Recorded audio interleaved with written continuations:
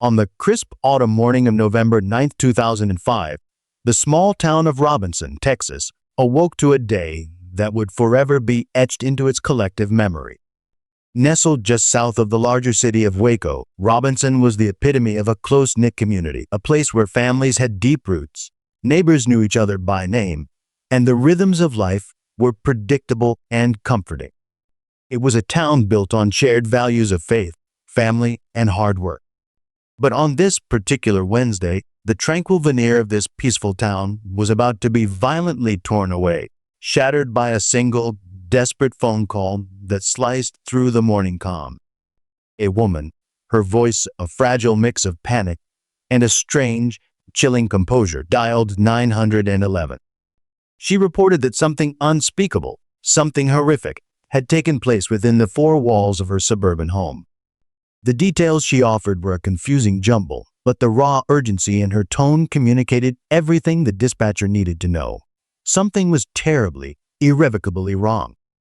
That singular call to emergency services would pry open the door to a profoundly tragic tale, a domestic horror story that would leave the tight community reeling, a devoted family utterly devastated, and a stunned public struggling to comprehend the darkness that had emerged from behind a picture-perfect facade.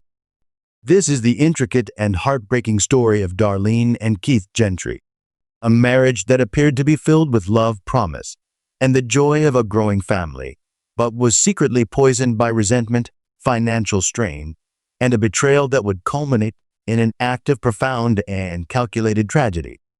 Darlene Doskasil was born on November 2, 1974, the middle child of three daughters raised in a devout and loving family.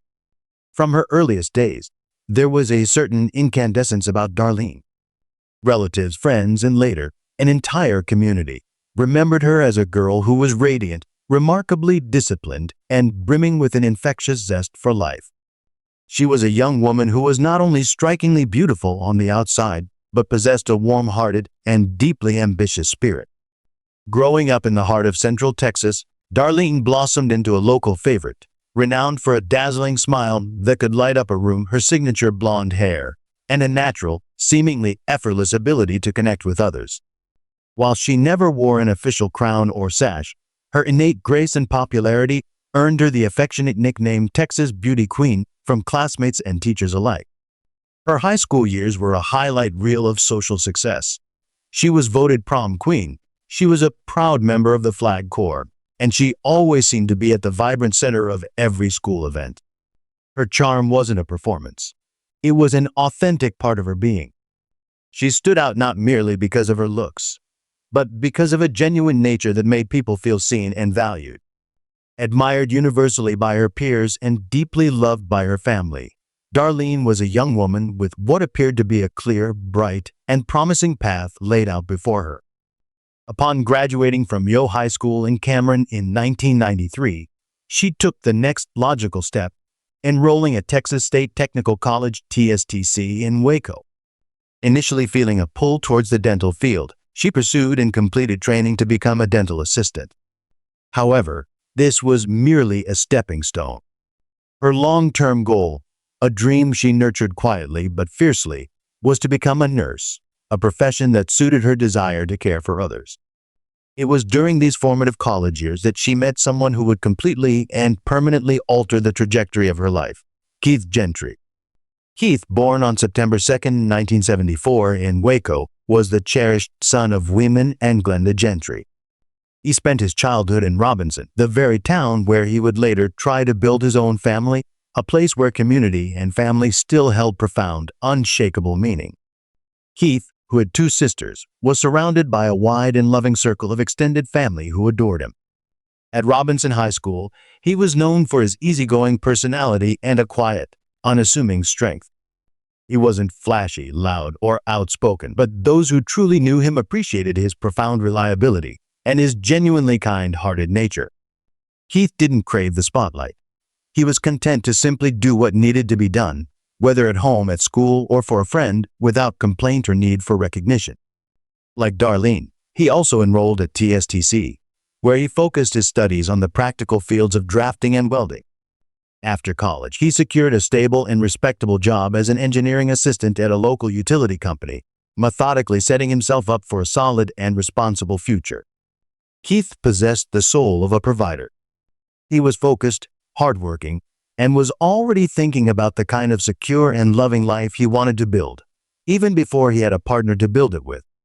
Friends and family would often remark that he was a family man long before he officially settled down. When Keith and Darlene's paths finally crossed, the connection was immediate and electric. Their chemistry was undeniable, a magnetic pull that was obvious to everyone around them. It didn't take long for their initial attraction to deepen into a profound and serious love. Their families, seeing the genuine happiness they brought each other, quickly embraced their partner. Darlene's family was fond of Keith's steady nature, and Keith's family welcomed the vibrant Darlene with open arms. To their entire social circle, a wedding seemed not a matter of if, but when. But as is often the case with young love, their individual timelines for the future didn't perfectly align. By 1997, both had graduated from TSTC and were poised to take the next big steps in their adult lives.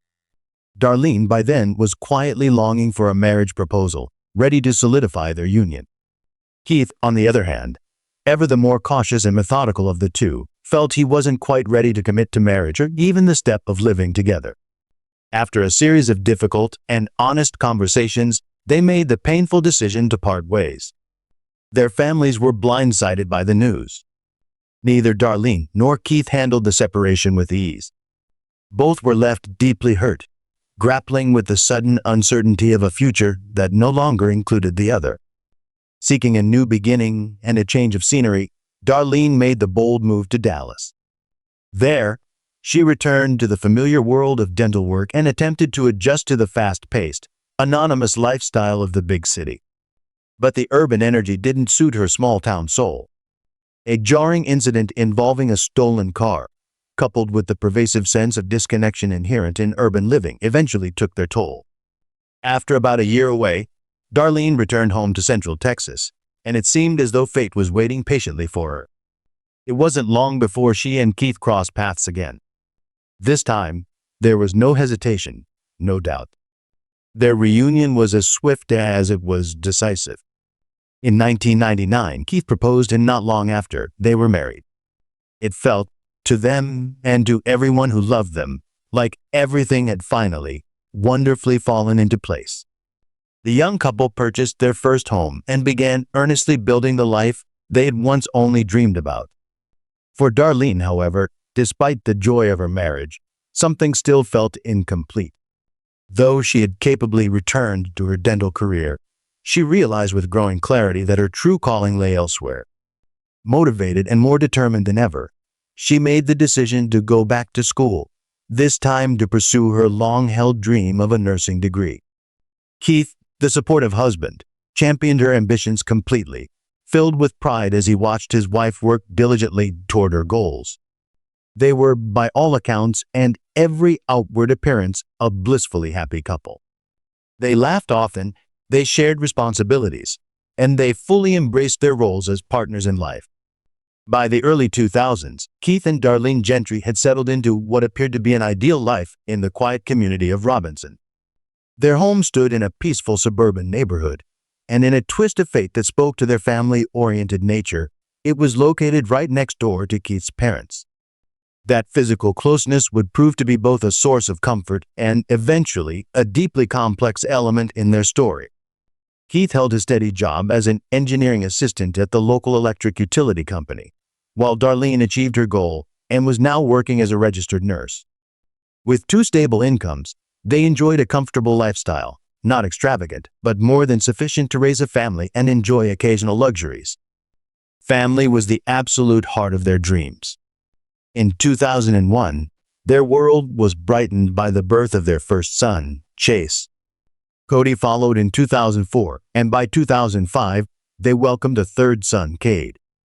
The Gentry seemed to transition into the demanding world of parenthood with remarkable ease.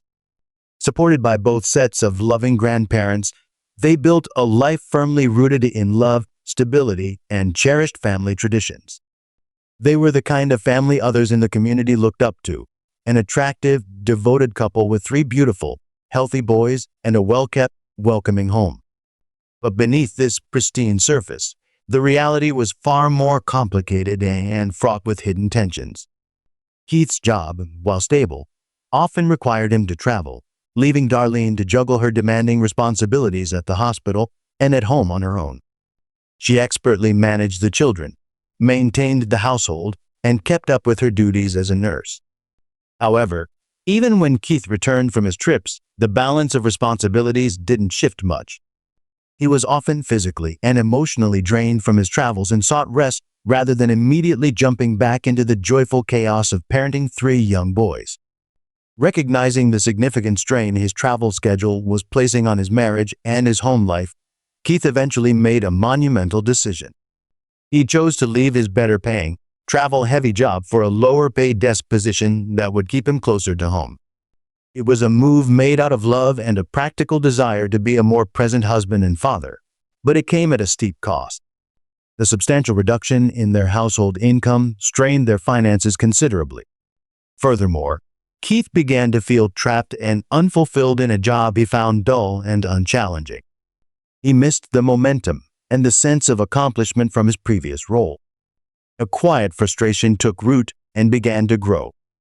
Meanwhile, Darlene's spending habits reportedly didn't adjust to their new financial reality. She maintained a pristine home that was always ready for guests, hosted gatherings for friends and family, and continued buying things they could no longer reasonably afford. Their arguments, once rare, now frequently and bitterly centered around money. Keith came to believe she was careless and reckless with their finances. He grew increasingly resentful as more and more of the day-to-day childcare responsibilities fell on him and his parents next door. Friends and relatives began noticing a palpable change. The once happy-go-lucky couple now seemed tense and distant. There were quiet complaints whispered to friends, a subtle but growing emotional distance, and a mounting pressure that seemed to hang in the air between them. Still, despite the cracks forming in their marriage, there was no outward indication that either Keith or Darlene wanted a divorce. Keith, in particular, seemed absolutely determined to hold things together for the sake of his sons. But everything changed irrevocably on the morning of November 9, 2005. At exactly 6:11 a.m., a distressed Darlene called emergency services. Her voice trembled as she described a chilling and violent scene. The back door of their home, she said, was wide open. Her husband, Keith, was lying in their bed, covered in blood, and was barely breathing.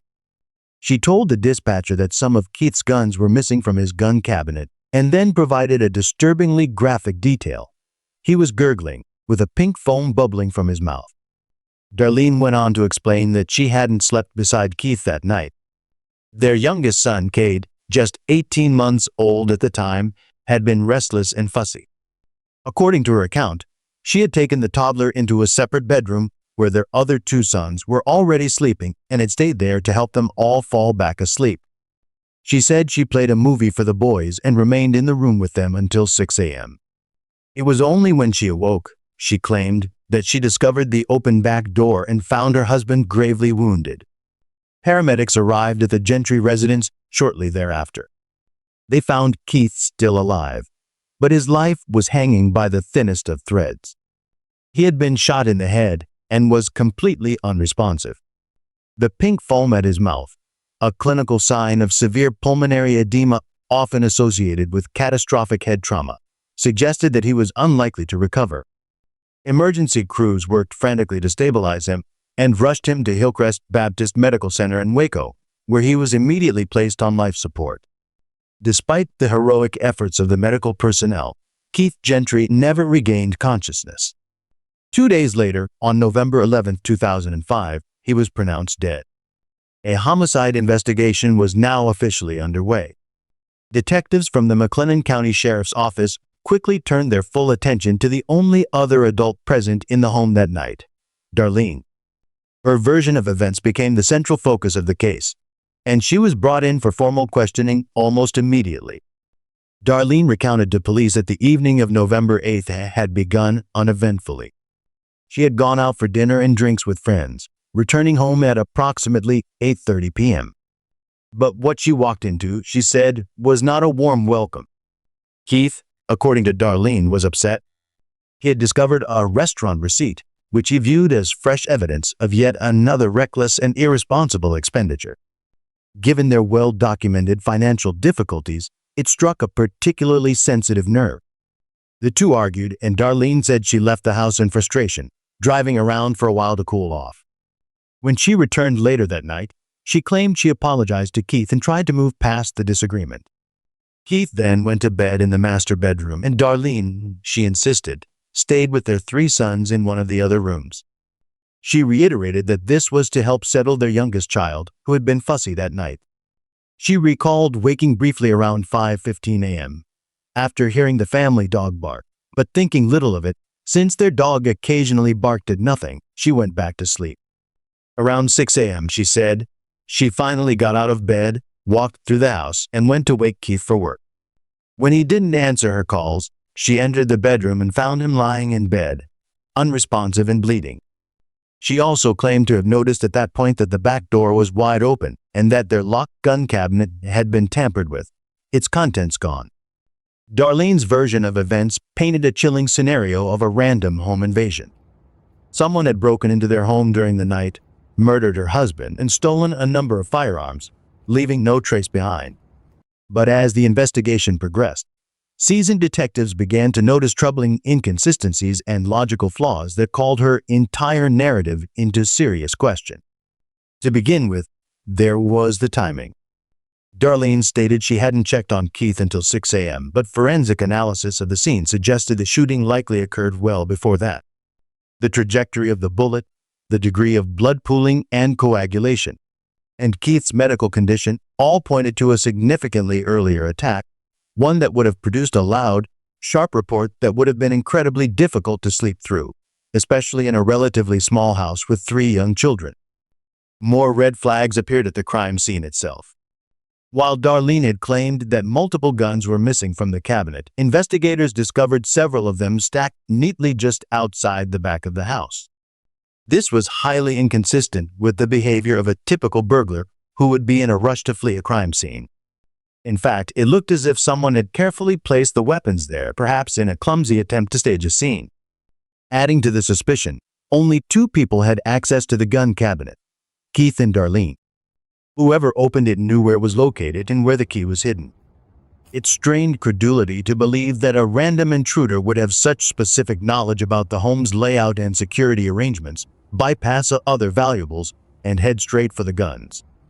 Then there was Darlene's behavior, which struck investigators as profoundly odd for a trained medical professional. As a registered nurse, she had the skills and should have had the presence of mind to administer CPR, apply pressure to the wound, or at the very least check for signs of life. But she did none of these things. When paramedics arrived, she hadn't made any attempts to help Keith, nor had she even left the room she was in to guide them to her dying husband. Instead, she stayed locked in the bedroom with the children, claiming fear for their safety as the reason for her inaction. Investigators also took note of another oddity, the 911 call itself. Rather than the frantic, incoherent panic one might expect from someone who had just found their spouse shot in bed, Darlene's voice, while trembling, was remarkably composed. She spoke clearly, offering a surprisingly detailed and structured timeline of her actions and sleeping arrangements. Her tone came across more like someone trying to carefully explain away suspicion than someone in the throes of a life-altering crisis. Later that same morning, Darlene sat down for a formal interview at the police station. But the moment the questions from detectives became more direct and probing, she hesitated.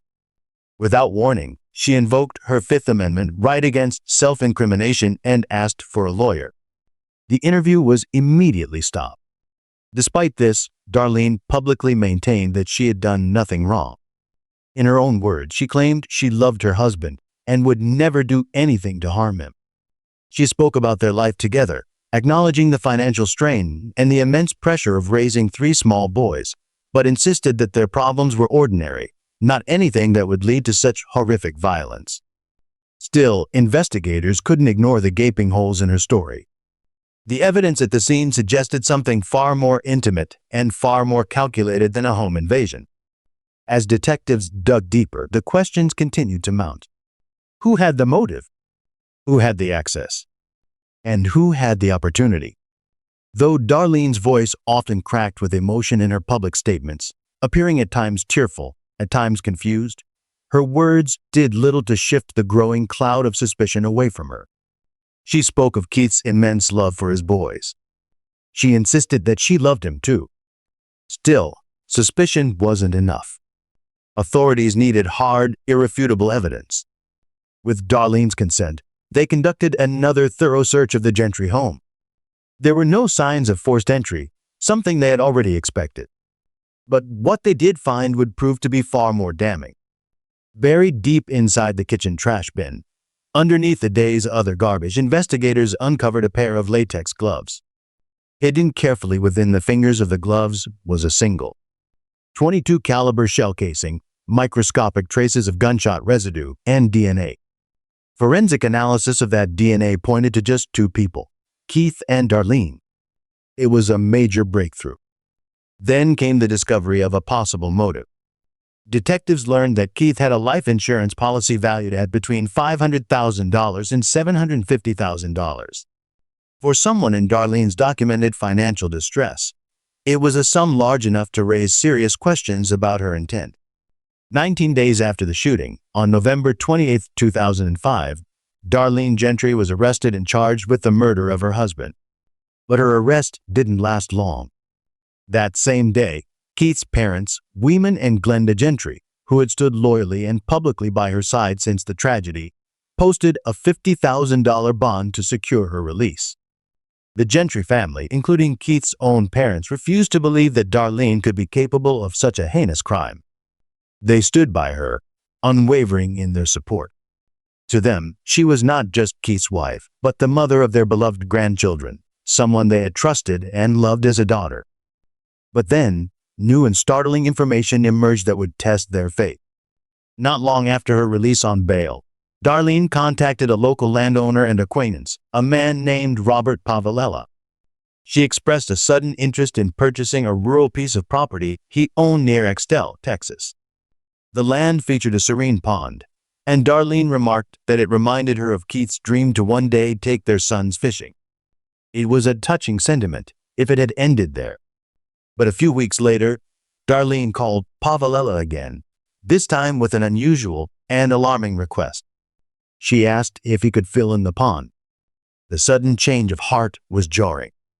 Just weeks earlier, she had been enthusiastic about the water feature, framing it as a potential tribute to Keith's memory.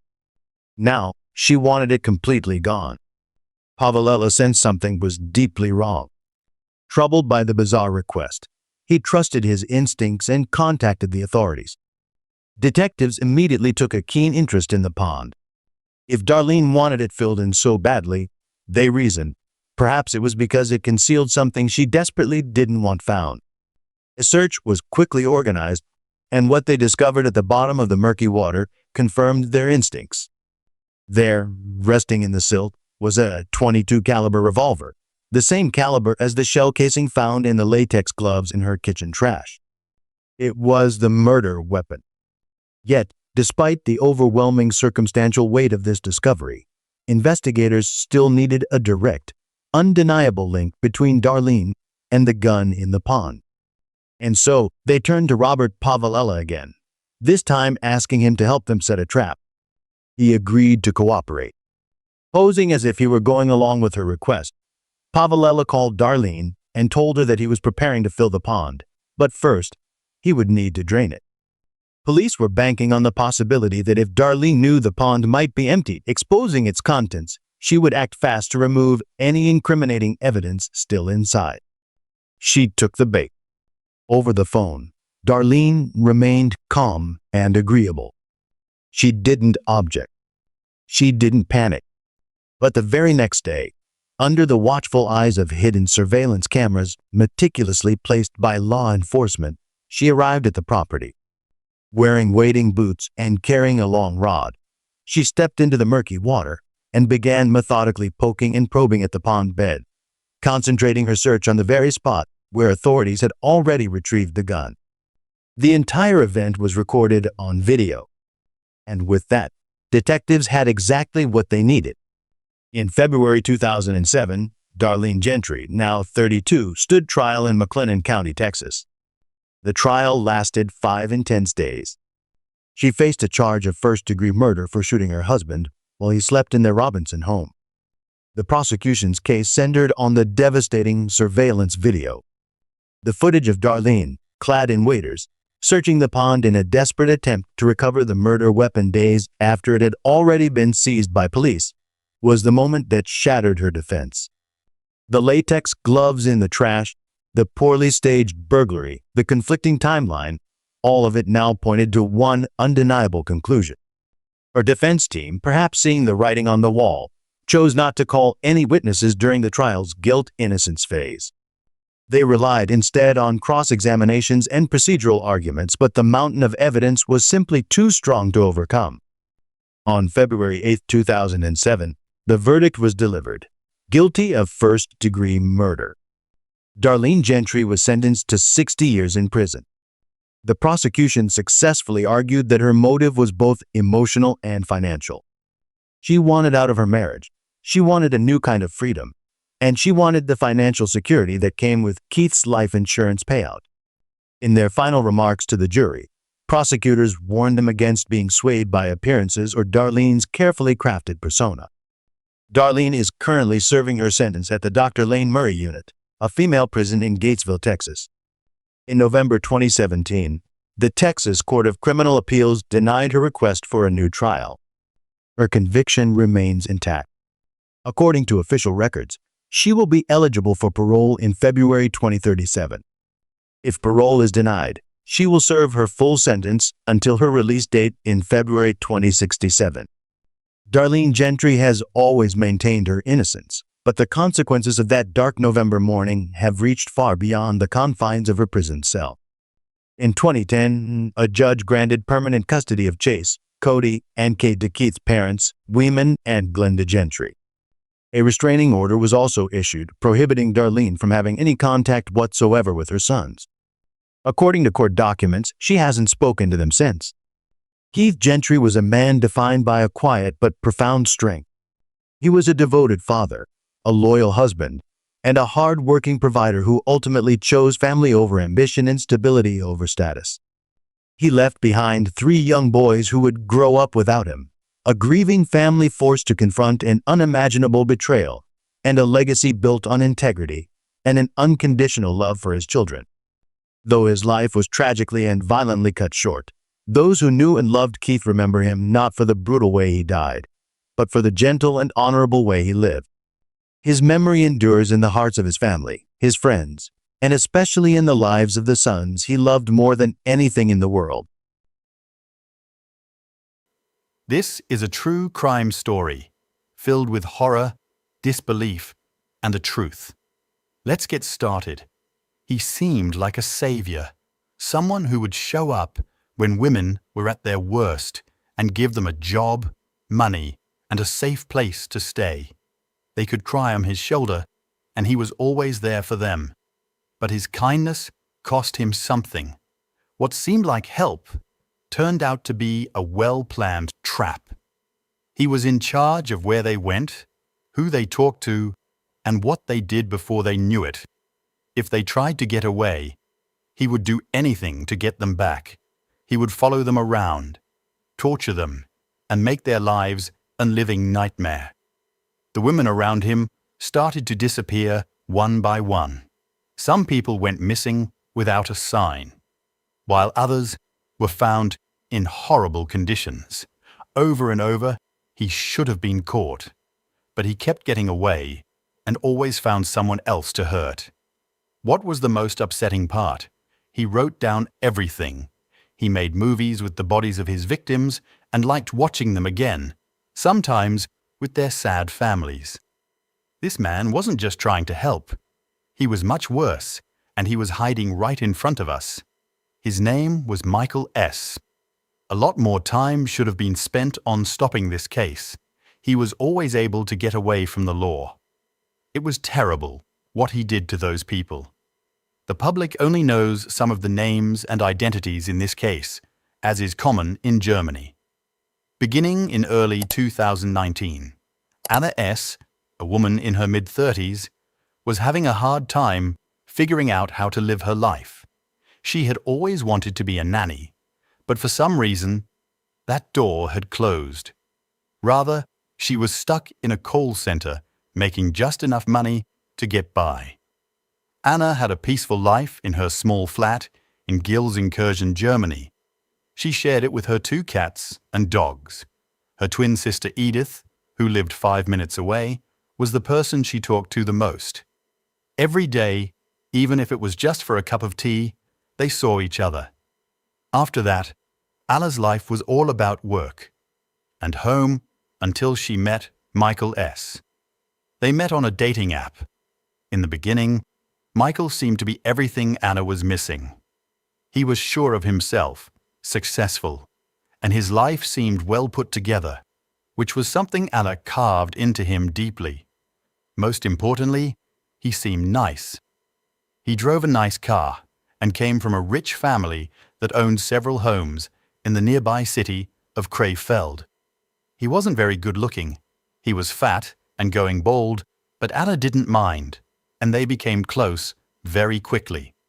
Michael quickly learnt that Anna was having trouble at work and made her an offer.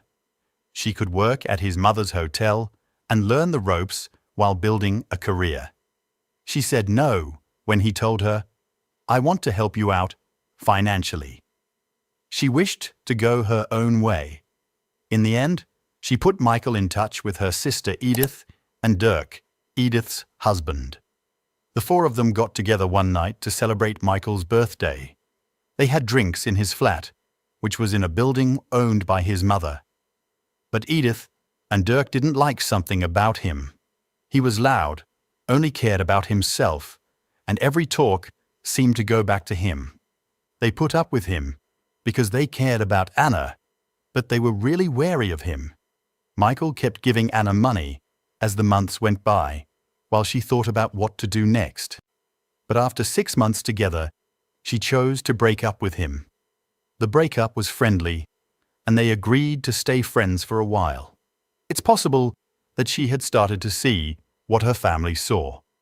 The next 3 months, everything looked fine, until Anna's flat caught on fire one evening.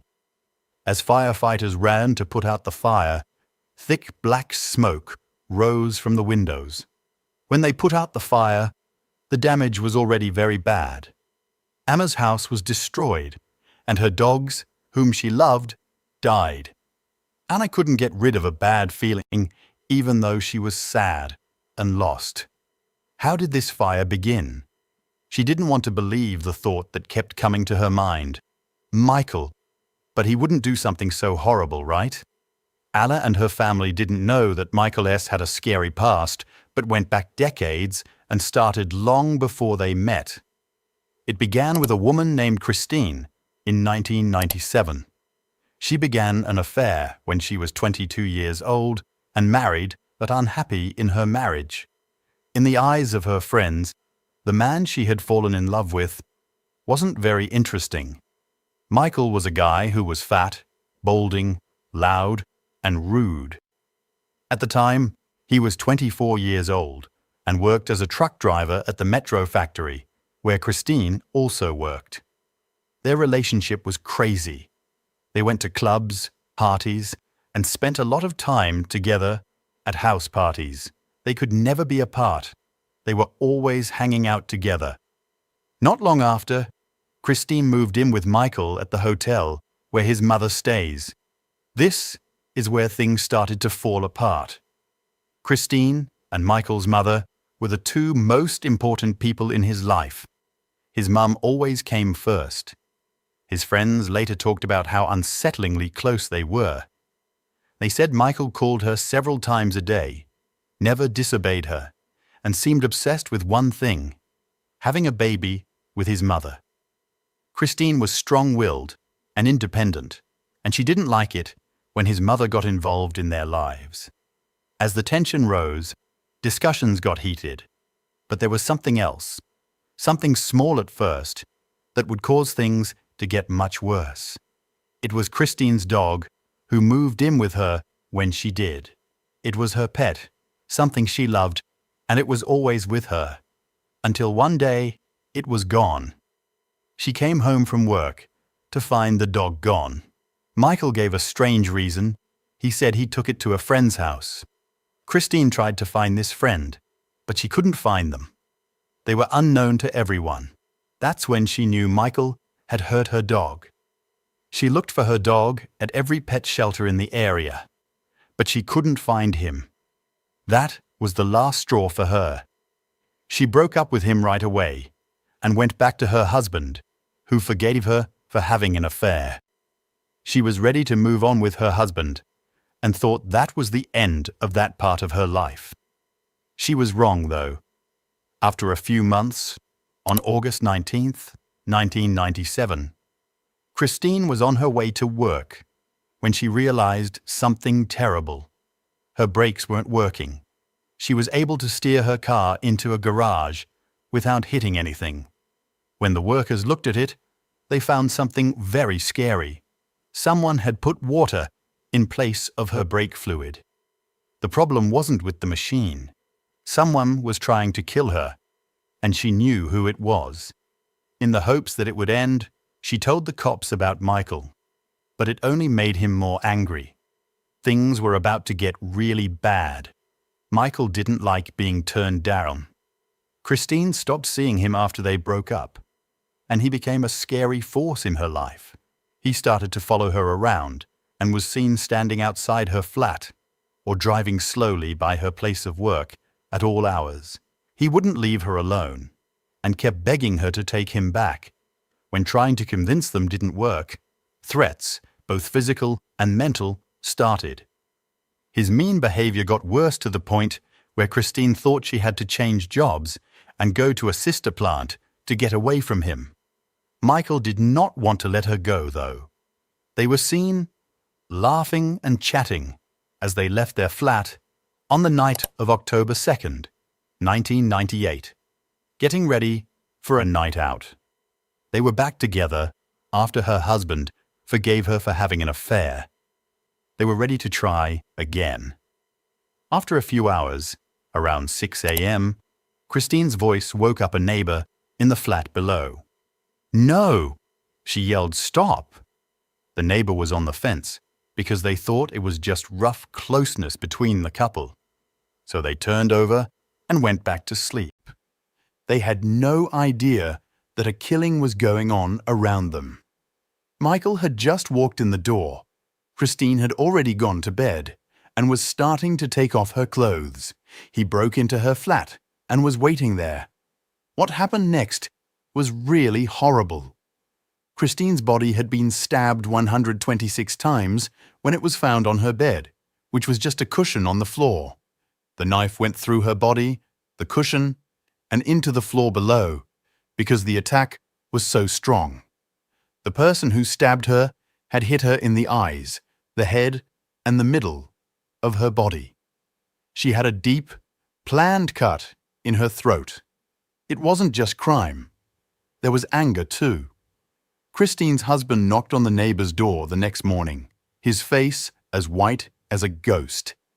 He asked in a whisper, "Can you call the police?" "My wife is dead. She's lying up there with her throat slit," he added.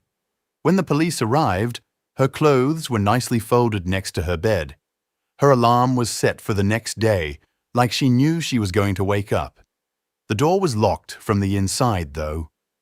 The police knew that for sure. Christine knew who had killed her. Soon, Michael S. was seen as the most likely suspect.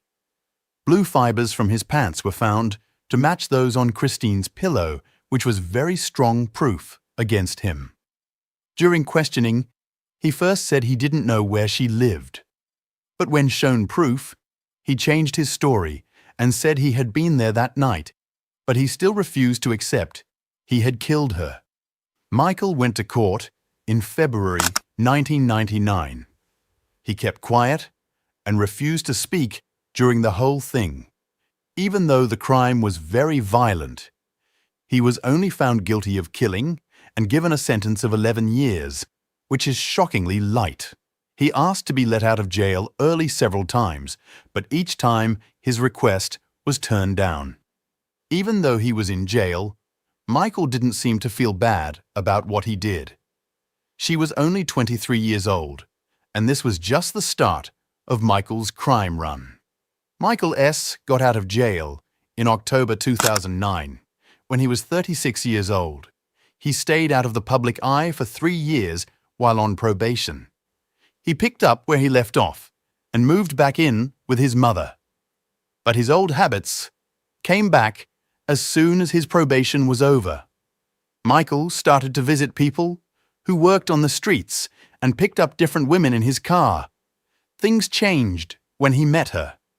At first, it was just for business. He came in often. Michael craved more, though. He began to tell her private things and ask her personal questions, which made her feel like he cared. "What are you interested in?" He told her. "You're so pretty." Over time, they went from being clients and workers to being more loving. They went on dates, watched films, and had drinks together. Soon, she was staying at his place.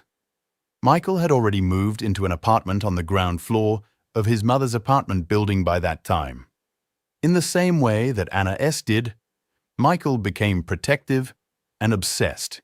He did not want to see any other day. Like what he did with Anna S., he offered her a job, an apprenticeship, and a stable job at his mother's hotel.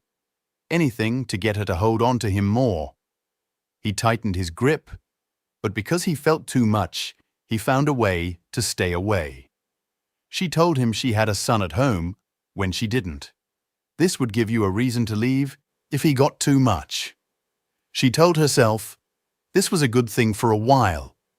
She works in a field where it's hard to find people who really seem to care. The next day was Valentine's Day, 2013. Michael was at his flat that night. He made her dinner, and then they watched TV together on the bed. Everything looked fine. She then got up to brush her teeth and get ready for bed. Before she left the bathroom, she had no idea that her life would never be the same again. Michael stood in the doorway and waited. He turned to face her with a wrench in one hand and a pepper spray can in the other. He lunged at her before she could do anything. When the first blow from the wrench hit her, she fell to the ground, knocked out. After that, there was a fight to stay alive that lasted almost 30 minutes. She hit, kicked, and scratched him with all her strength. But Michael was stronger. He threw her on the couch, tied her up, and beat her up. She thought she was going to die. But Michael wasn't done. She was blinded by the pepper spray. And then he pulled out a stun gun and shocked her several times while hitting her with the wrench. It was a cruel and heartless act. But all of a sudden, he stopped. She knew this was her only chance, even though it hurt so much. She needed to calm down. "Why are you doing this to me?" she asked. Michael started to cry. He told her she was lying about her son through his tears. He was mad because he knew she didn't have one. Quickly thinking went along with it. When she said she was sorry, she said she understood now and felt bad about lying. If he let her go, she said, things would be fine again. It was impossible for Michael not to believe her. He took her off the ropes and insisted on driving her home to make sure she was safe. She must have been scared the whole time they were driving because she didn't know if he would change his mind. He didn't, though. She called her brother as soon as she felt safe. He was shocked when he saw her. He took her straight to the police station without any thought. Things didn't go as planned at the stop, though. When she told the police about the brutal attack, they didn't believe her. One person even laughed at her and said, "Look, you're a street worker," as if being violent was part of her job. Nobody else was charged, so Michael was let go. He was never free again, though. She was scared to leave her flat because she was sure he would come back. After that, the text messages started. Michael sent her many messages pleading for forgiveness. To get her to come back, he sent her flowers and money in her bank account, but didn't want to be with him. Then she got a text message from a number she didn't know. It said, "Your life is in danger." She thought at first that Michael was trying to trick her again, but the sender insisted it was real. Someone said Michael had called and offered $5,000 to take her to a building and abuse her. Still not sure, they wanted proof. A picture of handwritten directions in Michael's handwriting was sent to her. He had written down where she usually hung out and her home address. The building he wanted her taken to was where Michael used to work. Michael was supposed to take over once she got there. It wasn't fear or a trick on my mind. Michael was going to kill her. The person agreed right away to go with her to the police station to report what happened. They went to the train stop. This time, the officials finally paid attention. Michael was caught because he had a history of killing people. The case went to court the next year. That's when I learnt about Michael's horrible past and how he had already spent 11 years for manslaughter. Became aware that she had been inches from dying that night, but justice failed again. Even though Michael said he wasn't guilty, he was still given a protection order and jail time for 2.5 years. But he appealed his sentence again, saying he wasn't guilty. The court was too busy with cases they thought were more important, so his next court date was pushed back too far.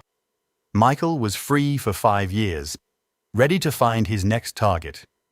Soon after, Michael S. met another woman named Stephanie L., who went by the name Steffi. She was only 23 years old and a new mother who had run away to Cheld to get away from a dangerous person. She had to get back on her feet, make her life safe, and then she would bring her son to live with her. But she was desperate right now. Who is always there to help a woman when she is in trouble? Michael became a regular customer while Steffi worked as a street helper. He wanted more right away, though. He gave her what he always does, a place to stay, a job as an assistant at his mum's hotel, steady work, and most of all, a new life. Steffi thought it sounded like getting saved. This man was ready to give her everything she had.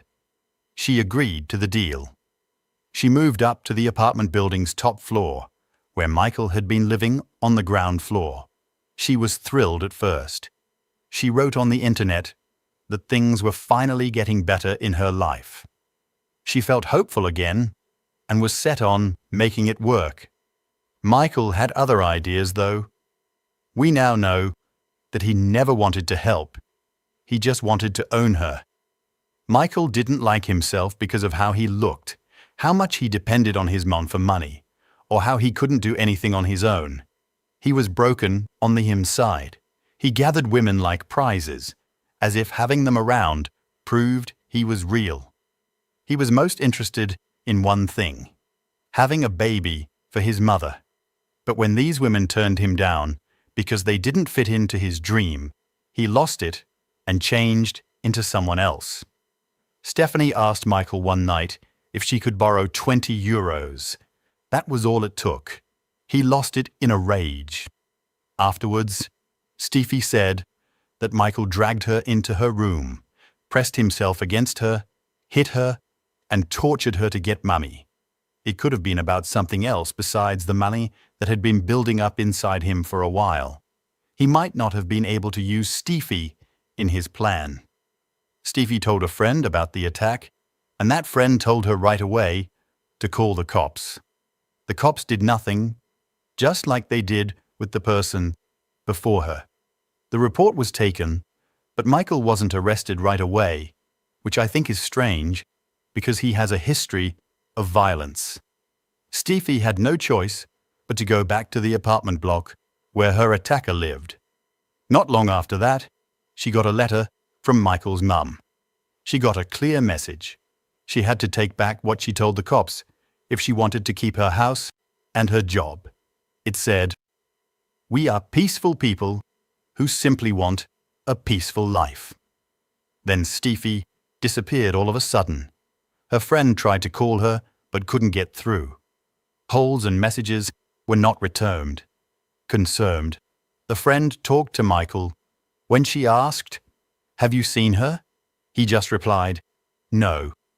She hadn't been heard from in days, but then she was found.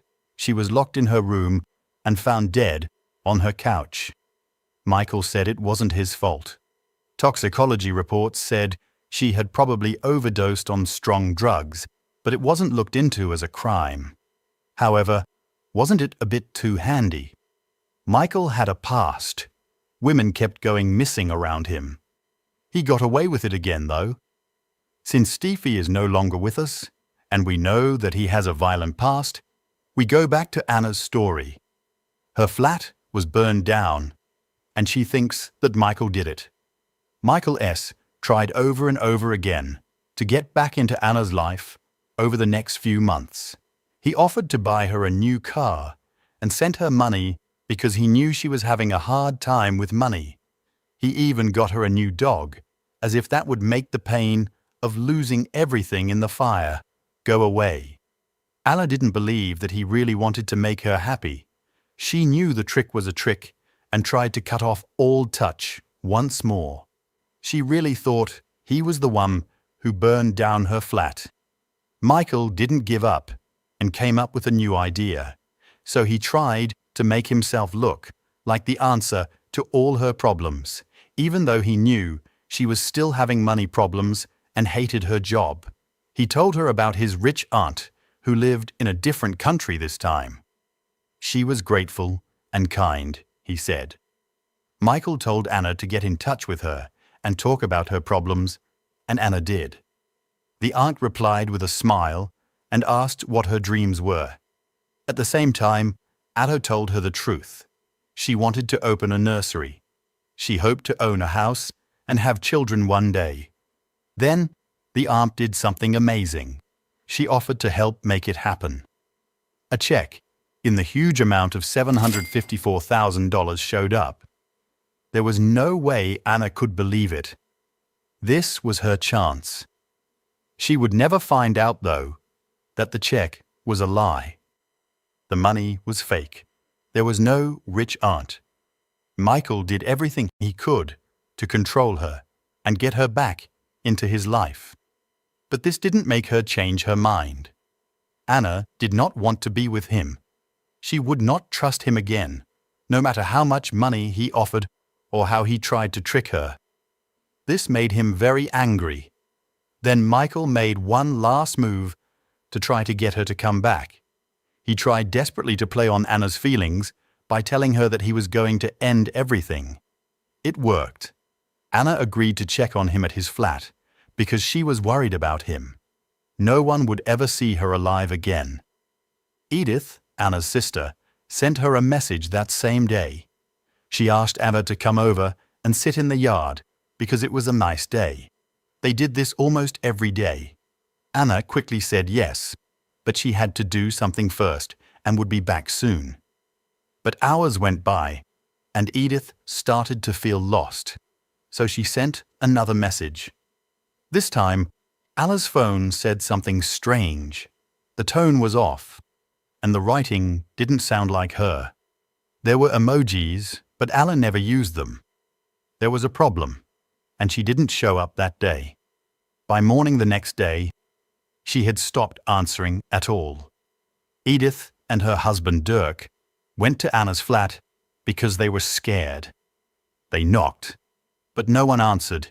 Then they heard her dogs barking inside.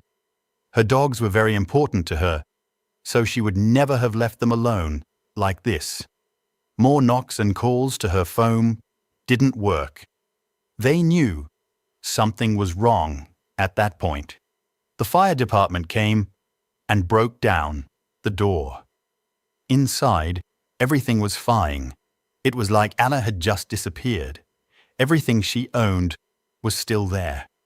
There was a dirty plate in the sink, and her dogs were still in the flat. Edith and Dirk were worried about her and called the cops to say she was missing. The cops moved quickly when they learnt that Anna's relationship with Michael S. was having problems. They broke into his flat and looked for her everywhere. A dog that finds dead bodies was brought in, but it didn't find anything. Still, the police took his laptop and hard drive away. Michael, of course, lied. He said, "I have no idea where she is." After that, the media got engaged. Local news started to blame Michael for Anna's disappearance. The cops also thought it was true, so they kept an eye on him all the time. They even tapped his mother's hotel phone and listened in on the calls he made to her. What they heard scared them. When his mother said the charges, Michael told her, "They don't even have a body, so they don't have anything." His mother thought everything he said when he said that the cops and the media were after him. Finally, on November 26, 2019, Michael S. was caught for Anna's departure. Investigators had found strong proof against him on his hard drive and laptop, but Anna's body was still missing. When the police looked through Michael's hard drive, they found a horrifying film, one that would finally mean Anna's fate. A dead woman was seen lying on the floor, her body turned away from the camera. It was Anna. Her tattoos helped them figure her out. Not the fact that he recorded her, but what Michael did to her body was the most upsetting thing. He filmed himself, lying next to her and touching her. What's worse, he got excited in the process. Then he did something disgusting. He urinated on her, making her body look bad. There was more, though. Police also found video of Michael setting up a secret CCTV camera in Anna's flat. Michael had been watching her the whole time, and she had no idea it was there. He always knew where she was, who she was with, and what she was doing. It was scary that the camera was set up the same day that her flat caught on fire. Now, investigators thought that Michael had set fire to the flat after putting the camera there. Also, dozens of Google searches were found on the laptop.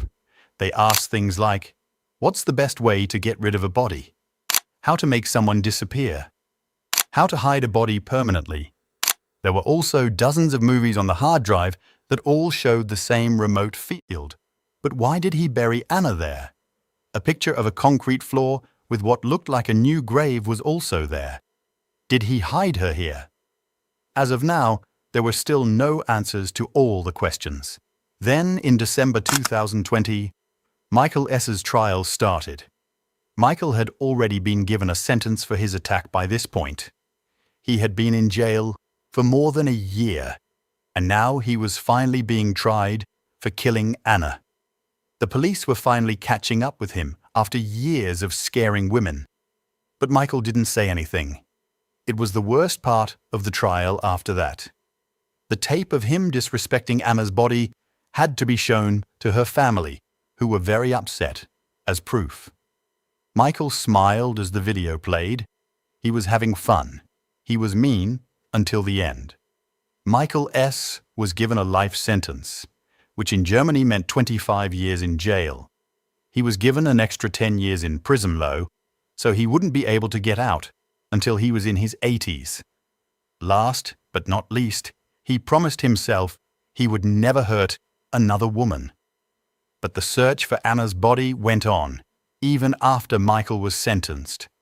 Michael never said where he buried Anna's body. To give her the peace she earned, her family was dying to get her back home. They looked for years and went through the field that his drone video showed, but didn't find anything.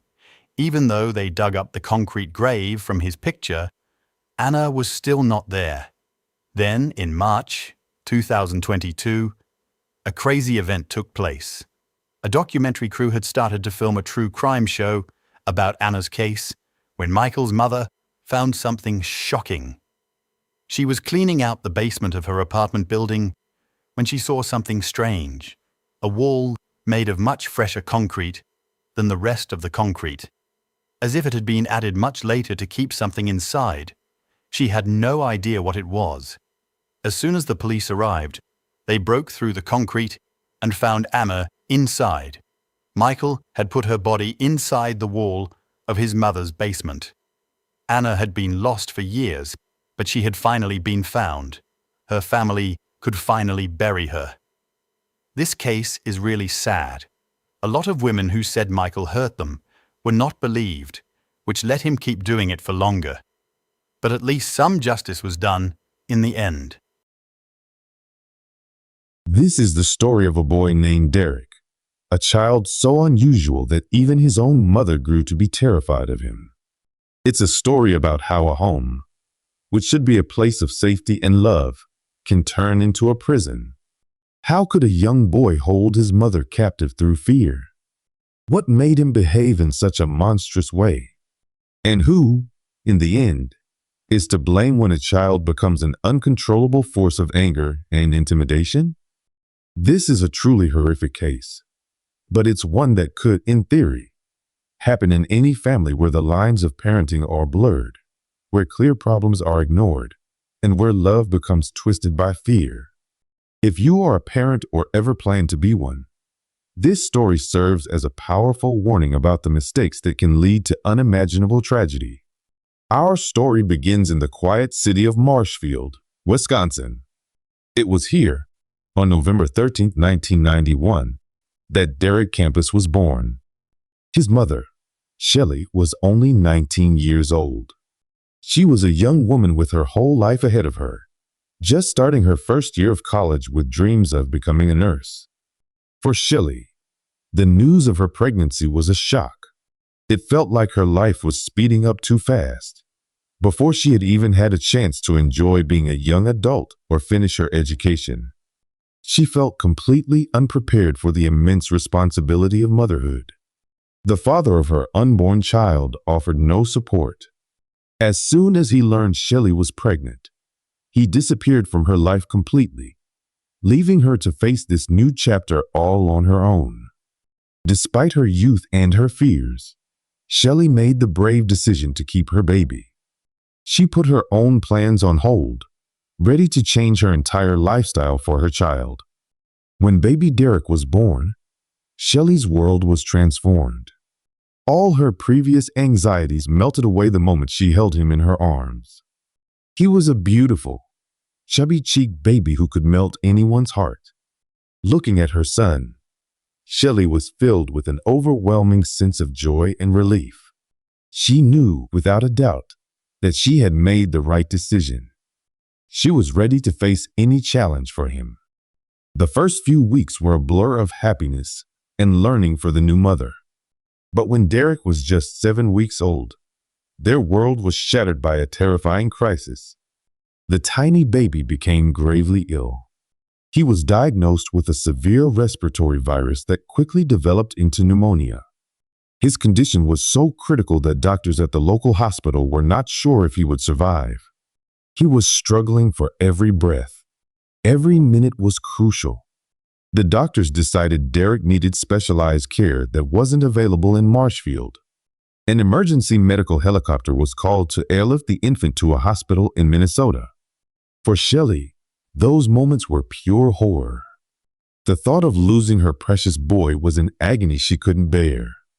As the helicopter blades whirred above, Shelley sat by his incubator, praying with every fiber of her being that her son would have the strength to hold on. It was a harrowing journey, filled with beeping machines and the constant, chilling fear that she was about to lose the most important person in her life. Miraculously, Derek pulled through. The doctors in Minnesota were able to stabilize him, and slowly, painstakingly, he began to recover. When Shelley was finally told that her little boy was out of danger, she was overcome with a happiness so intense it felt like a dream. She couldn't believe her tiny, fragile son had fought so hard and won. Seeing him smile again was like watching the sun rise after the longest, darkest night. However, this traumatic experience left a permanent scar on Shelley. The sheer terror of almost losing Derek changed her perspective on motherhood forever. In that moment of overwhelming relief, she made a silent, heartfelt promise to herself and to her son. From that day forward, Derek would get everything he ever wanted whenever he wanted it. She was so haunted by the fear of losing him that she decided her only job was to make him happy and keep him from any kind of pain or disappointment. She would give him the world if he asked for it. At first glance, this seems like a beautiful sentiment. What parent doesn't want to make their child happy and provide them with everything they need? But for Shelley, this promise wasn't just about providing for her son. It was a rule she would follow no matter what, and it would set them both on a very dangerous path. In the beginning, everything seemed fine. Derek recovered from his illness and grew into a typical, happy toddler. He loved playing with his ball in the yard, learning to ride his little bike with training wheels, and going for walks with his mom in the park. He was, for all intents and purposes, a normal little boy. But as Derek grew, so did Shelley's determination to spoil him. She showered him with toys, sweets, and attention, never saying no. The boy quickly learned that he was the absolute center of his mother's universe. He didn't have to ask for things. He just had to want them, and they would appear. As he got older and more aware, he started to realize he could use this power to his advantage. This is when the real problems began. Even in early childhood, Derek started showing concerning behavioral issues that went far beyond typical toddler tantrums. By the time he was 7 years old, he had developed a shockingly bad temper. He was incredibly defiant, refusing to do anything his mother asked. Every small request turned into a major argument. He would stand his ground, screaming and yelling, until his mother simply gave up. One particular incident at the local mall became a crucial turning point. Shelley and Derek were there to buy groceries. As they walked past the toy department, a display of shiny, bright toy trucks caught Derek's eye. He immediately wanted one. He ran over to the shelf, grabbed the biggest truck, and presented it to his mom, expecting her to buy it without question. For a rare moment, Shelley tried to set a boundary. "Derek, you have plenty of toy trucks at home," she said calmly, putting the toy back on the shelf. "We're just here for groceries today, so we're not buying any toys." What happened next was not a normal childhood tantrum. Derek's face contorted with rage. He let out a piercing scream, grabbed the toy truck again, and began smashing it on the hard tile floor over and over again. He slammed it down with all his might until the plastic shattered into hundreds of tiny pieces. But even with the toy destroyed, his fury didn't subside. He turned to his mother, his eyes blazing, and screamed, "If you don't buy me a truck, I'll break another one." The scene he created was shocking. He was screaming so loudly that other shoppers stopped and stared, shaking their heads in disapproval at the out-of-control child and his helpless mother. In that moment of public humiliation, Shelley knew what she should do. She should have taken him out of the store, disciplined him, and taught him that his behavior was completely unacceptable. But then, the memory of him as a tiny baby, fighting for his life in a hospital bed, flashed in her mind. Her promise to give him everything he wanted echoed in her ears. The fear of causing him any distress, any unhappiness, was stronger than her need to discipline him. So, Shelley did what she always did. She gave in. She picked up another toy truck, took it to the checkout, and not only paid for the new one, but also for the one her son had just destroyed. That day, Derek learned a powerful lesson. With enough anger and aggression, he could get absolutely anything he wanted from his mother. This pattern repeated itself again and again. His tantrums became more frequent and more aggressive. When his mother tried to reason with him, he would lash out, hitting her with his little fists and screaming in her face. And every single time, his wishes were eventually fulfilled. By always giving in, Shelley was unknowingly teaching her son that bad behavior was the most effective tool he had. The concept of discipline simply did not exist in Derek's world. He was the king of his own little kingdom, and his mother was his most obedient subject. As the years went by, Shelley began to notice other strange things about her son's behavior. For instance, he didn't play with his toys like other children. Instead of creating imaginary worlds or crashing his toy cars together, he would carefully take them out of their boxes, arrange them in perfectly straight lines, and then just sit there, staring at them for long periods.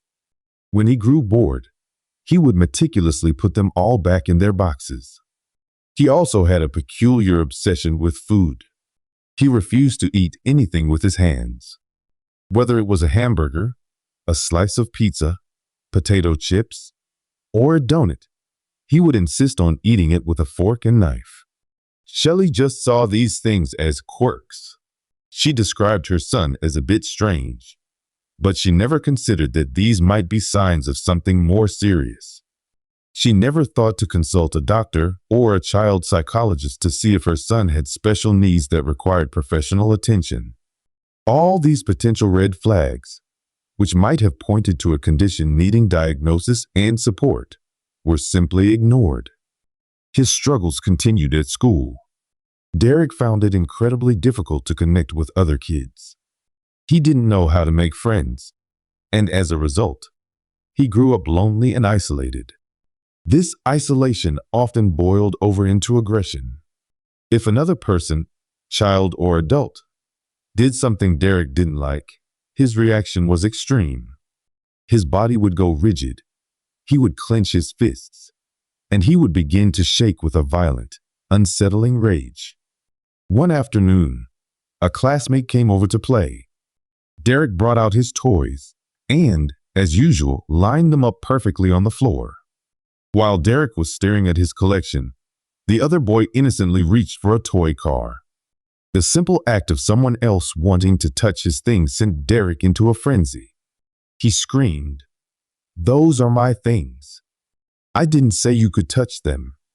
He lunged at the boy, knocking him to the floor, and started hitting him. Shelley heard the commotion and ran into the room. She pulled her son off the terrified classmate and took the visiting child into the living room to calm him down, leaving Derek alone in his room with his precious toys. When the other boy's mother came to pick him up, Shelley downplayed the entire event, saying there had been a minor incident. Once again, Derek's aggressive behavior went unpunished and unaddressed. He learned that not only could he control his mother, but he could also use violence to control his environment and his peers, with no consequences. When Derek was 9 years old, Shelley started a new relationship with a man named Robert. After several months of dating, Robert had still not met Derek. Shelley was terrified of how her son would react to a new man in their lives. She had told Robert about Derek's quirks, but she likely didn't convey the full extent of the problem. Their first meeting was bizarre and set a terrible tone for their future relationship. Instead of trying to connect with the boy, Robert walked up to him, parted his hair with his fingers, and began inspecting his scalp. When a confused Shelley asked what he was doing, Robert smirked and said he was looking for the mark of 666. It was a horribly inappropriate joke to make to a child, especially one with known behavioral issues. Even worse, Shelley, trying to ease the tension, went along with it, adding that there was definitely a devil in Derek. From that moment on, Derek and Robert's relationship was destined for disaster. Soon, Robert and Shelley got married, and Robert moved into their home. He decided that what the household needed was a firm hand and strict rules. In some ways, he was right. Derek desperately needed discipline and boundaries. However, Robert's approach was completely wrong. He was not a father figure. He was a drill sergeant. He enforced his rules with an iron fist, barking orders at Derek and punishing him harshly for any perceived misstep. For Derek, who was now around 10 years old, this was an unbearable shock to his system. For his entire life, he had never known a single rule. His mother had catered to his every whim. Now, suddenly, this strange man was in his house, telling him what to do, what to eat, and when to sleep. It's no surprise that Derek rebelled. He became more defiant, more aggressive, and more manipulative than ever before. He directed his anger at Robert, but he also took it out on his mother. He would constantly complain to Shelley about Robert, and instead of presenting a united front with her husband, Shelley did what she always did. She tried to please her son. This created a toxic and confusing environment for Derek. Robert was the bad cop, overly strict and borderline abusive. Shelley was the good cop, overly soft and constantly apologetic. Whenever Robert wasn't home, Shelley would shower Derek with gifts, praise, and attention. She would apologize for her husband's behavior, essentially telling her son that Robert was wrong and that he, Derek, didn't have to follow the rules. This sent Derek completely mixed signals. He learned to simply wait for Robert to leave for work, and then he would manipulate his mother to get whatever he wanted, undermining Robert's authority at every turn. This destructive dynamic came to a head one Christmas. Derek had been begging for a new PlayStation console for months, and Shelley had bought it for him. He woke up on Christmas morning buzzing with excitement, ready to tear open his presents. He rushed downstairs to the tree, but before he could touch a single gift, Robert stopped him. In a normal family, we eat breakfast together first, Robert declared coldly. He sat Derek down at the kitchen table and placed a plate of scrambled eggs in front of him, a food Derek absolutely hated. "You will not leave this table until that plate is empty," Robert commanded. Derek stared at the plate in silent defiance. He wasn't going to eat the eggs. He sat at that table all day long. He didn't eat a single bite. He didn't say a single word. It was a silent, tense battle of wills between him and his stepfather. Christmas Day, a day that should be filled with joy and magic for a child, was completely ruined. Derek went to bed that night without opening any presents, without any fun, and without having eaten a single crumb of food. The next day, Robert went to work. As soon as he was gone, Shelley rushed to comfort her son. She apologized profusely for Robert's actions, hugged him, and told him he could open his presents now. Derek slowly walked over to the tree and unwrapped the PlayStation. But he wasn't happy. He was filled with a cold, hard rage. He wanted to punish his mother for letting Robert treat him that way. He took the brand new console and systematically destroyed it, smashing it into pieces. And what did Shelley do in response to this destructive outburst? She did what she always did. She went back to the store and bought him another PlayStation. In this situation, it's easy to sympathize with the young boy who was so cruelly punished on Christmas. Robert's treatment of Derek was not discipline. It was abuse. And Shelley, by failing to protect her son, and then rewarding his destructive reaction, only made everything worse. The adults in his life were pulling him in two completely opposite directions, and it's no wonder that Derek's already fragile mind began to fracture.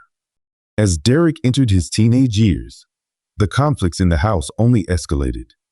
His confrontations with Robert became physical. Shelley was trapped in the middle, torn between her husband and her son.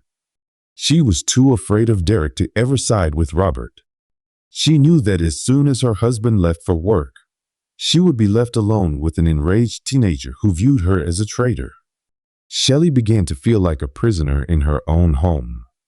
She walked on eggshells every day, desperately trying not to do or say anything that might trigger Derek's anger. In his eyes, And in practice, he was the master of the house. Still, Shelley refused to confront the reality of the situation. She buried her head in the sand, hoping that somehow things would magically get better on their own. They didn't. They got worse.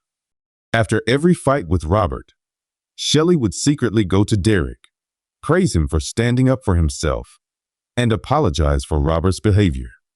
She was still trying to buy her son's love and approval, no matter how terribly he behaved. Eventually, Shelley made a half-hearted attempt to get help. She took Derek to a psychotherapist. Unfortunately, she found a doctor who seemed uninterested in digging deep into the complex family dynamics. Without doing a proper evaluation, the doctor quickly diagnosed Derek with depression, prescribed him antidepressants, and sent them on their way. While Derek may have been depressed, it was clearly not the root of his problems. The medication only made things worse. Instead of improving his behavior, the drug seemed to numb him. He withdrew even further into himself, barely speaking to anyone. But his deep-seated anger and aggression remained, simmering just below the surface. A few more years of this unbearable tension passed. In the end, Robert couldn't take it anymore. He and Shelley separated. Derek had won. Just as Derek turned 18 and was entering his final year of high school, something incredible happened. He got a girlfriend. Her name was Macy McCullough. She was 2 years younger than him, just 16, and she was his complete opposite. While Derek was isolated, angry, and sullen, Macy was described by everyone who knew her as incredibly sweet, friendly, and sociable. She had dreams of going into the medical field after graduation. They say opposites attract, and in this case, it seemed to be true. For the first time in his life, Derek met someone he felt he could open up to. With Macy, he was a different person. He was caring, attentive, and happy. A smile was constantly on his face, and his trademark anger and aggression seemed to have vanished. Shelley was overjoyed. She had secretly feared that her son was incapable of love, that he was destined to be alone and miserable forever. Seeing him so happy with Macy gave her a profound sense of hope. Maybe this was the turning point. Maybe a loving relationship was all he ever needed. The young couple's relationship moved quickly. Just a few months after they started dating, 16-year-old Macy told Derek she was pregnant. While this news might have terrified most teenagers, Derek was thrilled. He told Macy he was ready to be a father and promised to do everything he could to support her and their child. It seemed that he had finally found a purpose, someone to care for besides himself. When Shelley learned she was going to be a grandmother, she invited Macy to move in with them. Macy, who had lost her own mother at a young age and was being raised by a father who worked long hours, gratefully accepted. With a baby on the way, she knew she would need the support. Derek and Macy got engaged, and a few months later, she gave birth to a beautiful baby boy they named Gabriel. Derek and Shelley were both over the moon. From the very first day, Derek was a devoted father. He embraced his responsibilities completely. He changed diapers, helped with feedings, bathed his son, played with him, and put him to bed. After he graduated from high school, he became a full-time stay-at-home dad while Macy went back to school to finish her diploma. For a little while, it seemed like they were a happy, normal family. But the peace didn't last. Slowly, insidiously, the old Derek began to resurface. Now, just as his stepfather Robert had once done, Derek decided he needed to establish a rigid routine in the house. As his son Gabriel grew and fell into a daily schedule, Derek became obsessed with making everyone in the household follow his specific, unchangeable rules. Everything had to be done at a precise time and in a precise order. Mornings, days, and evenings were now scripted by Derek. One of his strangest obsessions was with the curtains. For some reason, Derek hated natural light. He insisted that the curtains in every room of the house remain closed all day long. Shelley, who couldn't stand living in perpetual darkness, would often open them. This would send Derek into a rage. He would storm into the room, yank the curtains shut, and start a screaming match with his mother. And as always, Shelley would eventually give in. He was hardest on his young fiancée, Macy. He criticized her constantly, yelling at her for doing the smallest things wrong. He became incredibly controlling, dictating who she could see and where she could go. Macy was no longer allowed to have a social life. Her only permitted destinations were school and her part-time job, and she had to come straight home afterward. Derek was turning into a domestic tyrant. Shelley saw all of this happening. She saw how her son was demeaning and controlling the sweet girl who was the mother of his child. But she did nothing. She never stood up for Macy. She never told her son his behavior was abusive and unacceptable. She was simply too afraid of him. Her silence didn't protect her. Derek soon turned his verbal abuse on her as well. He would call her a pathetic failure and mock her for her drinking. After her marriage to Robert had failed, Shelley had started drinking to cope with the stress and disappointment of her life. Now it was becoming a serious problem, and Derek used it as a weapon against her. It was incredibly painful for Shelley to hear these things from the son she had devoted her life to, but she felt powerless to stop him. One day, Shelley walked into the kitchen and was met with a terrifying sight. Derek was sitting at the table, cleaning a newly purchased AK-47 assault rifle. He had never shown any interest in guns before. When Shelley asked him why he had it, he looked up at her, his eyes cold and empty, and pointed the gun at her. "You'd better start sleeping with one eye open," he said calmly, "because one of these nights, I'm going to shoot you or slit your throat." In that moment, the full horror of her situation crashed down on Shelley. The son she loved, the child she had spoiled and protected, was capable of killing her. She was in a state of absolute terror. The very next day, while Derek was out, she had a deadbolt installed on her bedroom door. She started spending most of her time locked in her room, only coming out when absolutely necessary. Her alcoholism worsened as she drank to escape the constant fear. Macy and little Gabriel were still trapped in the house with this monster. Derek's behavior grew more erratic and cruel. Shelley had a beloved Labrador named Lucy. Derek had never liked the dog. He complained about the fur and the mess. One day, Shelley had to go to the hospital for a routine surgery. When she returned home a few days later, Lucy was gone. When she asked Derek where the dog was, he looked at her with a chillingly casual expression. He told her that Lucy had run out into the road and been hit by a car. He claimed he had rushed her to the vet, but she had died and been cremated. He said he had already disposed of the ashes and couldn't understand why she was making such a big deal about it. Deep down, Shelley knew he was lying. Lucy was a well-behaved dog. She never would have run into the street. Shelley was certain her son had gotten rid of the dog just to hurt her. Perhaps he had driven her far away and abandoned her, or perhaps he had done something far worse. But she didn't confront him.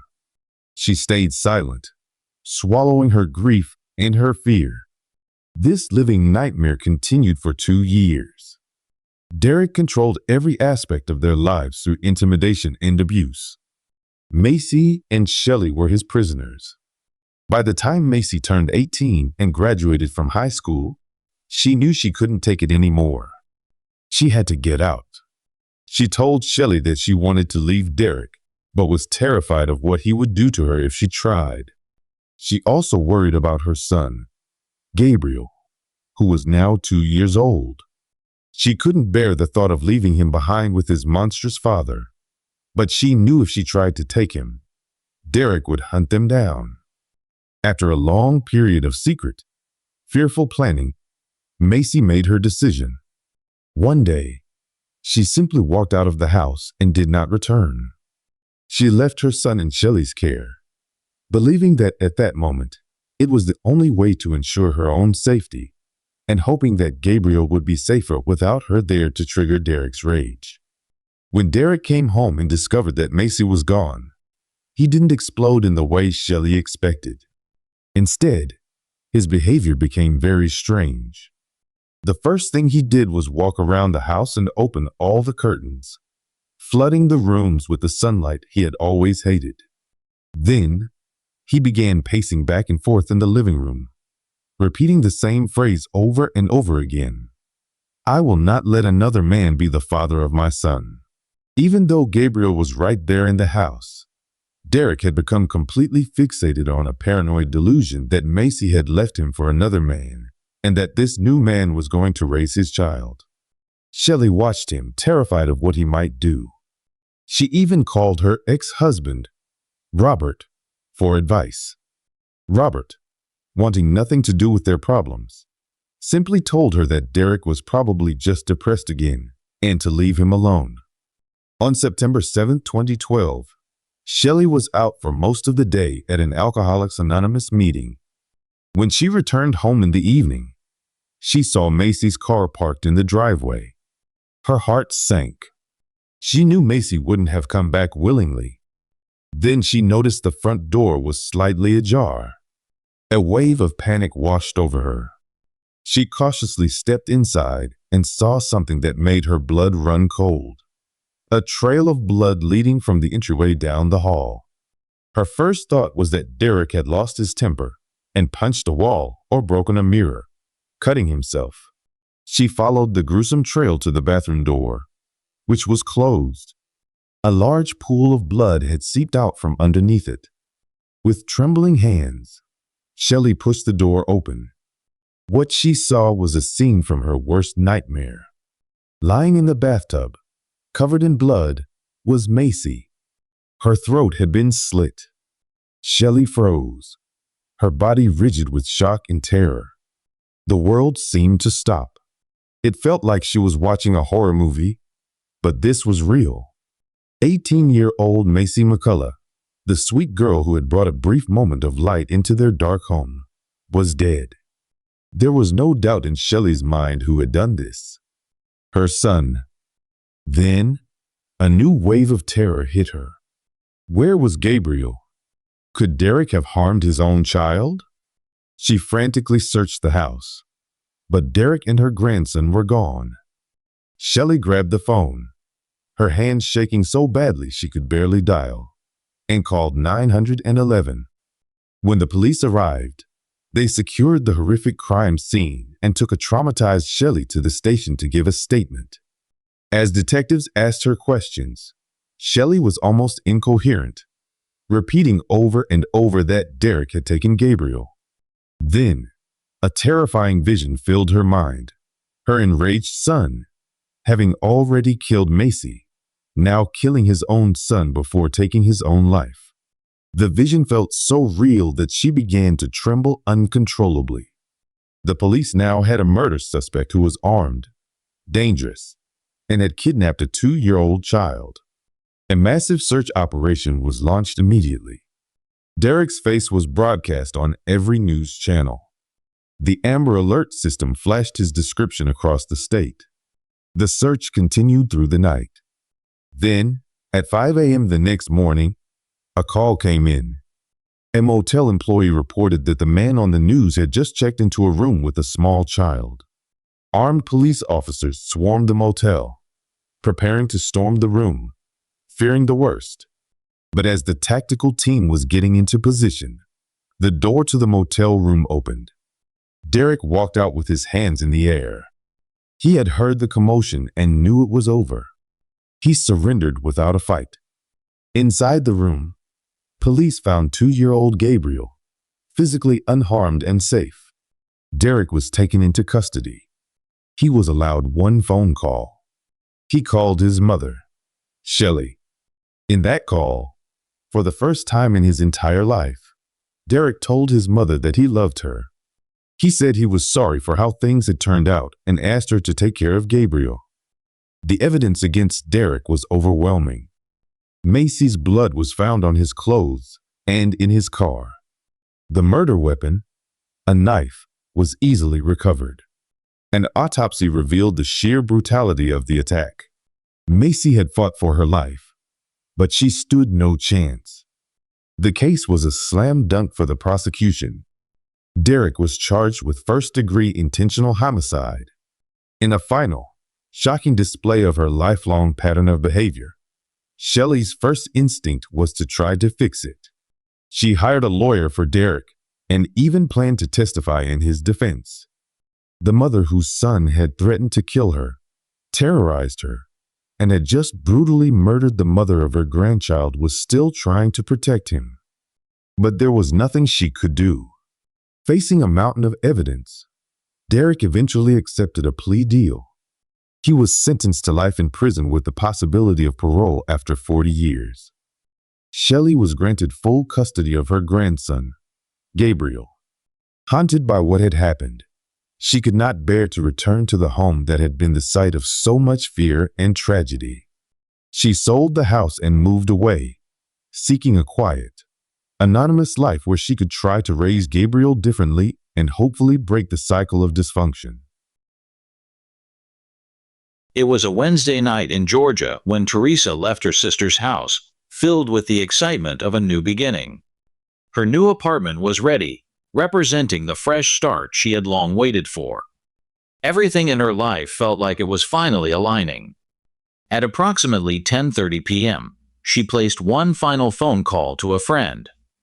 Theresa explained she was returning to the house she still shared with her soon-to-be ex-husband, only to collect a few more of her belongings. She intended to wait for him to be asleep, hoping to prevent any trouble. But after that conversation, nobody heard from her ever again. Her phone fell silent. Her car was found in an unusual location. And the very man she was trying to escape? He gave a story, but there was something about it that simply felt wrong. Uncovering what truly occurred that night would take years, and the reality was far more disturbing than anyone had imagined. This is the story of Theresa Parker. Theresa Fielding came into the world on September 9, 1965, in San Diego County, California. As the daughter of Claire and William Fielding, she was raised in a busy home with her four siblings, Hilda, Jerry, Richard, and the youngest, Christina. From their earliest years, Theresa had a uniquely tight bond with Christina, a relationship that would stay strong throughout her life. Her loyalty, however, wasn't confined to a single sibling. Family, in every sense, was always at the center of her world. In her adult life, Theresa was recognized for her warmth and relaxed demeanor. Her kindness made a permanent impact, and her natural empathy led her toward a career in public service. She began working as a police dispatcher in Lafayette, Louisiana, where she excelled in the demanding, fast-paced setting. Conveniently, Christina and her family had also relocated to the same area, which let the sisters maintain the constant contact they both cherished so deeply. Theresa's skill and commitment ultimately brought her to a new position. In September of 1992, she became the supervisor of the Emergency Services Center in Walkar County, Georgia. It was likely during this period that her path crossed with Samuel Logan Parker, a local police officer. Born around 1956 and raised in Walkar County, Samuel spent his youth exploring the woods and fishing alongside his brother, Kenneth, who would later follow his lead into the military and then law enforcement. For those close to him, Samuel's entire identity was tied to his badge. He was a man who lived for his work and seldom let anything else get in the way. But behind this professional facade, a darker part of him was hidden. In the 1980s, Samuel was married to a woman named Kayla Burrell. By 1989, while he was on his second tour with the Lafayette Police Department, Kayla told friends that her husband had physically attacked her while wearing his uniform. One of these friends was married to a city councilman, Max Morrison, who took these troubling claims to Police Chief Dino Richardson and City Manager David Aldridge. Nothing happened. Samuel was not questioned. The abuse didn't stop. Kayla faced another horrifying event when she questioned Samuel about a minor exchange he had with a store clerk. His response was explosive. He pulled her through broken glass by her hair and then handcuffed her to a bedpost. In time, Kayla found the courage to leave. Yet even after they were separated, Samuel's aggression grew worse. He broke into her new residence with a master key, held her down on a sofa, and put his service revolver to her temple. He threatened her life, vowing no one would find her body if she revealed what had happened. Despite this terrifying history, Samuel eventually started dating Theresa, who by all reports knew nothing of his violent past. His charm was effective. He told Kenneth that she was completely taken with him, and Christina described him as funny and gentlemanly. He appeared to be a perfect fit. On September 11, 1993, Samuel and Theresa got married. Their first years as a married couple were intense but unstable. They loved each other deeply but fought frequently. With time, the more sinister aspects of Samuel's character started to show. Professionally, he had climbed the ladder and was at the height of his career by 2002. In private, however, their house had turned into a war zone. On May 4th of that year, emergency crews were summoned to the couple's residence following a domestic dispute. Samuel, drunk and furious, was yelling at Theresa, accusing her of being unfaithful. When the police showed up, they found the property in chaos, with women's clothing and personal items thrown across the yard, Theresa in tears, and a clear red mark on her face. When questioned about the mark, Theresa said she had scratched it herself. She chose not to press charges and instead requested to spend the night somewhere else. According to Georgia's Code 17, specifically the predominant aggressor rule, police officers must arrest a suspect in obvious domestic violence situations, regardless of the victim's cooperation. Samuel should have been arrested, but the officer in charge failed to act. His inaction allowed Samuel to go on living without penalty. This same police officer later explained his failure to act that night in 2002 by saying he did not want to make Theresa a victim. His choice not to document the event or detain Samuel carried no official repercussion. No report, no follow-up, absolutely nothing. The entire incident was simply erased. By April of 2003, Theresa and Samuel attempted to mend their relationship with a trip. They went to Panama City Beach, Florida, a resort town known for its miles of white sand and blue-green water. It was meant to be a peaceful getaway. They passed the day sunbathing and relaxing, eventually sitting down for a meal at a restaurant on the beach. But at some point during dinner, something enraged Samuel. His demeanor became violent. He threatened to handcuff Theresa, end his own life, and make her haul away his body, possibly suggesting he would kill her too. The terror intensified as they left the restaurant in their car. Samuel discharged his revolver out the window. Witnesses saw it and promptly called the police. When officers got there, they discovered Theresa crying and visibly distressed. Samuel, extremely intoxicated, was unpredictable and hostile. Although he confessed to threatening suicide, he denied shooting a gun or even possessing one. But his lie unraveled fast. Police found 2 handguns in his car, one of which had been recently fired. Given the nature of his threats and his conduct, Samuel was taken to a mental health center for an assessment. He did not go willingly. On the drive there, he said something bone-chilling to the officers, that with his police training, he could conceal a body so effectively that it would never be found. After a 72-hour observation period, he was discharged and went back home with Theresa. Time did not fix the damage. Samuel's mental condition deteriorated, made worse by his unchecked alcohol consumption. He stopped limiting his drinking to his off hours. It began to bleed into his workdays. Their home life, which was already delicate, fell apart completely. In April 2006, Theresa went to two of Samuel's colleagues, Dino and Sheriff Steve Wilson, asking for help. She spoke with them for 45 minutes, explaining Samuel's unpredictable behavior, his drinking problem, the Florida incident, and his continuous threats. She emphasized that she did not want him arrested. She simply wanted him removed from the house. Shortly after, Theresa took the first significant step towards her own freedom. She filed for divorce. Her sister Christina was by her side, observing as Theresa, rather than showing sadness, seemed relieved. It was the correct choice. By the start of 2007, Theresa was making plans for a new beginning. She looked for a new apartment, with hopes of living near Christina and being able to spend more time with her nephews. Even though she was still living in the same house as Samuel, the act of finding a new place filled her with a rush of hope. On March 21, 2007, Theresa located the apartment she wanted. The process of moving in gave her new energy. That evening, she went to see Christina, and they chatted excitedly about the new place and their future plans. But as they embraced goodbye, Christina felt something odd, an emptiness she could not put into words. Around 10:30 p.m. from her new apartment, Theresa phoned her good friend and coworker, Rhonda Knox. She explained her plan to go back one last time to the marital house in Lafayette to get some of her things. She would wait for Samuel to fall asleep, doing anything to prevent a confrontation. That night, Theresa Parker disappeared. At about 2 a.m., on March 22nd, Samuel appeared at the residence of Christy Bellflower, a woman he was reportedly involved with.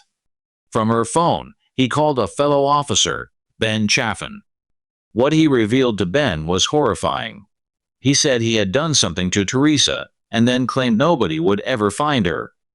Before he hung up, he warned Ben to remain silent or there would be consequences. At 5 a.m., Samuel departed the residence. Detectives theorized that during those early morning hours, he got rid of Theresa's body. They believe he traveled to a secluded location about 30 miles from Walkar County, near a river and a hunting path, a spot he was very familiar with from his youth. At 6 a.m., Rhonda Knox got a phone call from Theresa's number. No one said a word. The call ended. After repeated failed attempts to contact her on her cell and landline, an alarmed Rhonda got in touch with Shane Green, a friend at the Walkar County Sheriff's Department, and requested he do a welfare check on Theresa. Shane and another deputy, Corey Griffin, went to the house in Lafayette and checked the exterior. Samuel's gray truck was in the driveway. While the garage was secured, Shane shined his flashlight through a crack. He could see Samuel's patrol car inside, but Theresa's vehicle was gone. Christina, not knowing what was unfolding, figured her sister was just preoccupied with cleaning her new apartment. But later that afternoon, things took a turn. Theresa's SUV was suddenly parked back at the house she had shared with Samuel. Yet she was not there. Her phone was not being answered. Nobody had seen her. Even Samuel was placing calls to her. By this point, more than 24 hours had passed without any contact. Christina was becoming frantic. On Saturday, March 24th, the Parker family officially reported her as a missing person. Friends, neighbors, and other community members acted quickly. They organized vigils, put up flyers, and started searching, desperate for any lead. Understanding the sensitivity of the situation, Sheriff Steve Wilson involved the Georgia Bureau of Investigation. Special Agent James Harris was put on the case. He started his work at Theresa's new apartment, where he discovered some clothes, shoes, and her work uniform, but no indication of Theresa herself. The community came together. Search parties scoured the woods, drained ponds, and searched through the local landfill. The landscape, however, was immense. Thick forests extended for miles around the couple's old home. As suspicion grew, Special Agent Harris questioned Samuel. The officer insisted Theresa had left willingly due to their divorce. But contradictions in his story raised serious doubts. Something was off. The Parker residence was inspected 5 times. Investigators took old rifles and other weapons, although none appeared to have a direct connection to the disappearance. Samuel reacted angrily at the police, claiming they were unfairly focusing on him, and proposed they examine Theresa's possessions instead. To make their case stronger, investigators brought in scent tracking dogs. They let the dogs get Samuel's scent from his clothes and patrol vehicle. Once released, the dogs traced a path up a hill and then back down, a route that matched the theory that he had carried a body into the woods. Samuel stuck to his story. She had just left. He accused the police of fabricating a story without evidence. But the most significant silence came from the officer who had heard Samuel's confession. He did not tell a soul about that call. As months turned into a year and leads went cold, the inquiry expanded. Yet the evidence, piece by piece, continued to point back to Samuel. The authorities performed another search of the former marital house. This time, a crime scene specialist found what seemed to be blood traces.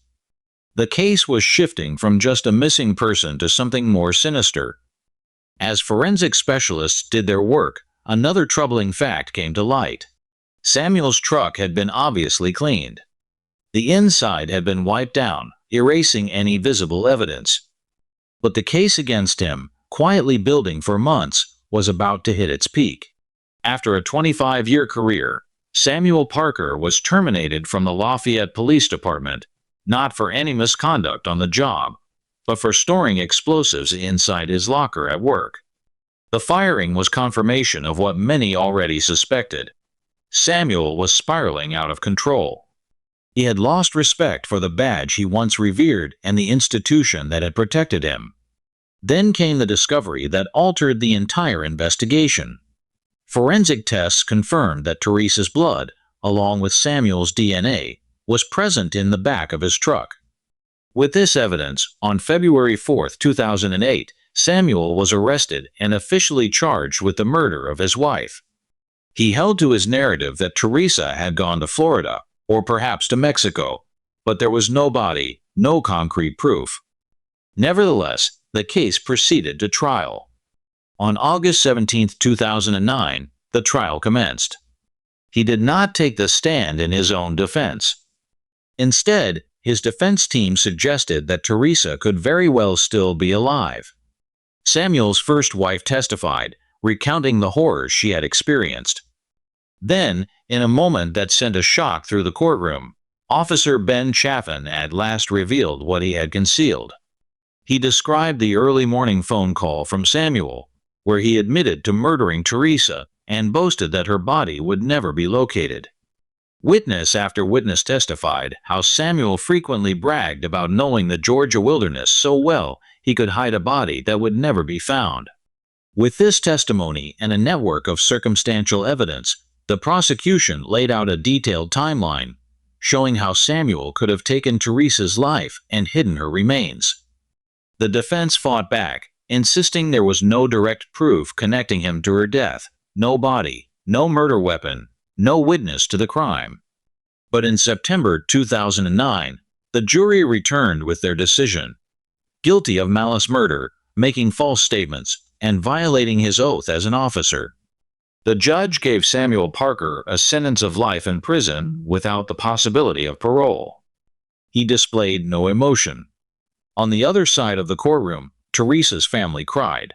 Christina, though relieved by the conviction, faced a heartbreaking reality. Samuel, the man now destined to live out his days in prison, was probably the only person who knew where her sister's remains were, and he was not talking.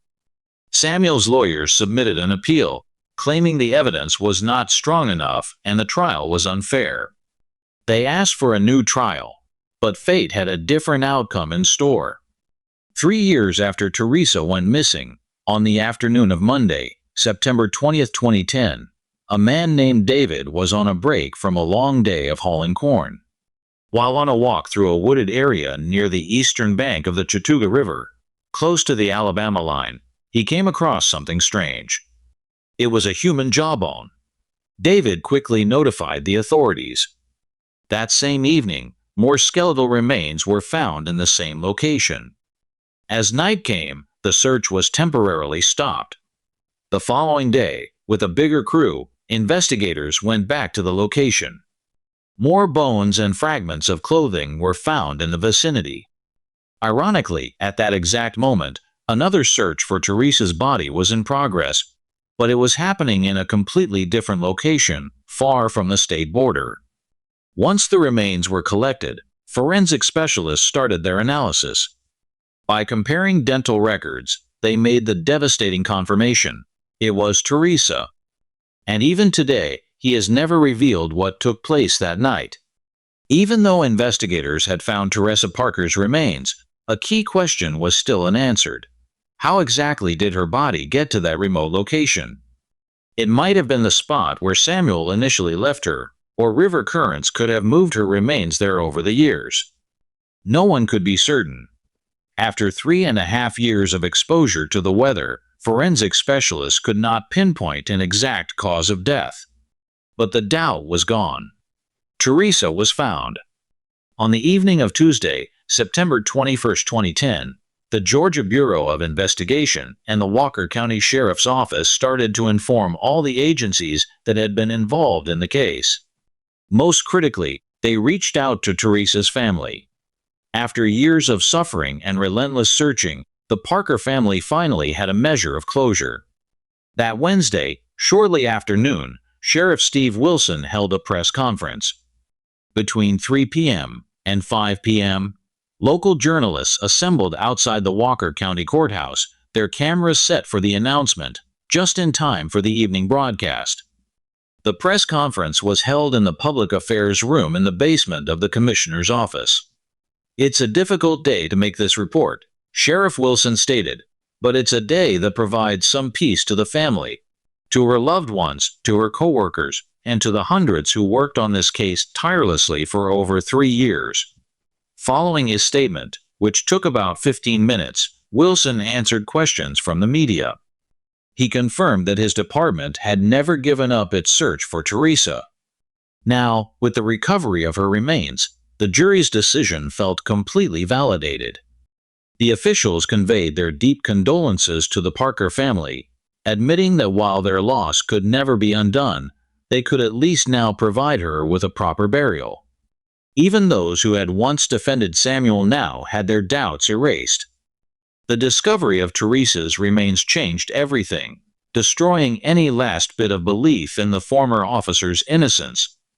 Still, there was some criticism about how long it took to find her body. Many noted that law enforcement had kept their searches within a 4-county area, but never explored the southern part of Chattooga County. It was only due to a farmer's chance finding that the truth was finally revealed. A few days later, the police made the medical examiner's report public. It confirmed what had long been suspected. Theresa was the victim of a homicide. The report, however, could not name a specific cause of death. In spite of the ambiguity about the method, investigators were all in agreement on one thing: none of this new information would help Samuel's appeal. As Sheriff Wilson stated, the verdict was final.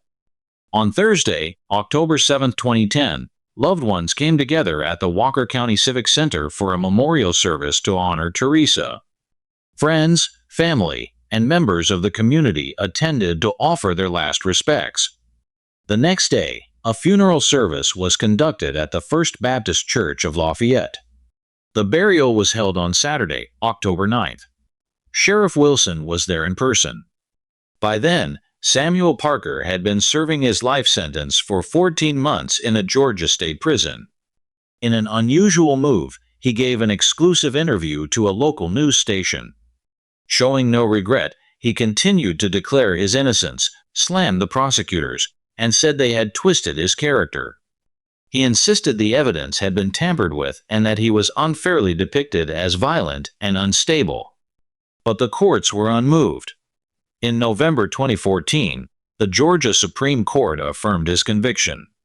Justice had been served. For the Parker family, Theresa's absence would always be a profound loss. She was a vital part of their lives, a cherished sister, daughter, and friend. They understood that no conviction or sentence could ever bring her back. But the knowledge that the man who had stolen her life would never hurt another woman offered them a degree of comfort. In her memory, the family made a solemn promise to increase awareness about domestic violence, to speak up, to educate, and to help others see the warning signs before it is too late. Theresa Parker's story transformed from a tragedy into a call to action. The disappearance of Rachael Maiden became one of the most widely discussed cases in the media. A young, accomplished dentist, highly respected in her community and adored by patients, vanished without a trace from her upscale Brentwood home. Left behind was her 2-year-old daughter, alone in an empty house, along with disturbing signs of a struggle. Details that raised more questions than answers. Shrouded in fear and mystery, what really happened behind closed doors in this seemingly perfect home? How did someone who lived in luxury and appeared successful by all measures find herself in such a perilous situation? Rachael Liliana Maidens, née Tucker, was born on March 19, 1979, in Nashville, Tennessee, the state's bustling capital and largest city. As the youngest of 2 children, she was raised in a well-established family of healthcare professionals. Her father, Richard, was a highly regarded pharmacist, while her mother, Bethany, operated a private pediatric practice. Rachael shared a close bond with her older brother, growing up in a nurturing household where their parents prioritized their education and personal growth. She attended a prestigious Catholic private school for girls, earning recognition as one of the top students in her class. Following high school, Rachael gained admission to a distinguished college in Birmingham, Alabama. She later pursued her studies at a reputable state medical university, where she secured a scholarship. During her university years, she also discovered a deep passion for tennis, excelling in the sport and earning numerous accolades. Rachael's professional path became clearer when she chose to specialize in dentistry. She enrolled in a private dental school in Florida, where she graduated with distinction in 2005. Her impressive academic record earned her a residency at the Children's National Medical Center in Washington, D.C. During this time, Rachael began publishing academic papers in medical journals and actively participated in both national and international conferences, gaining recognition as a promising young professional. However, tragedy struck her family, casting a dark shadow over Rachael's life. In 2004, while she was still a student, her father, a well-respected pharmacist, was accused of forging prescriptions and illegally distributing controlled substances. He was arrested at work and taken into custody, where he remained until his trial. Overwhelmed by the stress and humiliation of the accusations, Richard suffered a fatal heart attack in his jail cell, leaving Rachael and her family devastated. The troubles for the Maidens family did not end there. Rachael, along with her mother and brother, soon found themselves under investigation. Their financial accounts were frozen, and they were prohibited from traveling outside the country until the inquiry was resolved. The investigation dragged on for over a year, until 2 of Richard's colleagues were eventually arrested, and Richard himself was posthumously exonerated. Formal apologies were extended to the family, but the damage had already been done. The emotional toll of her father's tragic passing, the prolonged investigation, and the stain of public scandal deeply affected Rachael's mental and emotional well-being. She fell into a prolonged depression, appearing overwhelmed and broken. Despite this dark chapter, Rachael managed to rebuild her life in the years that followed. She established a private dental practice in Brentwood, a peaceful and affluent suburb of her hometown, Nashville, located in Williamson County, Tennessee. Her career flourished at an impressive pace, and she became a highly regarded and innovative orthodontist, attracting clients from neighboring cities and even other states. Rachael's dental clinic quickly became one of the most advanced and well-equipped facilities in Tennessee, earning admiration for its cutting-edge technology and top-tier service. From a young age, Rachael was known for her striking beauty, attracting attention wherever she went. Tall, athletic, and graceful, with long blonde hair and a dazzling smile. Yet, Despite the admiration she received, Rachael remained focused on her studies and career, postponing serious relationships and family plans until she had firmly established herself professionally. In the late 2000s, Rachael met Rachael Maiden, a man nearly 8 years her senior. However, their age gap was never an obstacle to their connection. Rachael, born and raised in a modest town in Georgia, came from a middle-class background. He attended a local high school before enrolling in a technical college and later pursued further studies at Clark University in Atlanta. After earning his degree, Reynolds secured a job as a sales manager at a major pharmaceutical company. His career advanced quickly, and by 2007, he was transferred to the company's Nashville branch, where he assumed a senior management role. By the time Rachael and Reynolds crossed paths, both were well established in their careers. They earned impressive salaries, lived comfortably, and enjoyed the luxuries that came with success. Reynolds was charming and intelligent, a well-read man who could effortlessly engage in conversations on a variety of topics. His polished demeanor and friendly nature made him well-liked by nearly everyone he met. The two first met at a gathering hosted by mutual friends, where Reynolds was immediately captivated by the sophisticated blonde with impeccable style. Rachael, in turn, was drawn to his charisma and intellect. Their romance blossomed quickly, and by 2009, Reynolds proposed. Rachael joyfully accepted his heartfelt offer, marking the beginning of a new chapter in their lives. After their lavish wedding, the newlyweds, supported by Rachael's family, purchased a stunning mansion in Brentwood's most exclusive neighborhood. The home offered everything they needed for a comfortable and secure lifestyle, surrounded by charming parks, pristine golf courses, and upscale bars and restaurants frequented by the affluent community. Just a 15-minute drive away was a bustling business district, home to the headquarters of several major corporations. Reynolds' office was located in one of those corporate buildings, while Rachael's private clinic stood nearby in a separate state-of-the-art facility. Their luxurious home was nestled within the grounds of a prestigious private club, and the neighborhood itself was considered one of the safest and most desirable in the state. In late 2010, the couple welcomed their daughter, Natalie. Their happiness seemed complete and limitless. Rachael, a devoted yet ambitious mother, didn't step away from her career for long. Despite taking only a short maternity leave, she remained actively involved in overseeing her clinic's operations and returned to work full-time within a year. By mid-2012, however, Reynolds' behavior began to take a troubling turn. He started drinking heavily, insisting it was the only way he could unwind from the pressures of his demanding job. Rachael's attempts to have meaningful conversations with Reynolds about his growing alcohol use led nowhere. Reynolds stubbornly denied he had a drinking problem, insisting that he could quit anytime he wanted. As the months passed, Rachael's concerns deepened. She began to suspect that Reynolds' issues extended beyond alcohol and that he might be using other, more dangerous substances. His moods became increasingly erratic, and he displayed episodes of sudden, irrational aggression. His behavior grew more unpredictable.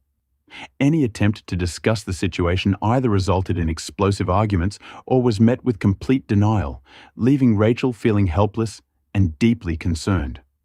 The negative changes in Reynolds' behavior soon started to affect his professional life. His performance at work plummeted, and after several warnings from his superiors, he ultimately lost his job. Despite this serious consequence, Reynolds showed no signs of self-reflection or a desire to get his life back on track. On the contrary, his drinking worsened, and he was often in a state where he was barely coherent or aware of his surroundings. About 3 months before the incident that would change everything, things reached a breaking point. Rachael confided in her mother about something deeply troubling. She had discovered that Reynolds had been secretly withdrawing large sums of money from their joint bank account and transferring it into his personal account. Rachael's investigation into these transactions revealed that the withdrawals began shortly after she had threatened to divorce him during one of their heated arguments, warning him that he would be left with nothing. It seemed clear that Reynolds, possibly fearing she might follow through with the divorce, was taking steps to secure some of their shared finances for himself. The incident at the restaurant in January 2013 further escalated their already strained relationship. Reynolds showed up at a Brentwood restaurant in a highly agitated and unsteady state, clearly under the influence of some kind of prohibited substance. His behavior became erratic and confrontational as he harassed other patrons, seemingly spoiling for a fight. Alarmed, the restaurant manager called emergency services to report the escalating disturbance. Minutes later, she made a follow-up call, explaining that when staff tried to escort Reynolds out of the building, several high-caliber bullets fell out of his coat pocket, along with a small container of unidentified pills. When law enforcement arrived, they spoke to Reynolds, but surprisingly let him off with only a verbal warning. However, in the back seat of his car, officers noticed a shotgun, which Reynolds had a permit for. But he couldn't provide a coherent explanation as to why he had brought the firearm to the restaurant that night. As Reynolds attempted to get behind the wheel and drive away, the officers intervened, preventing him from doing so in his intoxicated state. The officers suggested calling Reynolds' wife, Rachael, to come pick him up. In response, Reynolds' demeanor shifted dramatically. He became desperate, begging them not to contact her. His behavior resembled that of a frightened child fearing punishment, as he repeatedly pleaded, insisting that Rachael would be furious if she found out, and promised that nothing like this would ever happen again. Who exactly came to pick up Reynolds that night remains unclear. He made a phone call to someone, and about 15 minutes later, a car pulled up to the restaurant. Reynolds quickly got in and left. None of the witnesses got a clear look at the driver, but some accounts suggested it might have been a former colleague of Reynolds. On the evening of April 21, 2013, the Brentwood Police Department received a distressing call from a concerned woman who hadn't been able to reach her daughter all day, and was becoming increasingly worried about her daughter's safety, as well as that of her young granddaughter. The caller was Bethany, Rachael's mother. She knew all too well about her son-in-law Reynolds' struggles with alcohol and dangerous substances, and how his behavior became unpredictable and reckless under their influence. Bethany urgently pleaded with the police to send officers to her daughter's home to check on the situation. Bethany shared that Reynolds had been on the brink of a breakdown, often making alarming threats, including the possibility of harming himself or lashing out at Rachael. She also mentioned that her granddaughter, Natalie, who was only 2.5 years old, was likely in the house. The police responded swiftly and arrived at the residence, but no one answered when they knocked on the front door. The curtains on the ground floor were tightly drawn, making it impossible to see inside. However, the unmistakable sound of a child crying loudly could be heard from within, raising serious concerns for the child's safety. The officers decided to force entry through the garage door. Once inside, their calls went unanswered. Following the sound of the distressed child, they made their way deeper into the house. In a hallway, they found Natalie sitting on the floor, sobbing for her mother. At her young age, she couldn't explain what had happened, but the fear and confusion in her eyes were evident. As the officers continued down the hallway, they noticed blood splattered on one of the walls. Following the grim trail, they came upon a horrifying scene in the living room.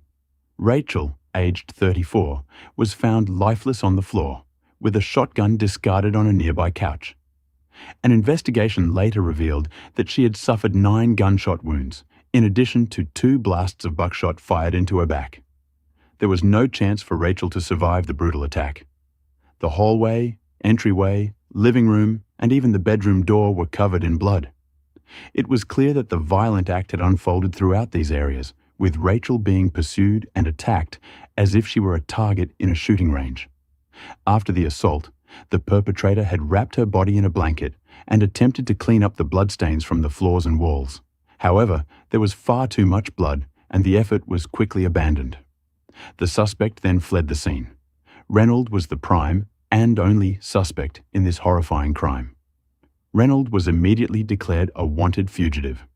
Thankfully, although traumatized, the child was physically unharmed, but the emotional impact was evident.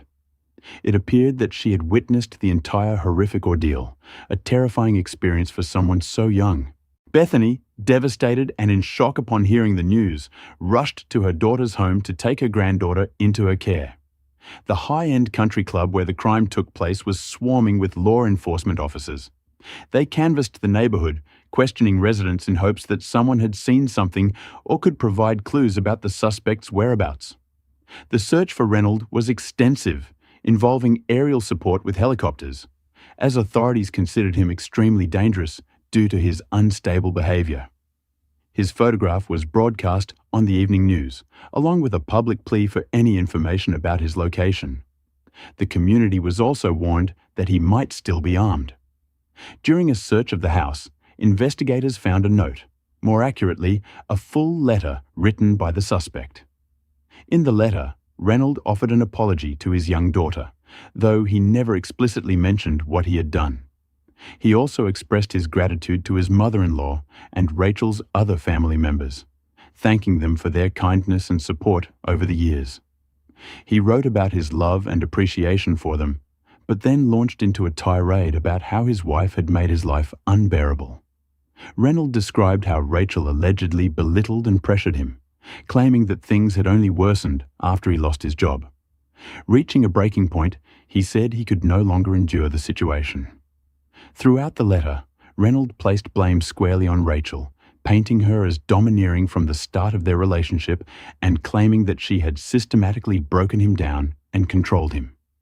He justified his addiction to hard liquor and powerful substances as his only way to cope with the immense pressure. Reynolds insisted that his substance abuse and job loss were consequences of being trapped in a marriage with what he described as a tyrannical partner. The writing was erratic at times, disjointed and repetitive, but the overall message came through as a clear and desperate attempt to deflect responsibility for his actions. In the letter, Reynolds also made a request for custody of his daughter to be granted to his mother-in-law, believing she would be a loving and capable guardian for the child. The letter was essentially a confession, leaving no doubt about who had committed the crime. However, forensic experts speculated that the message could be a final farewell, raising concerns that the suspect might have harmed himself after fleeing the scene. Despite this possibility, the search efforts continued, as Reynolds was still considered a significant threat to the public. In the trunk of Reynolds' abandoned car, officers found a duffel bag containing nearly $100,000 in cash. It was clear that he had planned to escape with the money, but, for reasons unknown, left it behind. Detectives also discovered that, on the night before the tragic incident, Reynolds had made a lengthy phone call to his attorney, although the content of that conversation remained undisclosed. The very next day, as police continued their extensive search for Reynolds, he unexpectedly emerged from hiding, approaching the officers with his hands up and expressing his willingness to cooperate with the investigation without resistance. Reynolds allowed himself to be handcuffed and was escorted to the station for questioning. Once there, he immediately began blaming the victim for all his misfortunes, claiming that Rachael had subjected him to years of psychological torment and constant humiliation. He wept openly as he described how he had gone from being a successful corporate executive to an unemployed alcoholic who had become a local laughingstock. He recounted wandering the streets aimlessly, too terrified to return home and face his wife. It turned out that, for the past 6 months, neighbors had filed multiple complaints about Reynolds' erratic and disturbing behavior. He had been known to approach strangers on the streets aggressively, trying to start conflicts. Additionally, he had been cited several times for driving under the influence. However, curiously, his driver's license had not been suspended, which many found puzzling. In March 2013, a heavily intoxicated Reynolds crashed his car into a transformer station, leaving an entire neighborhood without power. Just a week before the tragic incident, neighbors reported seeing Reynolds walking around his property with a shotgun. On April 15th, for example, he approached a neighboring home with the weapon, terrifying the children playing on the lawn and their parents, who quickly called the police. Reynolds was arrested, but released the next day, likely after bailing his way out of the situation. Former colleagues of Reynolds reported that his behavior had started to change dramatically about 6 months prior to the incident. He often blamed his erratic conduct on family issues and repeatedly complained about his wife. However, no one believed that Rachael, described as refined and kind, could have been the tyrant he made her out to be. Just before the new year, Reynolds caused a scene at a high-end restaurant in a 5-star hotel where he and Rachael were dining. After getting severely drunk at the bar, he erupted in a violent outburst. When Rachael tried to take him home, he hurled glasses and bottles against the walls while shouting threats to harm her. Although the incident was hushed up at the time, word quickly spread to his employer's management, and Reynolds was terminated from his job. This was not the first time Reynolds' behavior had raised red flags at work. During the trial, his former employer admitted that Reynolds' dependency on controlled substances had been an open secret for some time. The company had offered him support and treatment options, but he had refused all help. In the investigation, it was uncovered that Reynolds had been in frequent contact with an old flame, Lisa Farley, over the past several months. It appeared he had developed strong feelings for her again, and there were indications that he had been planning to run away with her. Authorities suspected that he had been withdrawing money from his joint account with Rachael to fund a new life with Lisa somewhere far away. However, there was no evidence to suggest that Lisa had any knowledge of or involvement in the crime against Rachael. Detectives quickly tracked down Lisa and brought her in for questioning. She appeared genuinely shocked when she learned of what her lover had done. Lisa insisted that Reynolds had always been a kind and thoughtful man, claiming he must have acted out of extreme desperation. She reiterated that Reynolds often complained about the pressure and emotional strain his wife placed on him, implying that Rachael might have driven him to his breaking point. Reynolds was charged with the premeditated crime against his wife, as well as endangering the life of his young daughter, who had been in the home at the time. Additionally, he faced accusations of tampering with evidence, as he had attempted to clean up bloodstains. Investigators also believed that he had wrapped Rachael's body in a blanket, likely intending to dispose of it, but either abandoned the plan due to a lack of physical strength or fear of being seen by the neighbors. He was held in custody with bail set at an astonishing $2 million. Reynolds maintained his innocence, claiming that Rachael had provoked him. By June 2013, his attorney successfully petitioned to have the bail reduced to $700,000, which Reynolds posted using money from his shared account with Rachael. Rachael's mother, Bethany, fought hard to prevent this, but Reynolds' skilled defense attorney managed to secure his client's access to those funds. Despite the severity of the accusations, the 42-year-old Reynolds was released on house arrest, confined to the very mansion where he had committed the crime against his wife. Later, the conditions were further relaxed, and he was placed under a travel restriction, allowing him to roam freely around town while awaiting trial. The trial date was set for September 2014, almost a year and a half later. Bethany's repeated efforts to challenge this lenient arrangement were dismissed. The only inconvenience Reynolds faced during this period was having to wear an ankle monitor to track his movements. Additionally, a court order prohibited him from contacting his daughter or any of Rachael's family members, either directly or indirectly.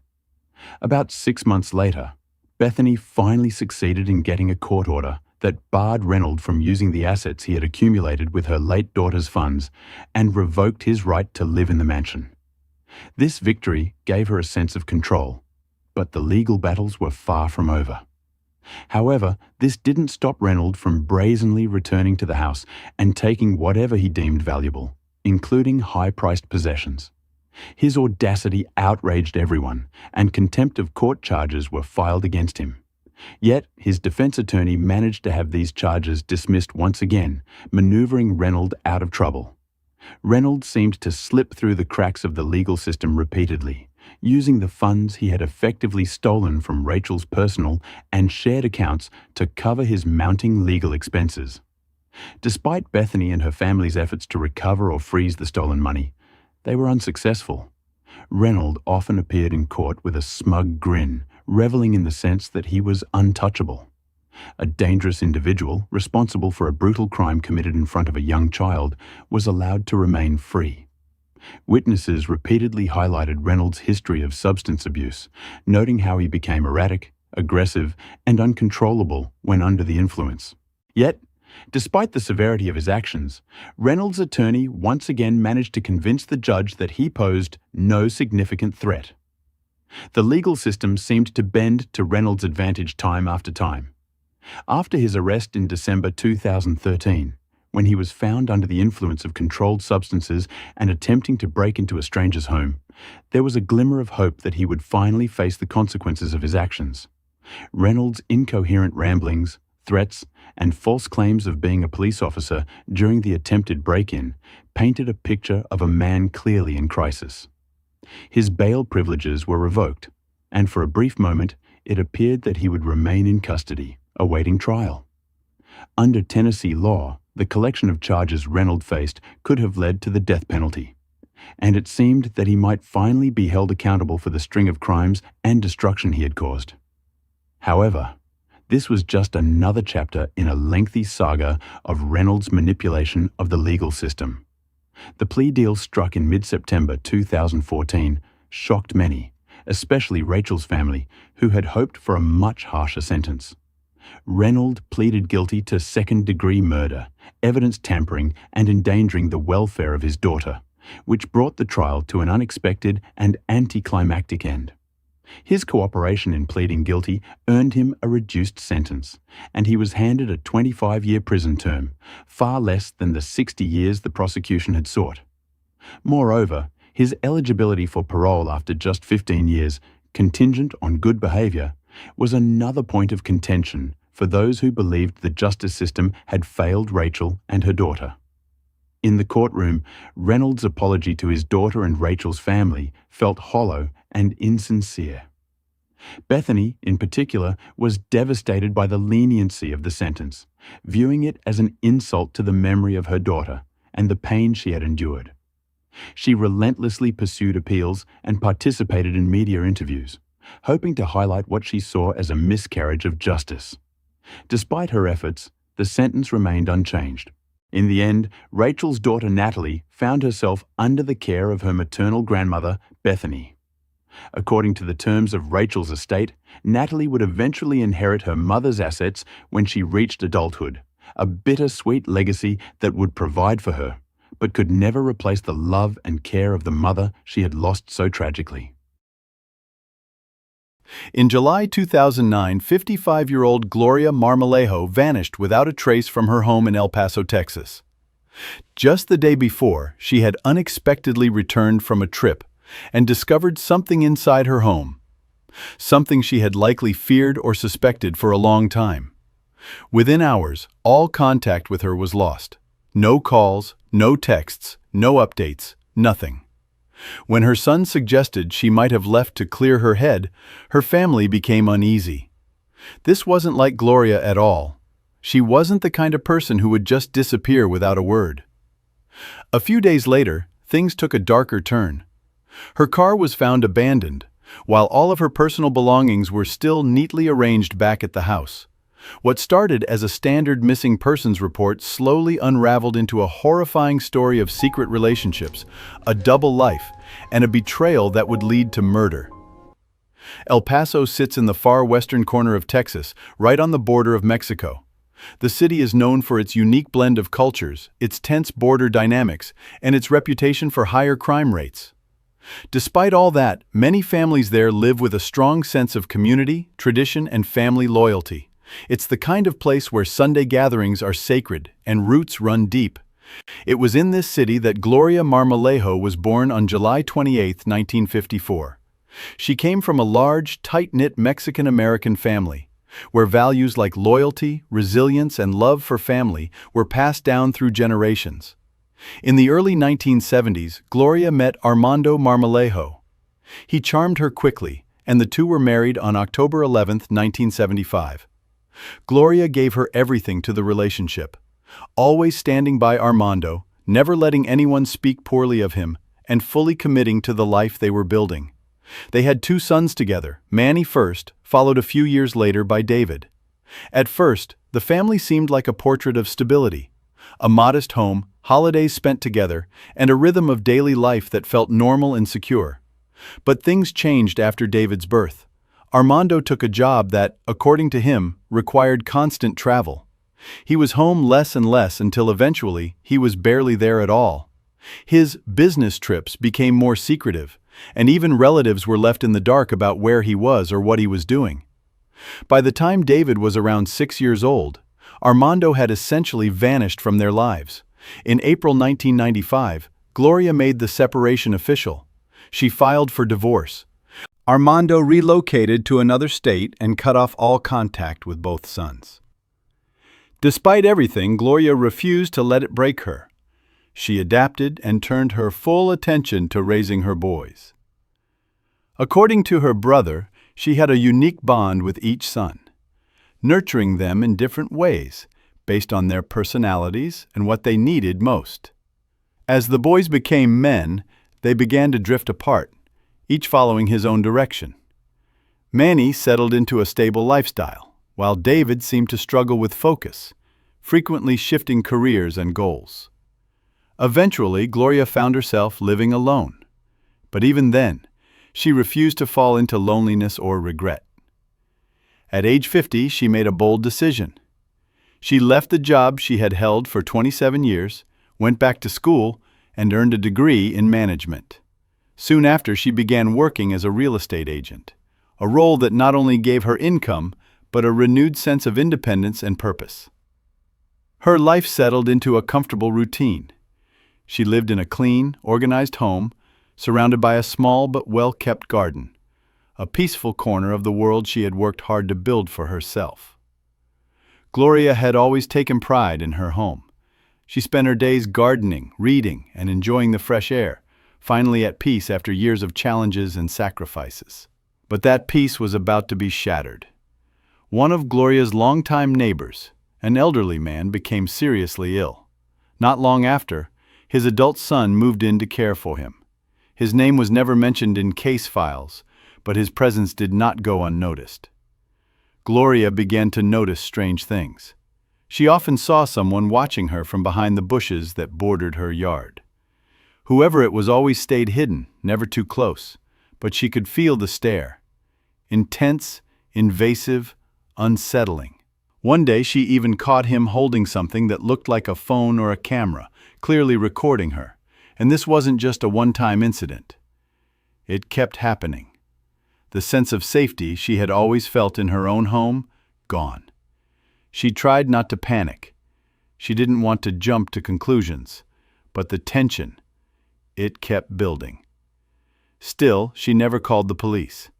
Part of her felt sympathy. The man was just there to care for his sick father. She didn't want to cause more problems. Another part of her simply hoped it would stop on its own. Instead, she called her brother, Mark. She explained everything, calmly, but seriously. She admitted she was uneasy. She told him to stay in close contact, just in case. That conversation planted a seed. The thought of moving began to cross her mind more and more. Both of her sons were now grown and living in other cities. Manny was in Phoenix, and David had also relocated. The house that once felt like her safe haven now felt different. Off. But leaving? That would be like leaving behind everything she'd rebuilt. This was the place where she had found herself again after her divorce, where she had raised her sons, where she had found independence and purpose. It wasn't just a house, it was a chapter of her story. And yet, the longer she stayed, the more that feeling of unease grew. Eventually, the thought of leaving stopped being a maybe and became a quiet certainty. But to understand what happened next, we need to go back in time to when Gloria's younger son, David, was just a boy, because he would eventually become the central figure in everything that followed. From a young age, David stood out, and not in a good way. Unlike his older brother Manny, who was athletic, curious, and respectful, David had a rebellious streak. He had no interest in school, no patience for rules, and no desire to follow directions. He didn't care for chores, and he pushed back against authority. Where Manny thrived on sports and structure, David floated from interest to interest, never sticking to one thing for long. What mattered most to him wasn't academics or hard work. It was his looks, his reputation, and the attention he got from girls. Even as a teenager, he had a swagger, an inflated sense of confidence that made him feel entitled to admiration. Relatives say that David always had to be the center of attention. He used his charm to get what he wanted and treated relationships like a game he'd already won. At 16, he started dating Laura Sales, who at the time was just 14. To outsiders, she was his girlfriend, but behind the scenes, David wasn't exactly loyal. He kept flirting with other girls and living a double life. By the time Laura turned 15, she was pregnant. And suddenly, everything changed. Out of nowhere, David decided to step up. He dropped out of school, found a job, and even proposed to Laura. Everyone, Gloria included, was stunned. But despite her surprise, she didn't turn her back on him. She stood by her son and welcomed Laura into the family with open arms. When Laura gave birth to their first child, Gloria became the rock they all leaned on. She helped raise the baby, kept the household running, and even offered financial support. And when Laura and David went on to have 3 more children, Gloria was there, every step of the way. In many ways, she had stepped back into the role of motherhood, this time as a grandmother, and she did so with love, energy, and full commitment. But despite her unwavering support, David's behavior was about to take a dark and disturbing turn. David never managed to find his footing in life. He bounced from one job to another, never staying long enough to build a real career or reputation. No matter the opportunity, he seemed to lose interest or clash with coworkers. Ambition wasn't his strong suit. What drove him, more often than not, were appearances and short-term rewards. Then, one day, a job offer came from a construction company in Phoenix, Arizona.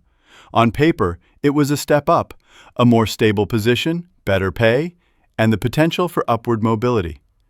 But for David, it meant more than just work. Phoenix was where his older brother Manny lived, and more surprisingly, after years of total silence, his father Armando had recently reappeared and was also living there. The decision to move was quick, even impulsive. David framed it as a fresh start, a chance to get his finances in order, to reconnect with his estranged father, and to possibly rebuild ties with Manny. Laura, ever hopeful, supported the move and went with him, along with their 4 kids. It felt like a turning point. In Phoenix, David was surrounded by family again, though the dynamics had changed.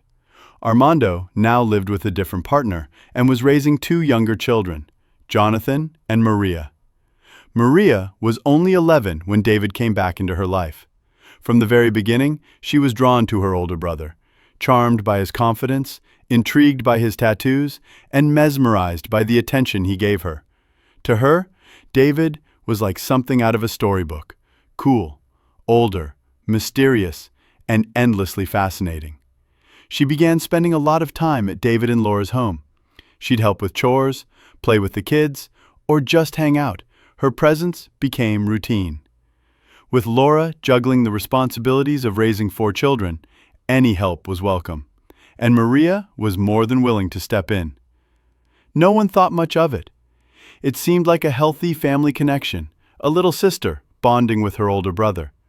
But beneath the surface, subtle warning signs began to emerge. Maria wasn't just tagging along. She was becoming an emotional extension of David's world. She idolized him, hanging on his every word, mimicking his interests, even picking up on his mannerisms. David, in turn, gave her more attention than he did anyone else, including Laura. At first, it could all be brushed off as sibling affection, but Laura's instincts told her something was wrong. She started to notice things, small things that didn't sit right, the way they looked at each other, the private jokes, the physical closeness. Nothing she could outright accuse, but everything she couldn't ignore. She tried telling herself she was just tired, overworked, imagining things, but a quiet discomfort settled in her chest, one that wouldn't go away. Then came another shift. David was offered a job in Hawaii, an exciting opportunity, and this time, he went alone. Not long after his arrival, he started a relationship with another woman. Her name was Adrian. Soon, Adrian was pregnant with David's child. And just like that, David had moved on. He hadn't officially ended things with Laura, hadn't even had a proper conversation with her. He simply left, starting a new life on his terms, without closure or consequences. Gloria, David's mother, was heartbroken. She had believed deep down that he would come back to Laura. Not for love, perhaps, but at least for the sake of the children. But David ignored all of her messages. He was completely absorbed in this new life. Meanwhile, Maria, still back in Phoenix, kept in close contact with David. While others in the family began to distance themselves, she continued to reach out. Their bond only deepened. Phone calls became daily. Messages were constant. Maria became emotionally tethered to David in ways that went beyond typical family closeness. And then, when she was about 15 or 16, David invited her to Hawaii for the summer. At the time, no one thought twice about it. She was just going to visit her older brother, his new partner, and their baby. It was framed as a harmless family vacation. But the truth was far more disturbing. At first, everything seemed fine. Maria spent time with the baby, helped around the house, and explored the island. But Adrian, David's new partner, started to sense something wasn't right. She began to notice the same things Laura had once felt. The strange way they communicated, the closeness that crossed invisible lines, and the body language that didn't feel like family. What started as a suspicion soon grew into gut-level dread. And then one day, Adrian walked into the bedroom, and what she saw was enough to confirm her worst fears. She didn't hesitate. Adrian called Gloria immediately. The call was chaotic. Voices shook. Words stumbled. Gloria was in total shock. The idea that something inappropriate could be happening between her son and her teenage daughter's half-sister, a child who had once looked up to David as a hero, was beyond comprehension. She acted swiftly. Maria was put on the next flight back to Texas. No public accusations were made. There was no police report, no media scandal, no official investigation. The entire situation was quietly buried, an unspoken chapter that left everyone scarred. Gloria tried to convince herself it was over, that whatever it was, it had ended with that flight. But nothing was ever the same again. The trust was broken. The silence became heavy, and the family would never look at David or each other the same way again. Gloria could no longer trust her son. Outwardly, she tried to keep up appearances, smiling when necessary, answering questions with vague reassurances. But inside, something had fundamentally broken. This wasn't just a lapse in judgment on David's part. It wasn't a misunderstanding or a moment of weakness. Gloria felt it in her bones. This was a betrayal, a direct threat not only to her family's integrity, but to the safety of those most vulnerable within it. Trust had been shattered, and once it's gone, there's no pretending it was ever there. David, however, went on as if nothing had happened. He dismissed the past as overblown drama and refused to acknowledge how serious the situation was. He denied, minimized, and deflected, playing the victim when confronted. His arrogance, so deeply woven into his personality, showed no signs of softening. In his mind, he hadn't done anything wrong. The family ties that had once held everything together began to fray. Where there used to be closeness and loyalty, now there was doubt, tension, and growing silence. After Adrian reached out to Gloria about what she had seen between David and Maria, there was a serious confrontation between mother and son. Gloria didn't hold back. She confronted David with years of pent-up fears and fury.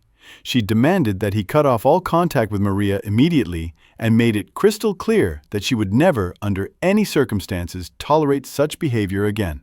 David lashed out. He denied everything. He accused everyone else of being paranoid, dramatic, even jealous. But Gloria's instincts, those sharpened by motherhood, grief, sacrifice, and experience, told her otherwise. She didn't need to see more. She had already seen enough.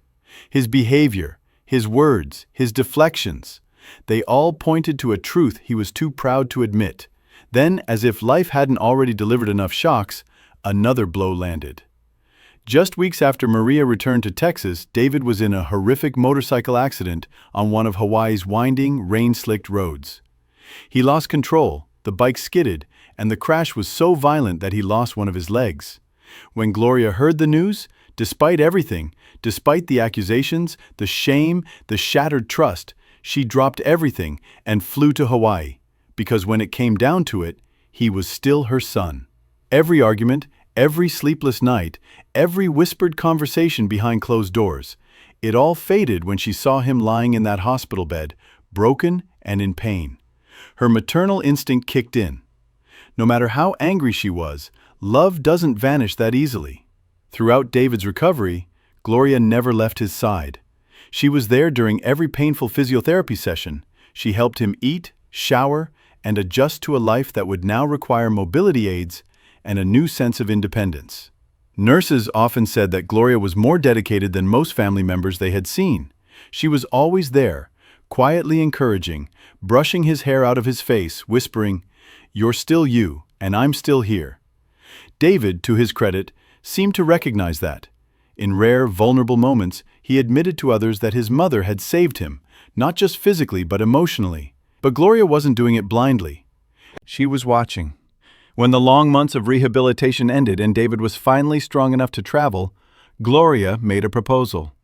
She offered to bring him back to El Paso. The relationship with Adrian was over. His connection with his children had faded. He had no one left in Hawaii. Texas was the only place that still felt like home. David agreed, but Gloria laid down one immovable condition. He would have to cut all contact with Maria. No texts, no calls, no social media, nothing. And if he agreed, she promised that everything that had happened would stay in the past. There would be no police report, no family scandal, just silence. But it would come at a cost, obedience. David said yes. They returned to Texas, and for a while it seemed like things were falling back into place. Gloria resumed her routines, cooking, gardening, keeping the home in order. David, now adjusted to life with a prosthetic, helped around the house. He swept the porch, fed the dog, and even fixed up a few things around the property. He was quiet, cooperative. But Gloria was never at ease. Even as she watched him doing the dishes or folding laundry, a knot of anxiety sat in her stomach. She observed everything: his tone during phone calls, how long he was on his computer, what time he went to bed.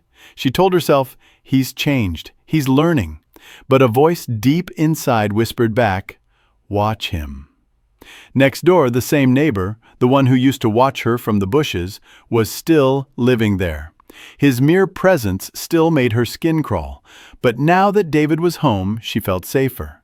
Not because she fully trusted him, but because his presence meant she wasn't completely alone anymore. That offered a kind of fragile peace. Still, that peace never ran deep. Gloria knew danger doesn't always come with loud footsteps. Sometimes it lingers in the quiet, in familiarity. When David's condition stabilized and he was able to manage independently, Gloria decided to take a short trip. Her older son Manny had been asking her to visit him in Phoenix for months. She had always hesitated, always found a reason to stay. But now, with David seemingly settled, she allowed herself to consider the idea. Before leaving, she sat David down and reminded him of the boundaries. She gave him a list of chores, asked him to watch over the house, and looked him in the eyes when she said, "No contact with anyone. You know who I mean." He nodded, said he understood, acted like it was no big deal. But as she packed her bags, something gnawed at her. She couldn't shake it, the sense that something was building beneath the surface. During her stay in Arizona, those feelings only grew stronger. Her dreams became restless. She would wake up in the middle of the night with a cold sweat and a tight chest. She tried to dismiss it as overthinking, but it wouldn't go away. Finally, unable to ignore it any longer, Gloria called her brother Mark. In a quiet, serious tone, she asked him to check in on David. "Not just the house," she said. "Watch for her. Watch for Maria." Because even hundreds of miles away, Gloria knew something still wasn't right. Mark promised he would, but from the way things unfolded afterward, Gloria couldn't shake the feeling that he hadn't really followed through. Maybe he got busy. Maybe he brushed it off as paranoia. Either way, her gut told her that no one had truly checked in. Her worries kept building until she finally made a sudden decision. She would come home early and unannounced. What she found when she got back shocked her to the core. The house, which had always been her sanctuary, tidy, quiet, well-kept, was a complete mess. Dishes stacked in the sink, garbage left uncollected, clothes tossed across furniture. It didn't feel like her home anymore. But what really set her on edge and made her heart race was the locked door to her own bedroom. There was a brand new, heavy-duty lock on it, one she had never seen before. She hadn't installed it. She hadn't even discussed needing one. Her instincts immediately went on high alert. Without hesitation, Gloria called David. She demanded to know what was going on. David answered, casually saying he was at the movies and would be home soon. So she waited. When David finally showed up, a heated argument broke out immediately. There was no warming up to the confrontation. It erupted as soon as he walked in. Gloria accused him of being disrespectful, of violating her privacy, of breaking the promises he had made, and of letting the house descend into chaos while she was gone. David tried to stay cool. He kept defending himself, claiming that everything was under control. He said he was just helping her pack her things for a trip back to Phoenix. After that, according to him, he simply went back to the movies. But Gloria wasn't buying it. Later that evening, on July 25th, Manny started to get worried. He hadn't heard from his mother since she left his place that morning. He tried calling and texting her multiple times, but got no response. The silence was out of character. Gloria always checked in. As the hours passed and anxiety set in, Manny reached out to David. At first, David didn't answer. The delay was suspicious, but closer to midnight, he finally called back. David told Manny that Gloria had returned home unexpectedly. They'd had an argument, he'd helped her pack, and that she had probably already headed back to Phoenix. He sounded casual, unconcerned. But as the night dragged on and turned into morning, there was still no sign of Gloria. She hadn't shown up at Manny's. She hadn't called. Her phone was off, and there were no messages or social media activity. Everyone who tried to reach her hit a wall. By the next day, July 26th, Manny called David again, hoping for new information, but instead found himself speaking to someone strangely cold and distant. David kept repeating the same vague answers, saying he didn't know anything. His tone was off, indifferent, uncooperative. It was so unlike him, even in their rocky relationship. It felt scripted, like a performance. Manny became more convinced than ever that something was wrong. By July 27th, Gloria had now been missing for 2 full days. Manny started making more calls, family, friends, neighbors, but no one had seen her. Not a single person. She had vanished without a trace. That's when Manny decided it was time to involve the police. But when he tried to file a missing person report, the officers told him it had to come from the last person to see her, David. Reluctantly, other family members, including Gloria's mother and her brother Conrad, arrived at the house.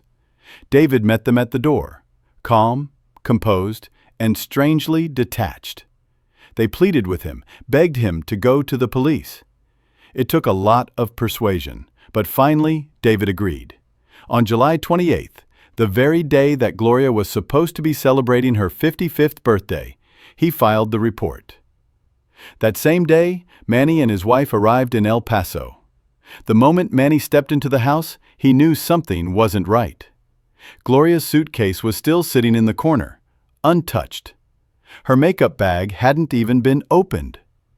Nothing was missing. Nothing was packed. Everything pointed to one conclusion. She hadn't left the house at all. David's story about helping her pack made no sense. Her belongings were all there, perfectly arranged as if she were still living there. Even worse, David's behavior continued to set off alarm bells. He was too calm, too casual. He wasn't asking questions. He didn't seem worried. He acted as if nothing had happened. Manny pressed harder, demanding details about the last time David had seen their mother. David showed him some text messages, supposedly from Gloria, asking him to unlock the front door. But something about it didn't sit right. The messages seemed out of character. Then, out of nowhere, David added a completely new twist to his story. He now claimed that after he had left the house that day, he went to a party at a woman's home named Catherine Thompson. And later that night, he had gone to a club with another woman. Manny's frustration boiled over.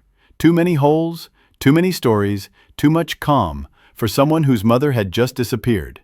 Something terrible had happened, and Manny wasn't going to let it go. He didn't get back until around 3 in the morning. While chatting with his brother about their missing mom, David suddenly said something that really stood out. "I'm just worried they might find traces of my DNA on her. I hugged and kissed her after all. At the time, it made no sense." Gloria was still only listed as missing, and nobody had brought up anything darker. The next day, July 29th, local detectives called the entire family in for questioning. David stuck to his story again, but this time a few things changed. He dropped the part about going to the movies and instead claimed he'd spent the whole evening at Catherine Thompson's party. Catherine confirmed he had been there, but said he showed up sometime between 7 and 8 p.m., stayed until around midnight, and acted really tense the whole time. She didn't mention him going to a club or being with any other woman. Later that day, things took a turn. Gloria's car was found, abandoned near an elementary school in El Paso. Her purse, keys, and phone were still inside, but Gloria was nowhere to be found. That discovery escalated everything from a missing person case to something much more serious. The department that handles violent crimes officially took over. Officers went door to door asking neighbors if they'd seen anything. One neighbor, Juliana, was sure she saw Gloria driving her own car that morning. But another neighbor, Rafael Vargas, shared something different. He claimed he saw a young, light-skinned woman with short blonde hair behind the wheel and what looked like a man's silhouette in the back seat. That was the first real clue that someone other than Gloria was driving her car after she disappeared. Investigators searched Gloria's house. In the garage, they found small but fresh bloodstains, most of it on the cabinet door. It wasn't a huge amount, but it was enough to raise serious alarms. With that discovery, the home officially became a crime scene. Detectives began pressing David harder. His version of events kept shifting. Timelines changed, new elements popped up, and basic details didn't match what he'd said before. Even more concerning, David never asked about the investigation, never seemed concerned, and kept an oddly calm demeanor. That alone raised more red flags. The blood samples were sent for testing, and detectives started collecting DNA from family members. Manny, watching David closely, couldn't shake his discomfort about Maria. He had always noticed how close she and David were, and now he was starting to wonder if that closeness was something more. He urged detectives to look into Maria's possible involvement, especially considering what Adrian had once told them. Police turned to cell phone records, and what they uncovered was crucial. Around 1:30 to 1:40 a.m. on the night of July 25th into the 26th, David's phone made an outgoing call. Location data put him less than 4 miles from where Gloria's body would later be found. On top of that, between 5:30 and 6 a.m., David and Maria had exchanged several calls, both incoming and outgoing. If they were together that night, why were they calling each other? The witness statements, shifting stories, and digital trails started forming a grim narrative. This wasn't a disappearance, it was clearly something much darker. The focus of the investigation turned sharply toward David and Maria. They were the last people known to have seen Gloria alive. Then, on July 31st, a woman walking her dog near Santa Teresa Elementary School made a horrifying discovery: Gloria's decomposing body. Her head had been wrapped in 2 layers, first in plastic, then in a paper bag. Her left leg and arms were wrapped in plastic too. Investigators immediately recognized that someone had gone to great lengths to avoid leaving any forensic evidence. This wasn't something impulsive. It was premeditated and cold. The autopsy confirmed it. Gloria had died from suffocation. Her larynx was crushed, indicating the killer had full physical control. This was rage and power, not panic. The forensic results came in shortly after. Those bloodstains found in the garage, they belonged to Maria. Suddenly, she was at the very center of the case. Gloria's brother Mark told investigators something even more damning.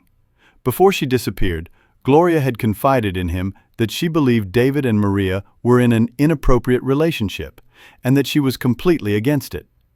Detectives brought David and Maria in again. They claimed they'd spent that night together, but cell phone records said otherwise. David's phone made a call from the dump site area at 1:37 a.m. And those early morning calls between him and Maria, they had no good explanation for them. Feeling the pressure, Maria's story started cracking. Eventually, she was offered a deal: full immunity in exchange for the whole truth. She agreed. What she told detectives turned the entire case. According to her, Gloria came home unexpectedly and found her there. A massive argument broke out. Gloria demanded Maria leave and never come back. That's when, according to Maria, David lost control. She claimed he used force, and that's what led to Gloria's death. Afterward, David called her back to help cover it up. Together, they cleaned up anything suspicious, then moved Gloria's body into the car and drove it away. Maria also admitted that the blood in the garage was hers. She and David had fought days earlier and she'd gotten hurt. She was even there when they buried Gloria. She stood nearby, watching. Her confession became the turning point. On September 4, 2009, David was arrested and charged with murder, evidence tampering, and abuse of a corpse. The trial began in October 2010. Maria, now immune, testified in detail about their twisted relationship. She revealed that it had started when she was only 14 and David was 29, and that she'd even had his baby, which was later placed for adoption. That revelation shook everyone, even those who already suspected something was wrong. Most family members hadn't known the full extent of what had been happening. Some stayed silent, others were completely blindsided. Even though no physical DNA from David was found on Gloria's body, prosecutors laid out the circumstantial evidence piece by piece. David sat calmly through most of the trial, sometimes tearing up, but stuck to his claim that he was innocent. The jury in the first trial couldn't agree on a verdict. A second trial was moved to San Antonio to avoid local bias. This time, in 2011, David was found guilty. He was sentenced to 54 years, Gloria's exact age at the time of her death. But the story didn't stop there. In 2017, David faced 29 more charges in Arizona, tied to violent incidents from 2005 and 2006. To avoid a life sentence, he struck a plea deal. He admitted guilt on 6 counts, and the rest were dropped. His sentence was extended, but he kept the possibility of parole starting in 2036. Gloria had dedicated her life to raising her sons, always trying to steer David back onto the right path. In the end, it was David who destroyed everything she had worked so hard to protect. In the pre-dawn quiet of May 28, 2024, in Manaus, the sprawling capital of Brazil's Amazonas state, a few of Djidja Cardoso's family members were driving toward her home. A deep-seated worry was gnawing at them. For over a full day, Djidja had been completely silent, not responding to a single one of their messages or calls. Anxious, and with a growing sense of dread, her relatives knew they couldn't simply sit by and hope she was okay. At about 6 a.m., their car pulled up to her house, located in a quiet residential area. From the outside, behind the locked gates, an eerie stillness hung in the air. They called out and knocked on the door, but the silence from within was their only answer. Realizing they had to take matters into their own hands, they found a way inside. The door was opened by Djidja's brother, Adomar Faras. He looked completely on edge, his eyes darting nervously. Inside, they also found Djidja's mother, Cleusmar Cardoso, and several employees from Djidja's successful chain of beauty salons. When the concerned family members stepped into the bedroom where Djidja was, they froze in place. There she was, lying motionless in her bed, tucked neatly under a blanket. When they demanded to know what was going on, the answers they received were frustratingly vague and evasive. "She's just resting," they were told. "It's all part of a spiritual process." But no matter what they said, one thing was painfully, gut-wrenchingly clear. Djidja wasn't breathing. She wasn't alive. Overwhelmed by shock and grief, her relatives immediately called for emergency services. When investigators arrived on the scene, it only took them the first few hours of examining the room and Djidja's condition to realize that something was terribly wrong. Serious suspicions started to bubble to the surface. Despite showing obvious signs of being in a critical medical state, no one had ever made the call to take Djidja to a hospital. Her family would later reveal that in the days leading up to her death, she had been completely bedridden. She was so incapacitated that she had to wear adult care products. Her body was severely swollen, and she struggled to put together even a few short words. That morning marked the official start of a criminal investigation into what had happened to Djidja. It was an inquiry that would slowly peel back the layers of a deeply troubling series of events that led to this tragedy. But in that awful moment, standing in a quiet bedroom with Djidja's lifeless body, surrounded by a strange, chilling emotional disconnect from the people who were supposed to be caring for her, her loved ones had only one burning question: what in the world really happened here? Djidja Cardoso, whose given name was Dilimar Cardoso Carlos da Silva, was born and raised in Manaus, in the heart of the Brazilian state of Amazonas. She first stepped into the public spotlight through her captivating role in the traditional Boi Bumbá festival.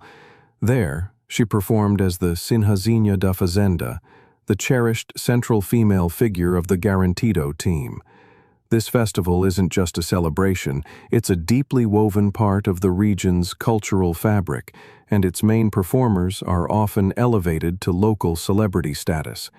Djidja was beloved by audiences, admired for her incredible charisma, and a profound respect she showed for local traditions. On stage, she radiated a powerful confidence and an undeniable presence. After her time with the festival came to an end, Djidja pivoted her ambitions toward the world of entrepreneurship, diving headfirst into the beauty industry. She successfully launched a chain of beauty salons in her hometown of Manaus and quickly built a formidable reputation as a savvy and successful businesswoman. The fame she had gained from the festival certainly helped draw in an initial wave of clients, and her very active social media presence worked to amplify her brand's reach even further. She consistently posted promotional content and personal updates that revolved around beauty treatments, wellness routines, and the importance of self-care. The lifestyle and appearance she projected online were presented as the direct results of her own fierce determination, unwavering discipline, and a commitment to constant self-improvement. To her friends, her clients, and her thousands of followers, Djidja was seen as a modern-day role model, a woman who had successfully built a thriving business from the ground up, all while doing something she was passionate about. And yet, almost nothing was known about her personal life. She maintained a strict separation between her family and her business world, carefully curating an image that was professional, perfectly polished, and in many ways, quite enigmatic. The family dynamic was complicated. According to those who knew them well, the relationships between Djidja, her mother Cleucimar Cardoso, and her brother Adumar Faras were, until recently, described as fairly neutral and almost entirely businesslike. Cleucimar would sometimes make an appearance in Djidja's social media posts, while Adumar preferred to stay completely out of the public eye. On the surface, there was no sign of conflict within the family. They all lived together in the same house, and from an outsider's perspective, everything seemed to be in perfect order. Before the year 2023, there were no known run-ins with the law or any public concerns about Djidja's mental well-being. Neither her friends nor the staff at her salons had ever come forward to report any troubling behavior or hint at potential dependencies. On the contrary, Djidja always came across as someone who was laser-focused on her career. The success of her salon brand was heavily dependent on her personal image. The professionalism she projected built trust with her clientele, which, in turn, fueled the growth of her business. However, in conversations that took place much later, Some relatives would admit that no one could have ever imagined that the disturbing events unfolding within that household would one day become the focus of a major criminal investigation. On the night before Djidja's body was discovered, several people were present inside her home. Her mother, Klusamar, her brother, Adamar, her former partner, Bruno, and several staff members from her beauty salon chain were all there. The atmosphere was reportedly tense and incredibly disconnected. Djidja herself appeared physically frail and diminished, while the general mood in the house felt bizarrely detached from the grim reality of the situation. Parts of what transpired that fateful night were actually recorded on video by Bruno Roberto. The first clip was filmed at 11:40 p.m. on May 27th. In the shaky footage, Djidja can be seen holding a bottle of ketamine in one hand and a syringe in the other. Bruno's voice can be heard off-camera, asking her to put everything down and not to take another dose. Djidja doesn't respond. Her facial expressions and slow, deliberate movements strongly suggest she was already under the heavy influence of a psychoactive substance. The next recording was made about 30 minutes later. Djidja is now lying in bed, fumbling around as she searches for the syringe cap. Bruno speaks to her again, this time with a clear tone of frustration in his voice, urging her to stop what she's doing and get some rest. He claims he's trying to help her, but that she simply doesn't want to stop. Djidja's muffled reply is that she's planning to take another dose. In the background of these recordings, the other people in the house appear strangely detached and completely unresponsive to the unfolding crisis. Bruno's behavior in these clips leaves a very mixed impression. While his words seem to suggest concern for Djidja's well-being, his actions show a disturbing passivity. He never makes a physical attempt to intervene.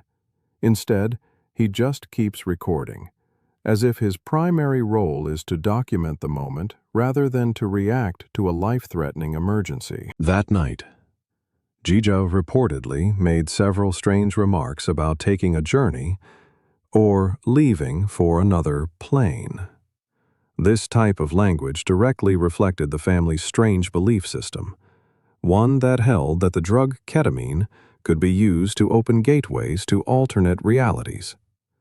Even as the physical signs of a severe overdose became impossible to ignore, this delusion persisted. Not her mother, not her brother, not Bruno, and not a single one of the salon staff members present ever thought to call for medical help. The next morning, Bruno told others that he had found Djidja unresponsive. Still in the house at that time were Klusamar, Adamar, and at least 2 members of the salon staff. It would later be confirmed by the coroner that Djidja had likely passed away at around 2 a.m. But even as her body grew cold, none of the people present reached out for professional medical assistance. Instead, they continued with what can only be described as a deeply misguided spiritual ritual, willfully ignoring every single sign that Djidja was in desperate need of urgent medical care. According to the family's bizarre account, Djidja hadn't actually died. They claimed she had simply, temporarily, left her body, insisting it was all part of a spiritual practice they were engaged in. They truly believed that she would awaken on her own within 4 hours. When that didn't happen, they carried her body outside and laid her in the sunlight, convinced that the morning rays would somehow bring her soul back. She was later carried back indoors. These actions created a disturbing false reality, all while the clinical signs clearly showed that her condition was irreversible. The videos recorded by Bruno would later become a central piece of evidence in the police investigation. These clips captured the crucial, terrifying final moments. Moments when things could have, and should have, turned out very differently. Djidja Cardoso's passing wasn't a sudden, unexpected event. It was the tragic and inevitable result of profound inaction and a collective, chilling refusal to accept reality. That night, marked the turning point in what would become a criminal case that sparked public outrage, not just because of the tragedy itself, but because of the complete and utter absence of basic human responsibility from every single person who was around her. A month before Djidja Cardoso's death, some of her relatives had become so worried that they contacted law enforcement, claiming she was being held inside her home against her will. On April 24, 2024, officers from the Manaus Civil Police responded to the call. The concern was focused on Djidja's rapidly declining physical condition and the family's repeated refusal to allow even close family members to enter the house. By that point, Djidja had stopped answering her phone, hadn't been seen leaving the house in a long time, and according to these relatives, was no longer able to walk on her own. When the officers arrived, they were greeted by Klusimir, Djidja's mother. She calmly insisted that Djidja was perfectly fine and didn't need any help. When one of the officers asked to see Djidja's room, they were met with a locked door. Body cam footage from the scene captured a tense exchange between Klusimir and one of the officers. She adamantly insisted that her daughter was not being held captive and claimed the officers had no legal grounds to enter the room without a warrant. The recording cuts off just as one officer approaches the locked door where Djidja was believed to be. What happened next wasn't officially documented, but the outcome was painfully clear. No further action was taken. According to the family inside the house, Djidja spoke briefly with the officers through the door and declined their offer to leave. However, it remains entirely unclear what her physical and mental condition was during that supposed conversation. But her concerned relatives didn't give up. They created a WhatsApp group chat they named Salvema Djidja, or Saving Djidja. The group included family members and a few others who had previously noticed deeply worrying changes in her behavior. Their one goal was to find a way to get Djidja out of that house and into a clinic for an emergency detox, but the plan was never carried out. The relatives were afraid of the potential legal consequences of a forced intervention. Klusimir held her ground, refusing all help, and the police felt they didn't have the legal tools they needed to intervene against her wishes. Any previous attempts to help Djidja had also failed, met each time with a wall of silence and denial. The house had become a fortress. From a legal standpoint, the situation appeared to be a frustrating stalemate. An adult woman was living in her own home, seemingly by her own choice, had not reported any mistreatment herself, and wasn't officially asking for help. On paper, there was no clear violation that would justify a forced entry. This episode exposed the serious, and in this case fatal, flaws in the system's response. Even with clear, visible signs of severe dependency, mental instability, and extreme physical deterioration, official procedures seem to outweigh basic logic and human compassion. Her loved ones were left completely powerless, forced to watch from the outside as she wasted away. April 24th would be the last documented visit by law enforcement to Djidja's home. None of the people who were desperately trying to help her took any further legal steps. No one contacted the district attorney's office or tried calling for emergency medical services again. Djidja never managed to escape the toxic, closed loop she was trapped in. A month later, she passed away, never having received the help she so clearly and desperately needed. The failed attempt to rescue Djidja Cardoso revealed just how helpless even the closest friends and family can be when they are faced with a rigid, unfeeling system. Even in a situation where a person's life was so clearly at risk, the law remained blind to the harsh realities of substance dependency. The police followed their protocol, and in the cold, tragic balance between regulation and human detachment, the life of a determined, vibrant young woman came to a tragic end. After the investigation officially began, the police made a shocking discovery. The Cardoso household in Manaus was operating as the base for a loosely structured group with all the characteristics of a cult. It called itself Pai, Mai, Vida, which translates from Portuguese to Father, Mother, Life. The name appeared in the group's rituals and was used in symbols, including tattoos worn by some of its members. Behind this name was a bizarre pseudo-religious belief system that combined elements of mysticism, distorted spiritual practices, and the complete normalization of psychoactive substance use. This ideology was primarily promoted by Djidja's brother, Adomar Faras. According to authorities, he had been introduced to similar concepts years earlier while undergoing treatment for substance dependency in the United Kingdom. After he returned to Brazil, he began to push the idea of a spiritual transition that he claimed could be attained through the ritualistic use of mind-altering substances. His mother, Cleusumar Cardoso, eventually joined him in this belief and quickly assumed control over everything that took place inside the home and within their so-called community. Cleusumar emerged as the dominant, central figure. She was the one who decided who would take the substances and when. She claimed to possess a unique ability to restore a person's energy through what she called light sessions. These strange rituals took place both at the family home and, disturbingly, in the back rooms of what had once been Djidja Cardoso's thriving beauty salons. Attendees at these rituals included staff members from the salons who were slowly but surely drawn into what the group described as essential spiritual practices. The group used its own distinctive style of language, borrowing and twisting religious terminology, altering quotes from a series of books known as Cartas de Cristo, Christ's Letters, and inventing their own purification formulas. During searches of the property, law enforcement discovered vials of ketamine, piles of used syringes and needles, and handwritten notebooks containing instructions for soul restoration. These findings pointed to a level of organization and intent that went far beyond what was previously assumed. The group had a very strict internal hierarchy. Cleusumar made all the final decisions. Her son, Adomar, acted as the interpreter of spiritual messages and led many of the separate sessions. Djidja, despite her visibly declining health, remained deeply involved. On paper, it may have looked like she was participating voluntarily, but her dire physical and mental condition strongly suggested that she was no longer capable of making her own choices.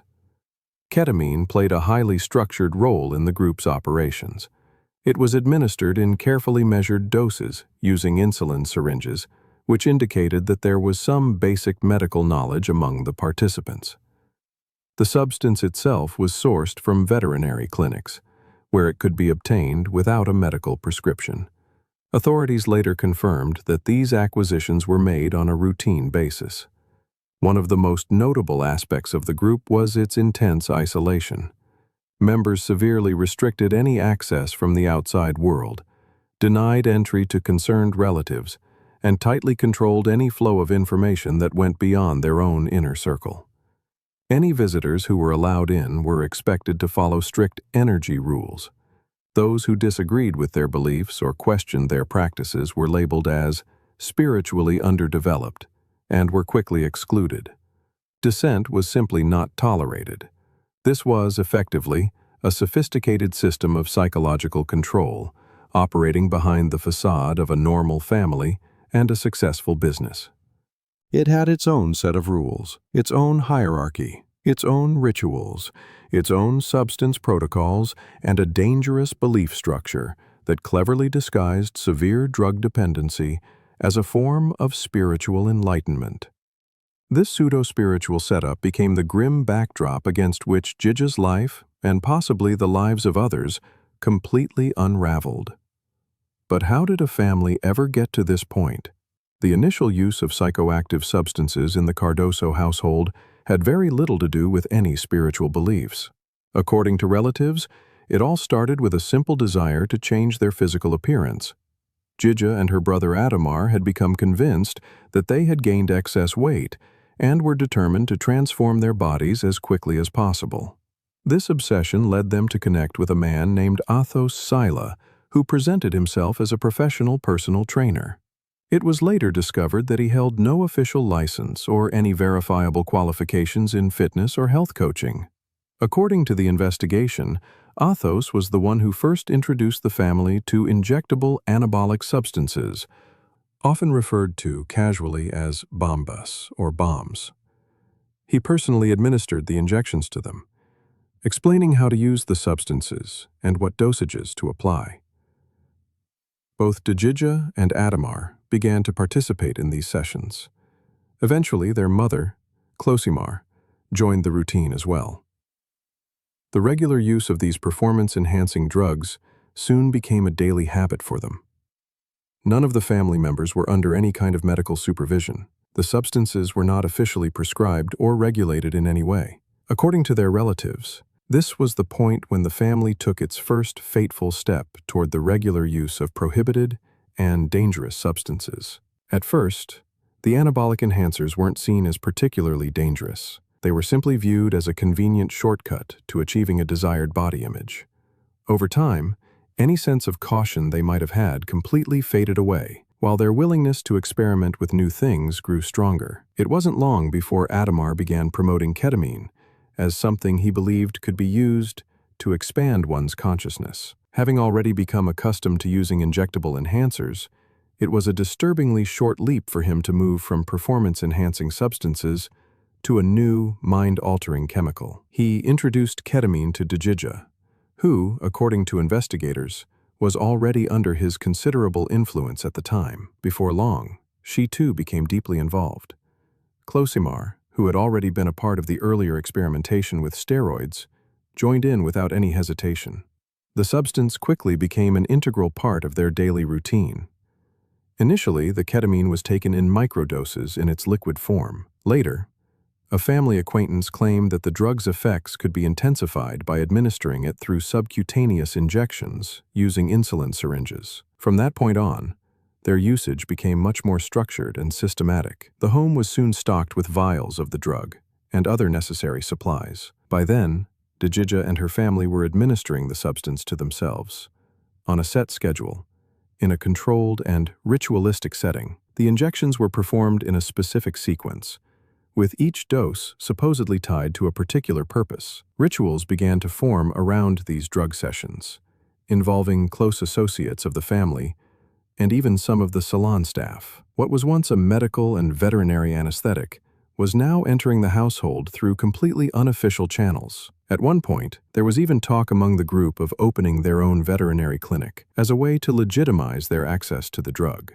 This idea was reportedly discussed by Adamar, Klosimar, and others. Later on, staff from an operating veterinary clinic in the city were named in the investigation. It was through this facility, according to authorities, that the family was able to source the substance. As regular use of the drug became the norm, the entire dynamic inside the family shifted dramatically. All major decisions were made in an increasingly insular and isolated environment, and any attempt to intervene from the outside was viewed as a direct threat. Their daily routines, their conversations, and their long-term goals began to revolve entirely around the substance. People who had once lived socially active and vibrant lives were now completely absorbed in a destructive lifestyle that was dictated by drug dependency, all of it masked as some form of spiritual or ideological growth. What began as a seemingly harmless desire to improve their physical appearance had progressed through dangerous anabolic experiments and ultimately culminated in the frequent ritualistic use of ketamine. Each person became involved gradually, but with each passing day, their involvement deepened. Chemistry became a daily fixture in their lives, and their focus shifted from trying to control the body to the dangerous illusion of controlling the mind.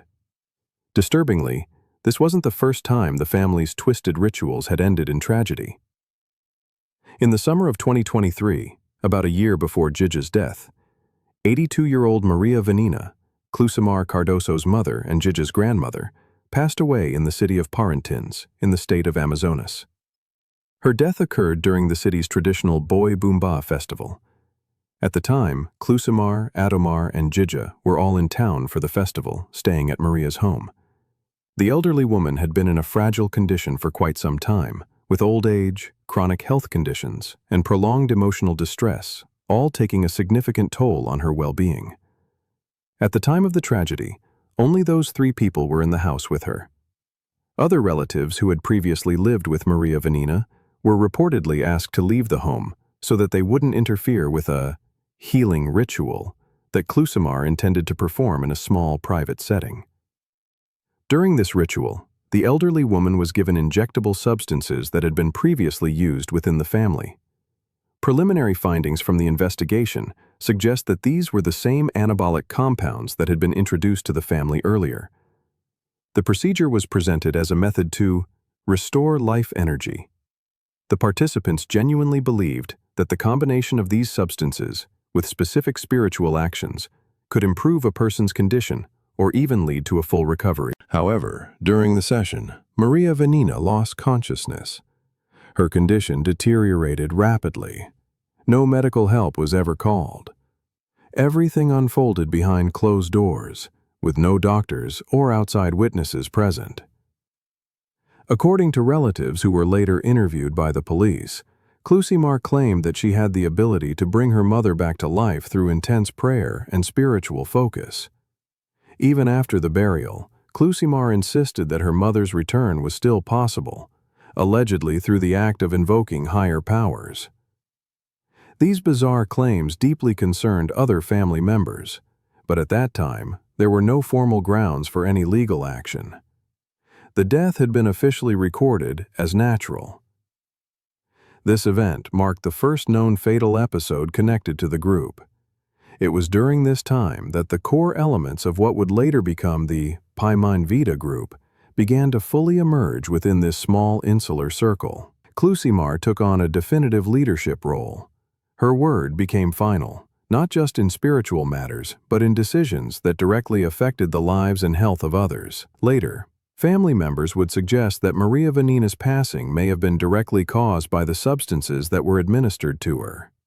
However, there was no supporting evidence at the time, and the case was not pursued legally. An official investigation was launched only a year later, following Djidja's death, when authorities began to connect the dots between the two incidents and started to examine the family's strange internal dynamics more closely. This earlier tragic episode had gone completely unnoticed by both law enforcement and the public until the larger, more horrifying picture came to light.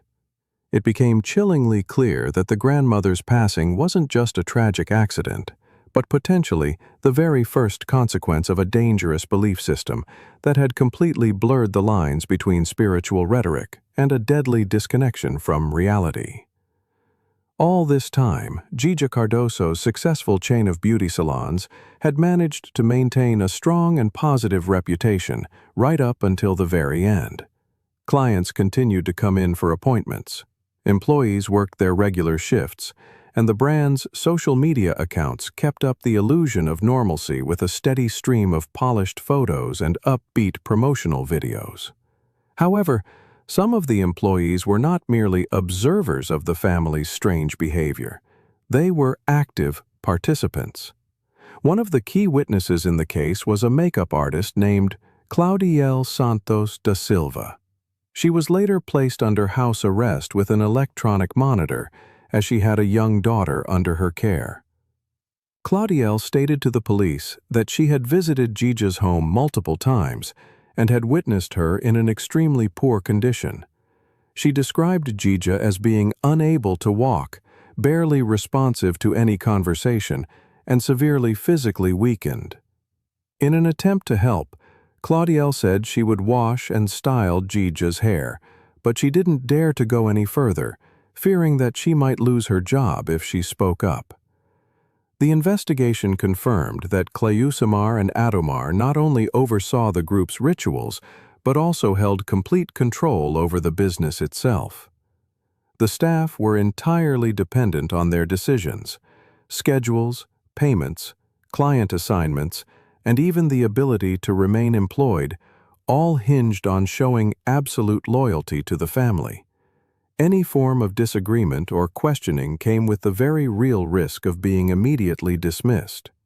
On the surface, the salons continued to operate as normal until the end of May 2024.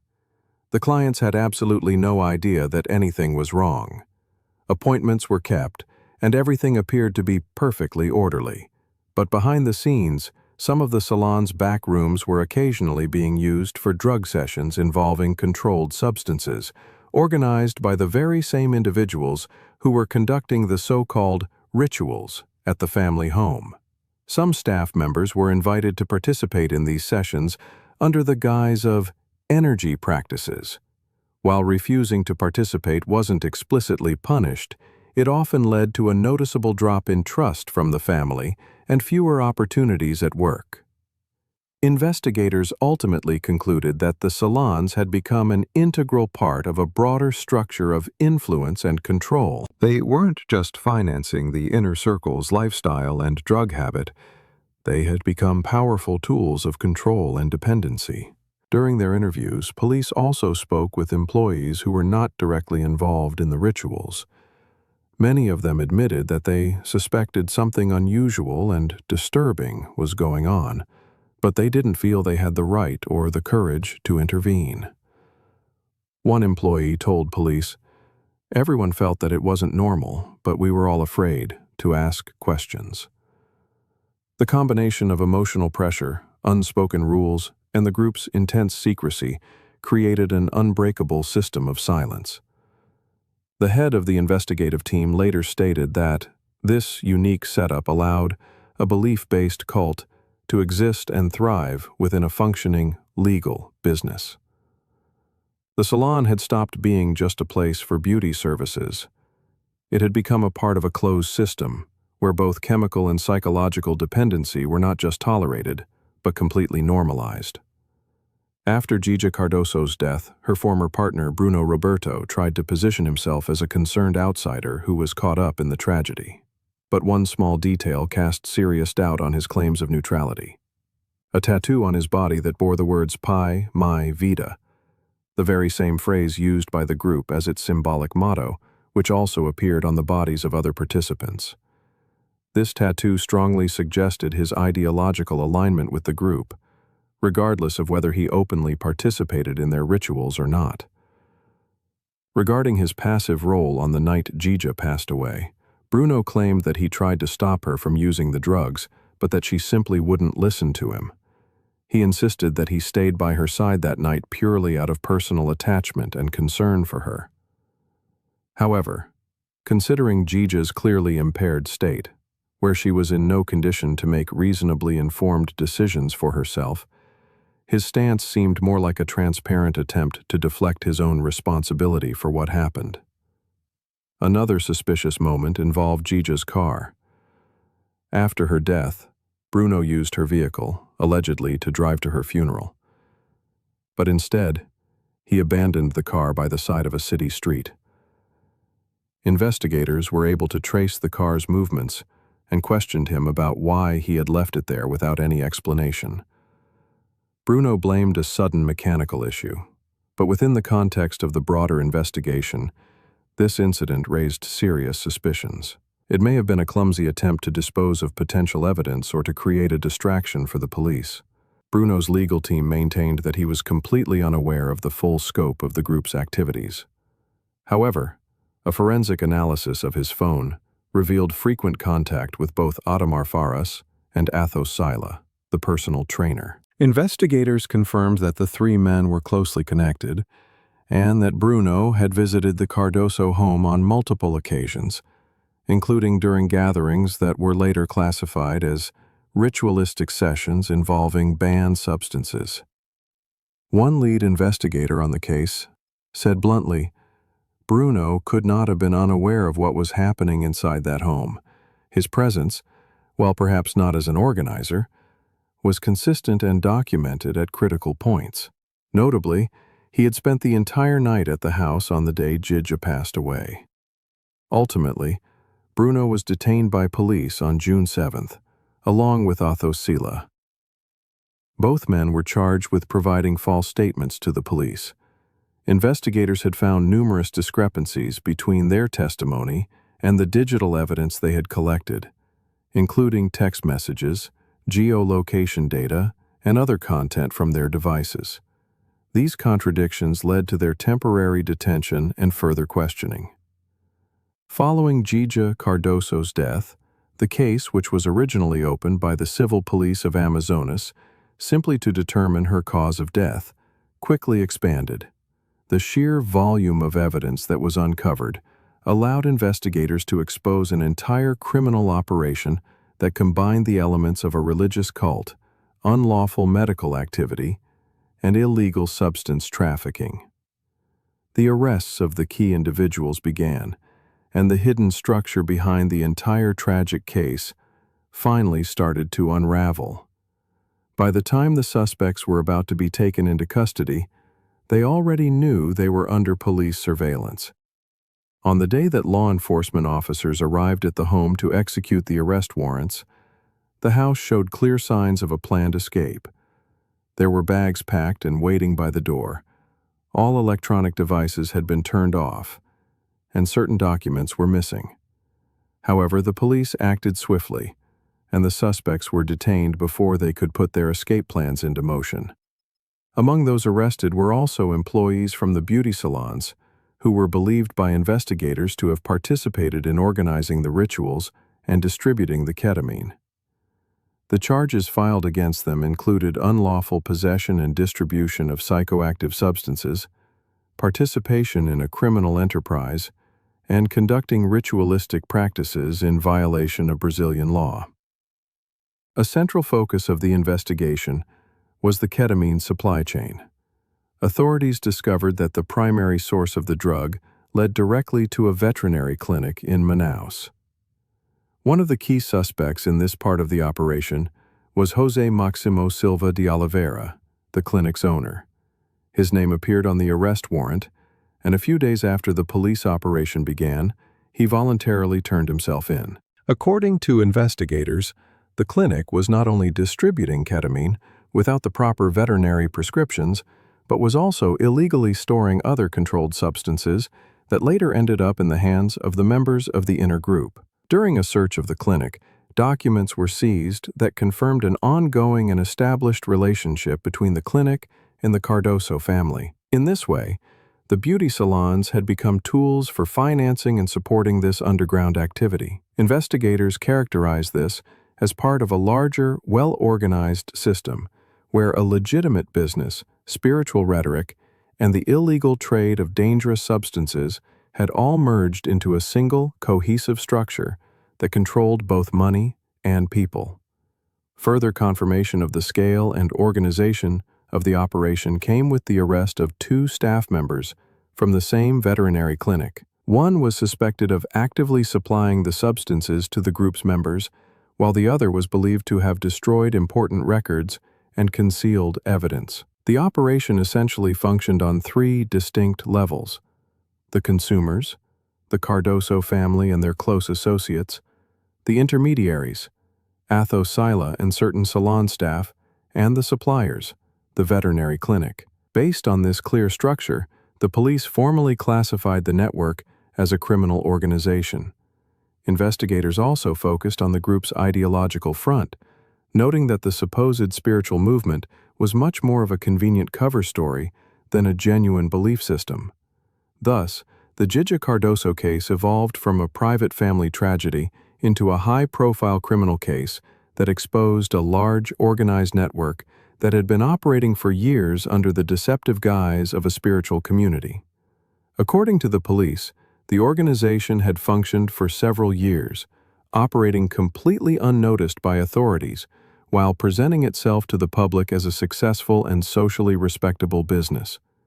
In June 2023, a full year before the tragic events unfolded, law enforcement in Amazonas had already begun some preliminary operations aimed at monitoring the group known as Pai Mai Vida. However, it was only after Djidja's death that their focus shifted to the substance-related aspects of the group's activities. In December 2024, a court in Manaus delivered its final verdict. Based on the overwhelming evidence that had been presented, each of the convicted individuals received a sentence of 10 years, 11 months, and 8 days in a high-security facility, along with a hefty fine of 70,270 Brazilian reais per person, which amounted to roughly 500,000 reais in total. The sentence was handed down by Judge Gaeldson de Souza de Lima, who presides over the Third Court for Drug-Related Crimes in the state of Amazonas. Some of the defendants, including Bruno and another woman named Veronica, were granted the right to appeal their sentences while remaining free. However, most of the core members of the group were already in custody by the time the verdict was announced. The court completely rejected the defense's argument that the use of the substances was voluntary and simply part of a personal, spiritual search. Judge De Lima ruled that the case involved systemic exploitation, psychological manipulation, and a grotesque abuse of trust, all of it conducted under the guise of spiritual practice. This ruling marked the conclusion of the main phase of the investigation, but it also raised several lingering and troubling questions. Were there additional participants who had managed to slip under the radar? And could similar groups be operating in other cities, hiding their dangerous activities under the appearance of spiritual or self-help movements? Even after the high-profile trial concluded, the case of Djidja Cardoso remained firmly in the public spotlight. A dark cloud of public pressure and distrust lingered over anyone who had been previously associated with the family, especially individuals who were believed to have had direct ties to the group. One of the most difficult outcomes affected Claudiel Santos da Silva, the makeup artist who was among those detained during the initial wave of arrests. She had been released on supervised terms because she had a young daughter under her care. However, following her arrest, the child's father took custody and refused to return the girl, claiming that Claudiel now posed a potential risk to the child. This led to a painful and prolonged legal battle, with Claudiel fighting desperately to regain her parental rights. The case was further complicated by the unresolved allegations involving her connection to the use of prohibited substances. The public reacted to the entire saga with a mixture of shock and disgust. Online discussions across Brazil continued for months, with people expressing disbelief that a structure so closely resembling a dangerous spiritual cult could operate from inside a family home, violating both legal and basic moral boundaries for so long. In response to the public outcry, authorities in the state of Amazonas launched new inquiries into other establishments that may have been using psychoactive substances under the guise of therapy or spiritual awakening.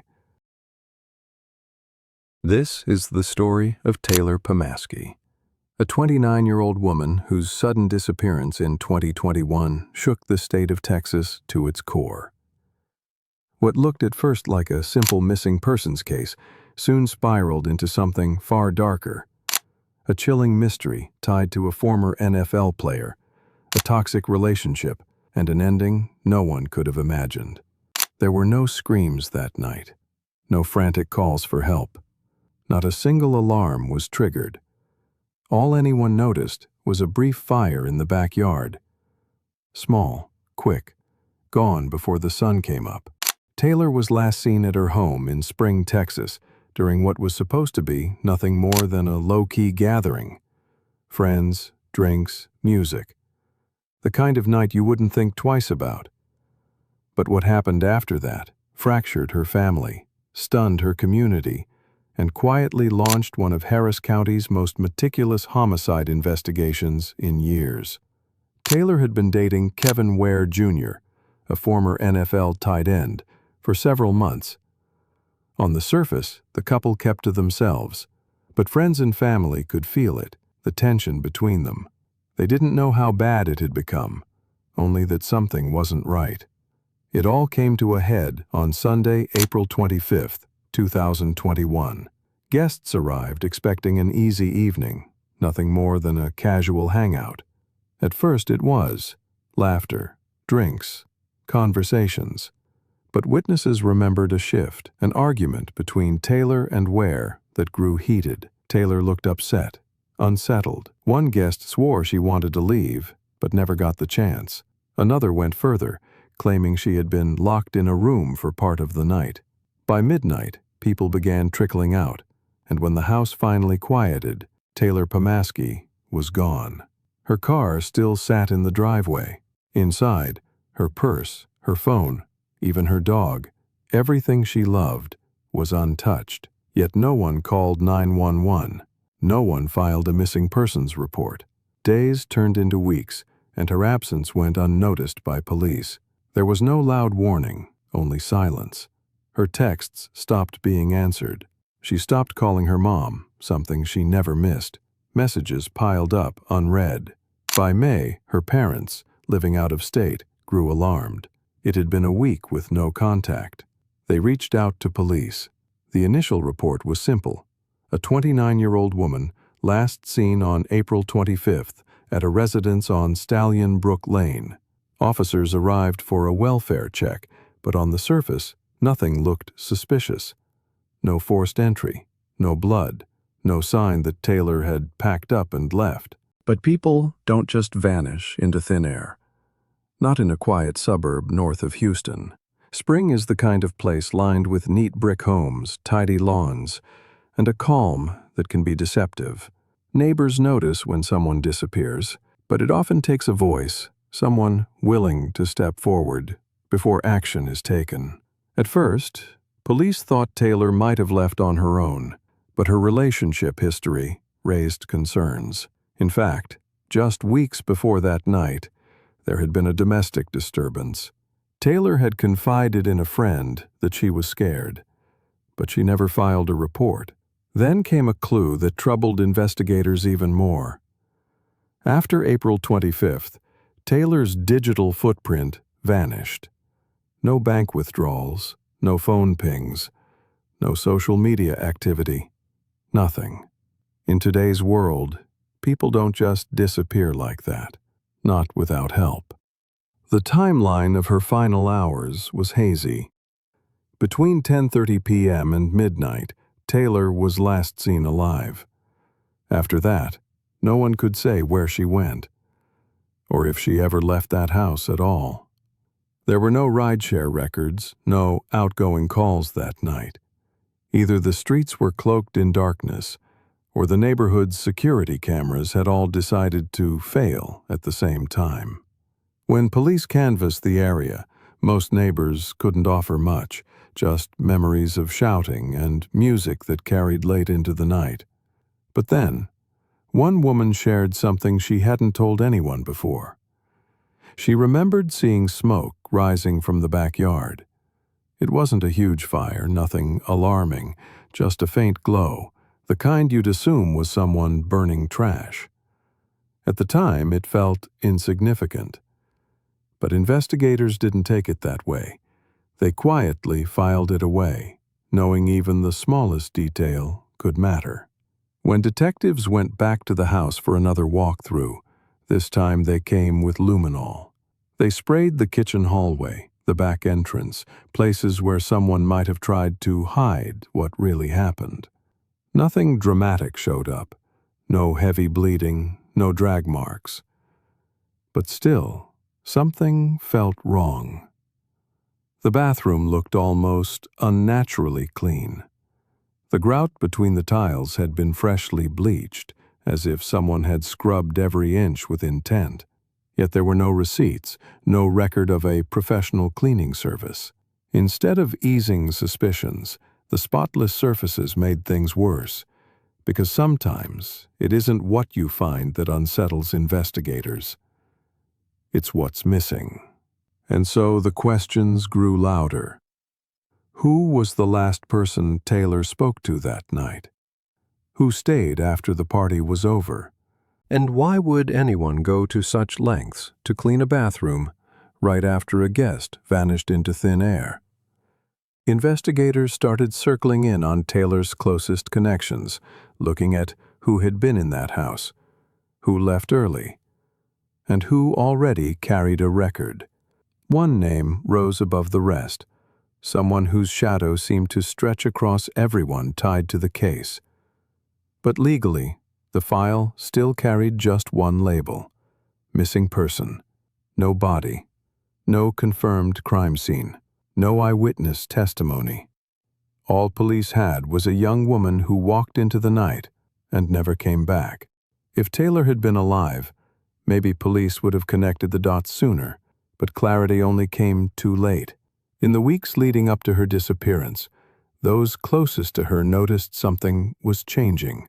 Friends, co-workers, even relatives said she had grown distant, slow to respond to texts, canceling plans at the last minute, and when she did reply, her tone was clipped and detached. When investigators reviewed her messages, they found entire conversations deleted. What little remained told its own story. Taylor was under immense pressure at home. She never spelled it out directly, speaking instead in vague terms. It's just been intense. Or, maybe we're figuring things out. And on more than one occasion she admitted she was scared, but she never said why. There were no police reports filed, no restraining orders, no protective measures, just silence. But then came a late-night call, one that investigators would never forget. March 28th, just 4 weeks before Taylor disappeared. The call lasted under 5 minutes.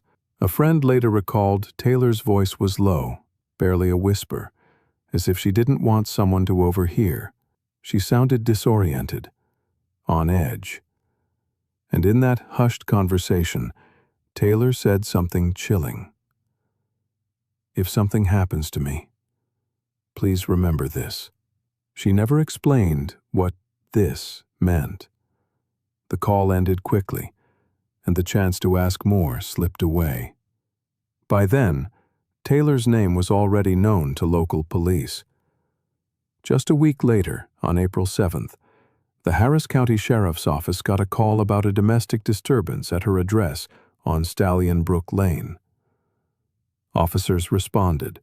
They found tension, raised voices, a heated argument, but no visible injuries, no evidence of assault.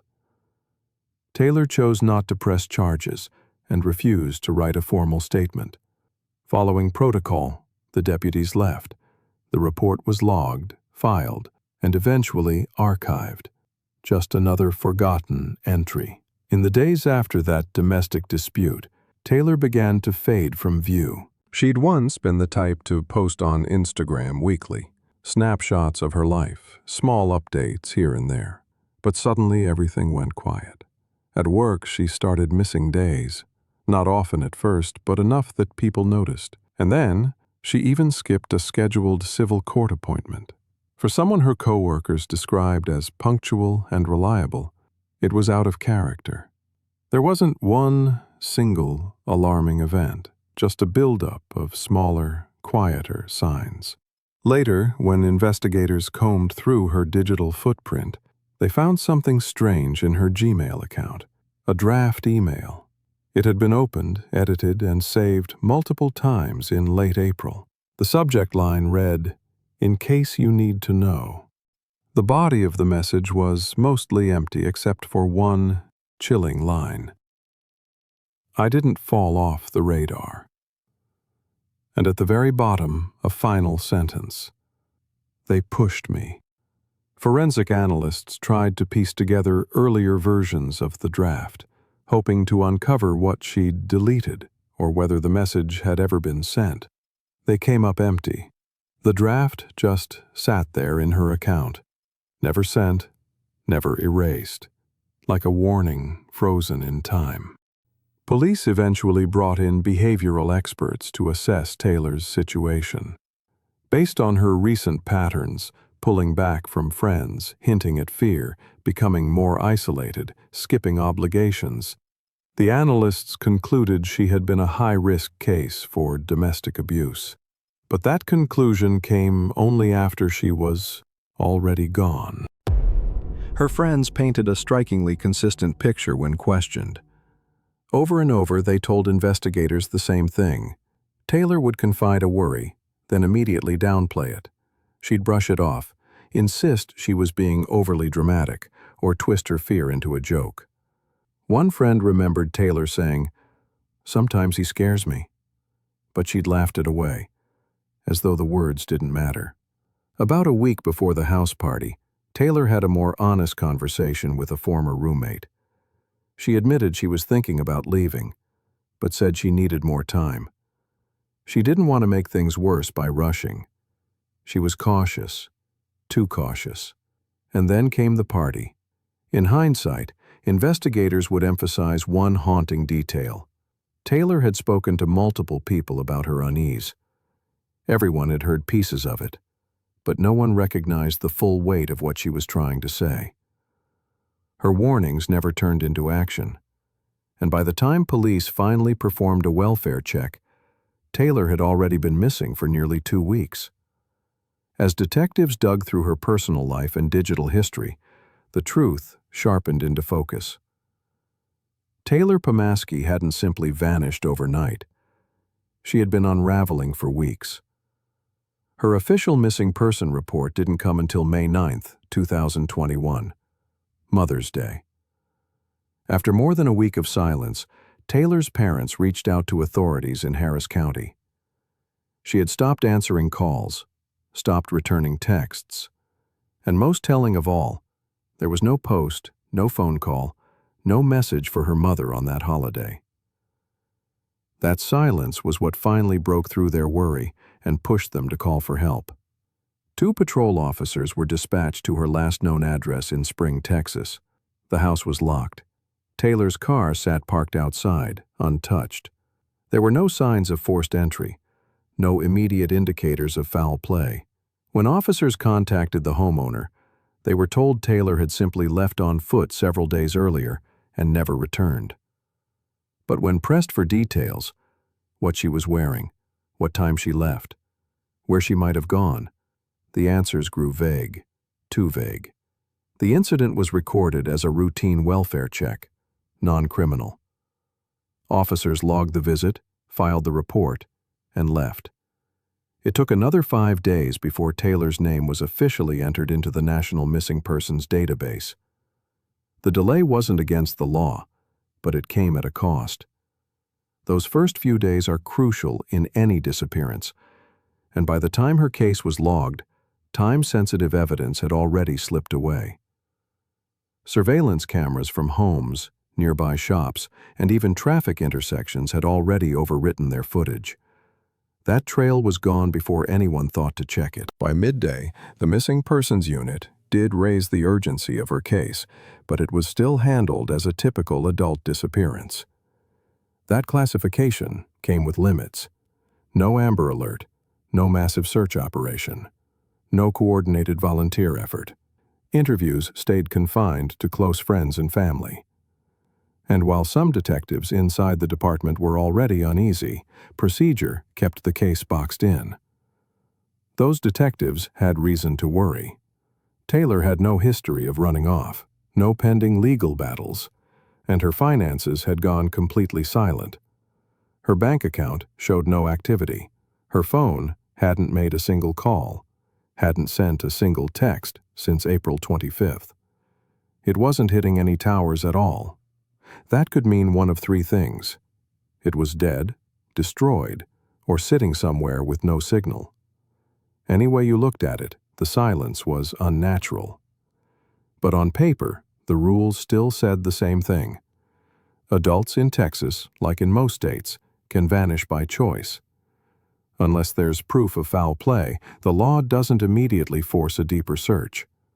That began to shift when investigators pulled up body cam footage from April 7th, the domestic disturbance call made just 18 days before Taylor went missing. On the video, Taylor appears briefly. She's soft-spoken, stiff, avoiding eye contact with the deputies.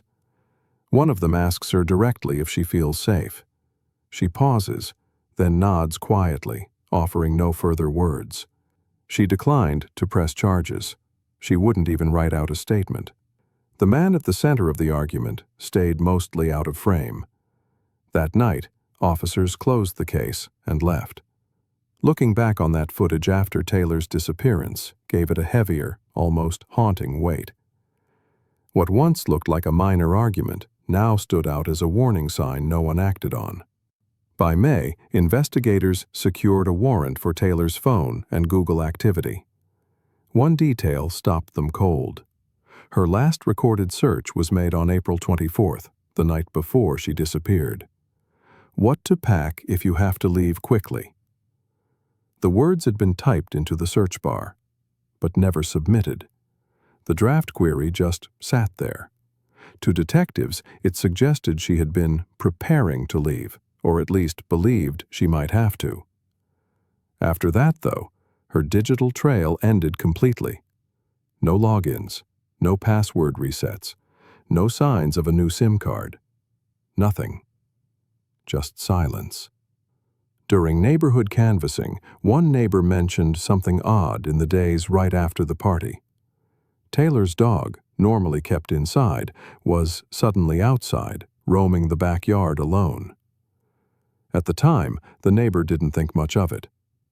Maybe the owners were gone for a weekend. But in hindsight, paired with everything else, it became one more troubling detail. And that was the problem. So many small things, each unsettling, but all disconnected at first.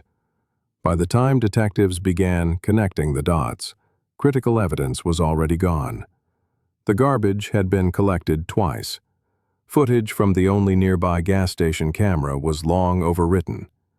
Phone numbers in Taylor's recent call history now led nowhere, some disconnected, some reassigned. Detectives issued broad subpoenas for cell phone activity within a 500-meter radius of her house between 9 p.m. and 3 a.m. on the night she vanished. But processing that much raw data would take weeks. In a later internal memo, one detective wrote, "We didn't miss the window. We didn't know there was a window." By June, the case finally shifted. Taylor's disappearance was no longer considered voluntary. It was officially reclassified as suspicious circumstances. That one change brought in more weight.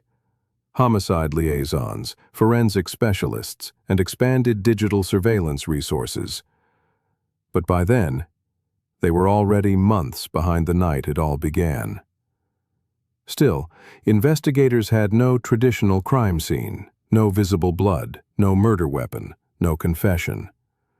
On paper, all they had was a missing woman, a house full of unanswered questions, and a growing suspicion that something irreversible had taken place behind those walls. By June 2021, even the language in internal memos reflected that uneasy shift. Taylor Pomaski's case was no longer categorized as a routine missing persons report. Despite the fact that no body had been found, it was now being treated as a suspected homicide. That shift wasn't triggered by a dramatic confession or an eyewitness stepping forward. Instead, it came from the sheer weight of what wasn't there, what the evidence failed to show. The first major step was to circle back to the house where Taylor had last been seen. The home had already been walked through in early May, but only in a surface-level way. Detectives had performed a routine check, permission to enter, a quick visual sweep, and general observations. Nothing glaring had jumped out at the time. But now, with weeks of silence and digital records proving Taylor hadn't used her phone or logged into her account since April 25th, the sheriff's office authorized a far more aggressive forensic search. This time, the objective was crystal clear. Investigators weren't looking for what was obvious. They were looking for what someone had worked hard to erase. Chemical residues, accelerants, biological traces, or structural changes that didn't fit with normal wear and tear. It was less about finding blood spatter on the walls, and more about uncovering what had been scrubbed away. Their attention quickly zeroed in on the master bathroom. At first glance, it looked spotless. Too spotless. The grout lines in the shower gleamed unnaturally bright, showing signs of heavy, aggressive scrubbing. Reagent testing confirmed it. Strong cleaning agents like bleach and ammonia had been used. On its own, that wasn't enough to raise alarms. Plenty of people deep clean their bathrooms. But when investigators swabbed the lower seams of the tile and pulled environmental samples from the porous surfaces, they uncovered something that bleach couldn't completely destroy. Microscopic traces of organic material were hidden there. Later, Lab analysis confirmed it. Blood proteins. And the DNA matched Taylor Pomaski. It was only trace amounts, invisible to the naked eye, but enough to suggest she had bled in that bathroom. It wasn't definitive proof of a homicide, but it was enough for detectives to reclassify the house as a potential crime scene. Then came another lead, a neighbor's offhand remark about a backyard fire on the night of April 25th. Investigators widened their search and combed through the yard. At first, nothing seemed unusual. Fire pits are common in Texas, and backyard burning isn't exactly rare. But this time, context mattered. Soil samples were taken from a charred patch near the property line. Despite recent rainfall, the ground still bore scorched marks, and the grass had not fully grown back. That allowed forensic teams to pull samples for testing.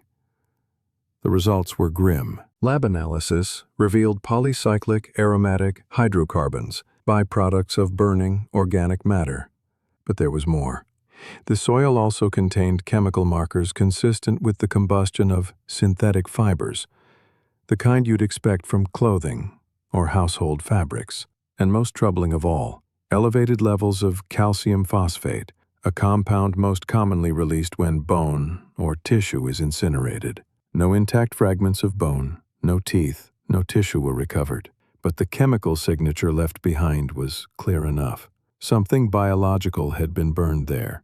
Whatever had been destroyed in that fire, it wasn't just household trash. Finally, investigators turned their attention to the hallway leading from the bathroom to the back door. They carefully lifted carpet samples and sent them for lab testing. What they found deepened the mystery further. The carpet wasn't just one layer. It was two.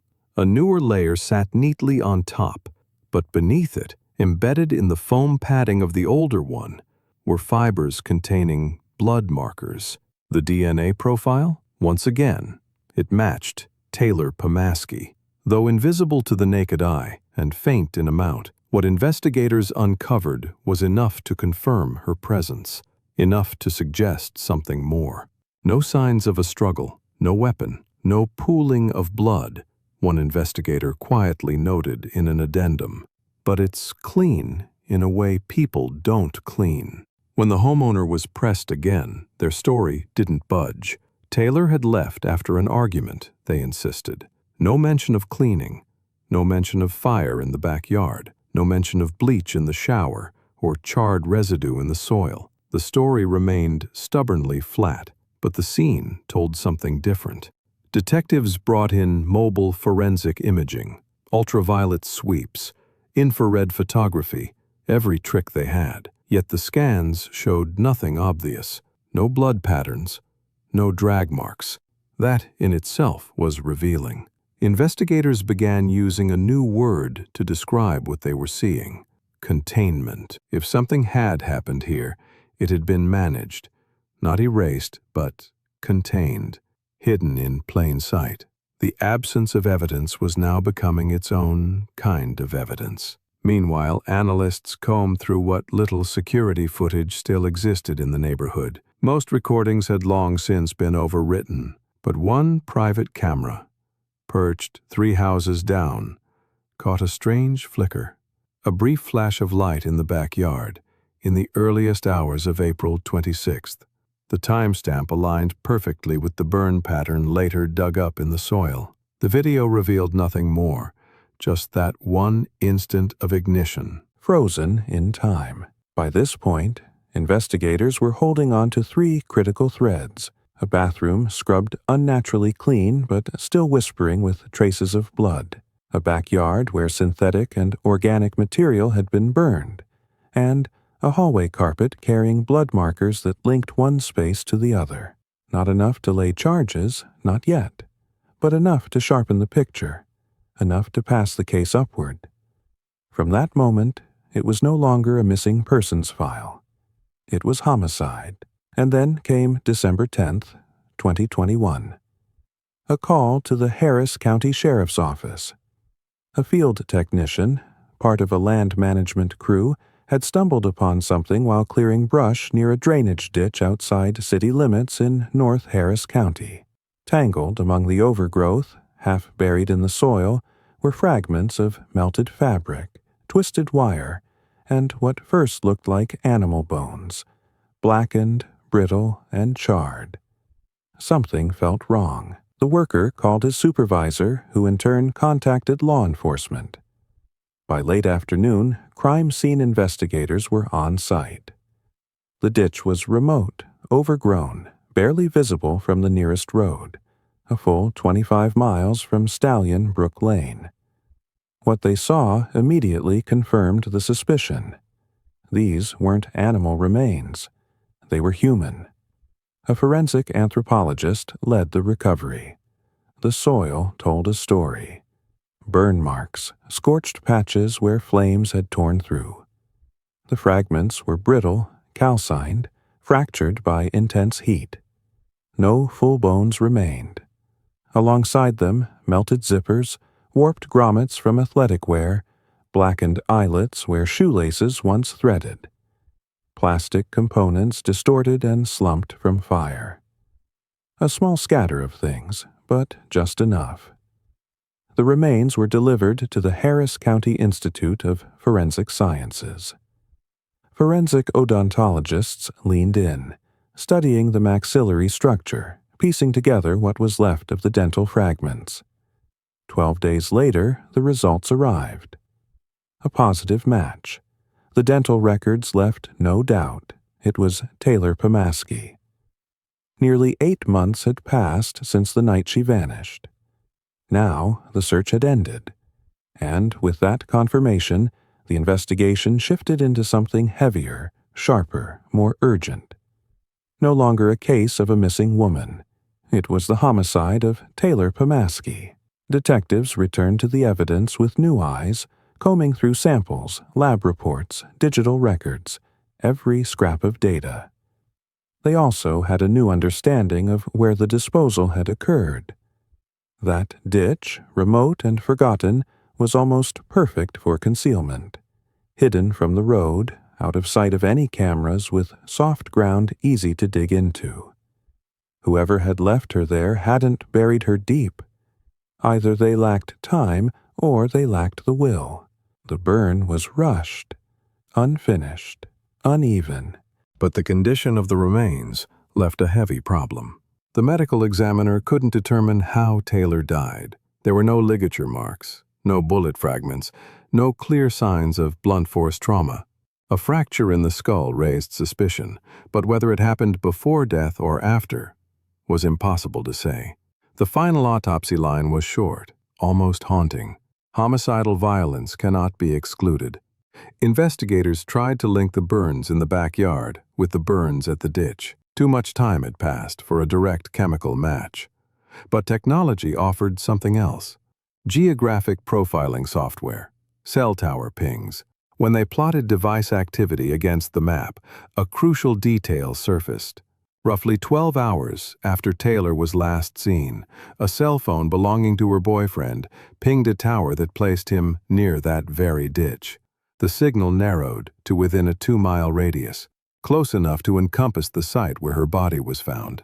It wasn't just the discovery of her remains that turned the case. It was the way the threads converged. A home scrubbed with bleach, a backyard where flames once rose, a ditch where burned human remains surfaced months later, all tied together by a single device moving between them, a man with no alibi, and witness accounts that never quite matched. As one detective put it, "We didn't get a confession. We uncovered the infrastructure of concealment, actions taken to hide a crime no one was ever meant to know about." In the weeks that followed, the district attorney convened a grand jury. They had no weapon, no exact cause of death, no eyewitness to the killing, but they had a body. They had behavior that no innocent explanation could justify. And they had forensic threads that, when woven together, painted a picture far too precise to ignore. Pressure on the case was mounting, and quickly. The moment Taylor Pomaski's remains were officially identified, Her family received what little of her body could be returned. At her mother's request, there was no spectacle, just a private ceremony, hushed and intimate, hidden from the public eye. The world at large only learned of it through a short press release. Just a few lines. Confirmation of identity and confirmation that this was no longer a missing person case. It was now a homicide. For months, that quiet, overgrown field had kept its secret, and then it gave it up. The discovery of Taylor's remains marked a pivotal turn. There was no going back. Detectives could no longer lean on the shadows of behavioral suspicion or scattered circumstantial signs. They now held undeniable proof of death. The question shifted, sharp and direct. Not if Taylor had been killed, but who had done it, and how. Investigators went back to the digital trail. A subpoena was issued for historical location data on every mobile device tied to Kevin Ware Jr., Taylor's boyfriend, the man last seen with her alive. What came back was a goldmine. A map of movements built from hundreds of data points, pinning his phone across the days of April 25th and 26th. The pattern was chilling in its clarity. From late afternoon on April 25th until the early morning hours of the 26th, Kevin's phone sat motionless at Stallion Brook Lane. No movement, no interruptions. And then, at precisely 6:13 a.m., it began to stir. It moved west first, then veered north, eventually landing in a rural patch of Harris County, a forgotten stretch off a service road, unincorporated, outside city lines. That exact stop was just 7/10 of a mile from the drainage ditch where Taylor's remains would later be found. The phone stayed there for 22 minutes, and then, just as suddenly, it returned the same way it had come. Investigators combed through months of location history. That morning stop was the only time Kevin's device had visited that spot. Alone, the data wasn't enough to convict, but paired with burn residue at both the house and the ditch, it became a keystone, an anchor in the timeline that prosecutors would lean on heavily. Detectives circled back to the witnesses who had been at the house the night Taylor disappeared. Some shut down, unwilling to speak further. Others repeated what they'd said before. There was tension, Taylor was distressed, and the argument with Kevin had escalated. But one voice added a new detail. Behind closed doors, the fight had grown louder, sharper, more dangerous. Another witness remembered something they hadn't thought twice about before. Just after sunrise on the 26th, the homeowner was outside with a power washer, spraying down the back patio. At the time, it seemed ordinary. But now, with everything lined up, it looked like part of a cleanup. A deliberate attempt to wash away what had happened. Around this time, the walls began to close in on Kevin. While sitting in pretrial detention on unrelated drug and weapons charges, whispers surfaced from inside the jail. Inmates came forward. He had been overheard making comments, vague but heavy, about getting rid of a problem and cleaning it up well. None of it was concrete, none of it admissible on its own. But when the same phrasing spilled from multiple sources, it was difficult to dismiss. It wove neatly into the larger picture: preparation, concealment, premeditation. By the middle of 2022, the district attorney's office was sharpening its blade. Piece by piece, the case was being shaped into an indictment strategy. Yes, there was no murder weapon, no clear cause of death, no eyewitness willing or able to say exactly what they had seen. But there was a body. There was digital evidence. There was forensic residue. And there was behavior that screamed guilt. On July 26th, the grand jury convened for the first time. What had begun as a missing person report was now an unraveling tapestry of lies, timelines, and burned fragments. the beginning of a prosecution built from the ashes of silence. Prosecutors came armed with a layered case. They laid out the cell tower data that tied Kevin Ware directly to the disposal site. They showed the forensic breakdown, chemical and burn residues that matched between the backyard and the ditch. They presented the trace amounts of Taylor's blood hidden inside the home. They pointed to the conflicting witness accounts, the suspicious post-party cleanup, and the whispers of guilt from jailhouse testimony. And then, on July 28th, the decision came down. The grand jury returned its indictment. 1 count of murder, and 1 count of tampering with a human corpse. With those words, Kevin Ware's world shifted. He was moved immediately from federal custody into state custody. In the outside world, his attorneys tried to control the narrative. In a brief but sharp statement, they denied everything. They insisted there was no direct evidence connecting him to Taylor's death, no definitive link, no smoking gun. According to them, this was a case blown out of proportion by the press, a spectacle powered more by public opinion than by facts. But the court wasn't swayed. A no-bond hold was issued. Kevin wasn't going anywhere. Then came one of the most unsettling discoveries. Investigators had seized a second phone tied to Kevin. It had been wiped, factory reset, before police got their hands on it. But digital forensics has a way of reaching into the graveyard of deleted data. From the phone's cached memory, analysts managed to pull fragments of text, and buried in those fragments was a single line that chilled everyone who read it. "It's done. Just like we planned." No timestamp, no recipient, no context. Just those words, lingering in memory around the same time Taylor vanished. It wasn't conclusive, but it was damning. And prosecutors made sure it became part of the evidentiary file. Still, massive questions loomed. What had actually caused Taylor's death? How long had her body been kept inside that house before being moved? And perhaps most haunting of all, had anyone else helped cover it up? Despite the uncertainty, the foundation of the case was unshakable. One prosecutor described it best. It was the convergence of independent anomalies. Small things may be meaningless on their own, but together they told a story that couldn't be ignored. With Kevin now formally charged and awaiting trial, the investigation itself shifted. Active fieldwork slowed. The focus was no longer on chasing leads, but on preparing to stand before a jury. Privately, Taylor's family was told first.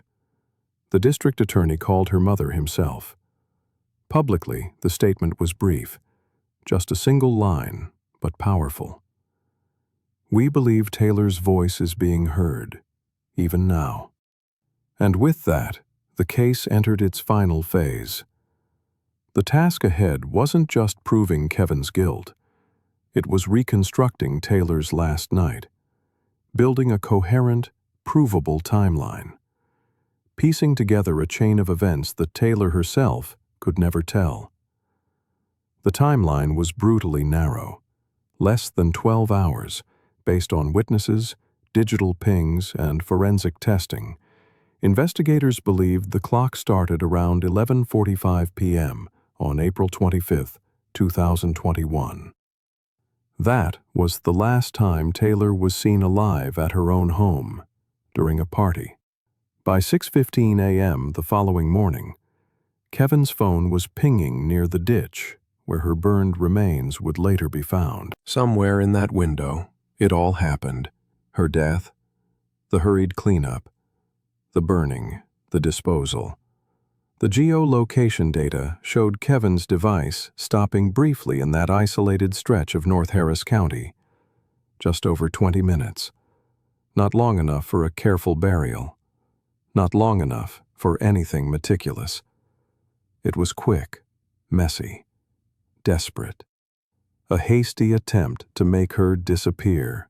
Back at Stallion Brook Lane, forensic specialists kept combing. They found what human eyes couldn't: microscopic traces of blood trapped in the grout of the shower. There were no pools, no clear spatter, just hidden fragments soaked deep into the cracks, refusing to vanish no matter how hard someone had tried to erase them. The bathroom quickly became the focal point of investigators' suspicions. Deep within the grout lines of the shower and sink, forensic teams detected blood proteins, silent evidence lodged in places no bleach could fully reach. Experts testified that the bathroom hadn't just been cleaned, it had been processed. Chemical testing revealed unmistakable traces of a high-strength oxidizer, almost certainly bleach, applied within a narrow 24 to 48-hour window after Taylor disappeared. Plumbing inspections added another chilling layer. The P-traps beneath the sink and shower revealed sludge riddled with irregular residue. Inside that foul mixture were degraded tissue fragments, too broken down for DNA recovery, but still identifiable as organic human matter. To detectives, it was a glaring sign. Someone had attempted to wash away more than just dirt. They were dealing with a deliberate cleanup. Human remains disposed of through the drains. Moving down the hallway toward the backyard, the scene appeared spotless. No obvious blood, no drag marks, no visible stains. But forensic luminol testing told a different story. Beneath the surface of the carpet padding lay faint traces of hemoglobin, a whisper of blood, invisible to the naked eye but impossible to erase entirely. A forensic pathologist advised prosecutors that if Taylor had died, or even collapsed in that bathroom, the fastest route to carry her body would have been down that hallway and out the rear door. The backyard soil agreed. Tests uncovered lingering chemical signatures of fire, polycyclic aromatic hydrocarbons, calcium phosphate, and other byproducts left behind when organic matter burns. These same compounds were later found in the ditch where Taylor's remains were discovered, though not precise enough for a one-to-one match. The picture forming was grim. An attempted burn in the yard, rushed and incomplete, likely abandoned when smoke, odor, or sheer lack of time made it impossible. Attention soon turned back to the suspect's digital footprint. Analysts pulled metadata from deleted files on his secondary phone. Between 3:15 and 5 a.m. on April 26th, he had been exchanging encrypted messages with a known associate, someone with a documented criminal past and close ties to his inner circle. The exchange cut off abruptly at 5:04 a.m., followed by eerie silence. Minutes later, his phone powered down entirely. A forensic anthropologist helped connect the dots with the condition of Taylor's bones. Some fragments bore heavy charring, while others showed almost none. The lack of heat fractures on certain joint surfaces suggested the fire had been patchy and exposed to open air, consistent with an improvised backyard blaze, not a controlled high-heat burn. This clumsy attempt fit the growing narrative: confrontation, panic, cleanup, and a desperate failure to destroy the evidence. One of the most haunting details came from a neighbor's security system. No video, just audio. At exactly 6:05 a.m., the faint slam of a car door, followed by the low hum of an engine pulling away. It was the very same window in which the suspect's phone began its movement toward the rural ditch, where Taylor's remains were ultimately recovered. The timing was no coincidence. It was the sound of Taylor's final disappearance. When prosecutors layered everything together, chemical residue, biological traces, digital timestamps, and behavioral red flags, the chain of events became undeniable. There wasn't one dramatic smoking gun, but a mosaic of damning anomalies that pointed to the truth. A violent confrontation, a body hidden, then clumsily cleaned, a fire that failed, a hasty disposal in the dead of morning. The story Taylor could never tell was now reconstructed through science, silence, and the shadows left behind. The prosecution's theory didn't need a clear motive. What mattered was opportunity, access, concealment, and control. And Kevin Ware had them all. The investigation had been strained from the start. The long delay in reporting Taylor missing had closed doors investigators might never reopen. But even with those setbacks, when the fragments were lined up, they told a single, deliberate story. A crime, a cover-up, and a final act of disposal. The fire in the field wasn't the beginning. It was the end. A last attempt to erase everything that had happened behind the closed bathroom door. On April 28, 2023, almost 2 years after Taylor Pomaski vanished, the case reached its conclusion. Not through a jury verdict, not with a trial, but with a plea. Kevin Ware Jr., once an NFL tight end, and the last known person to see Taylor alive, stood in a Harris County courtroom and admitted guilt. Murder. Tampering with a human corpse. The judge sentenced him to 30 years in state prison. There was no trial, no cross-examination, no witnesses called to the stand, just paperwork and silence. Prosecutors later explained the decision. Despite a mountain of circumstantial and forensic evidence, the case still had holes. No weapon, no cause of death, no eyewitness. To risk a mistrial or years of appeals was too great. A plea deal guaranteed justice would stand. In exchange, Ware's defense team waived all rights to appeal, and the court received what had always been missing, a formal admission of guilt. The sentencing was brief. Taylor's family sat in silence. No victim impact statement, no public outpouring. Hours later, the Harris County Sheriff's Office issued a short press release. The case was closed. For detectives who had chased leads for nearly 2 years, it wasn't closure. It was fact. Cold, unbending fact. But even with the case closed, haunting questions lingered. Weeks before her disappearance, Taylor had called police. She had told friends she was scared. Her relationship showed every warning sign: volatility, control, isolation. Yet none of it sparked immediate legal action. In hindsight, the pieces were painfully clear. The April 7th 9/11 call, the skipped appointments, her sudden silence. Alone, each seemed small. Together, they painted the truth. Too late to save her. And Taylor's case wasn't an outlier. Across the United States, women in abusive relationships faced the same deadly blind spot. Without visible injuries or official complaints, their cries for help too often fade into the background.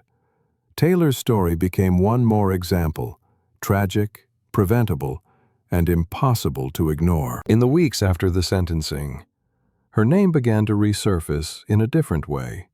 Domestic violence prevention groups used her timeline, her fear, her isolation, her sudden digital silence, as a case study.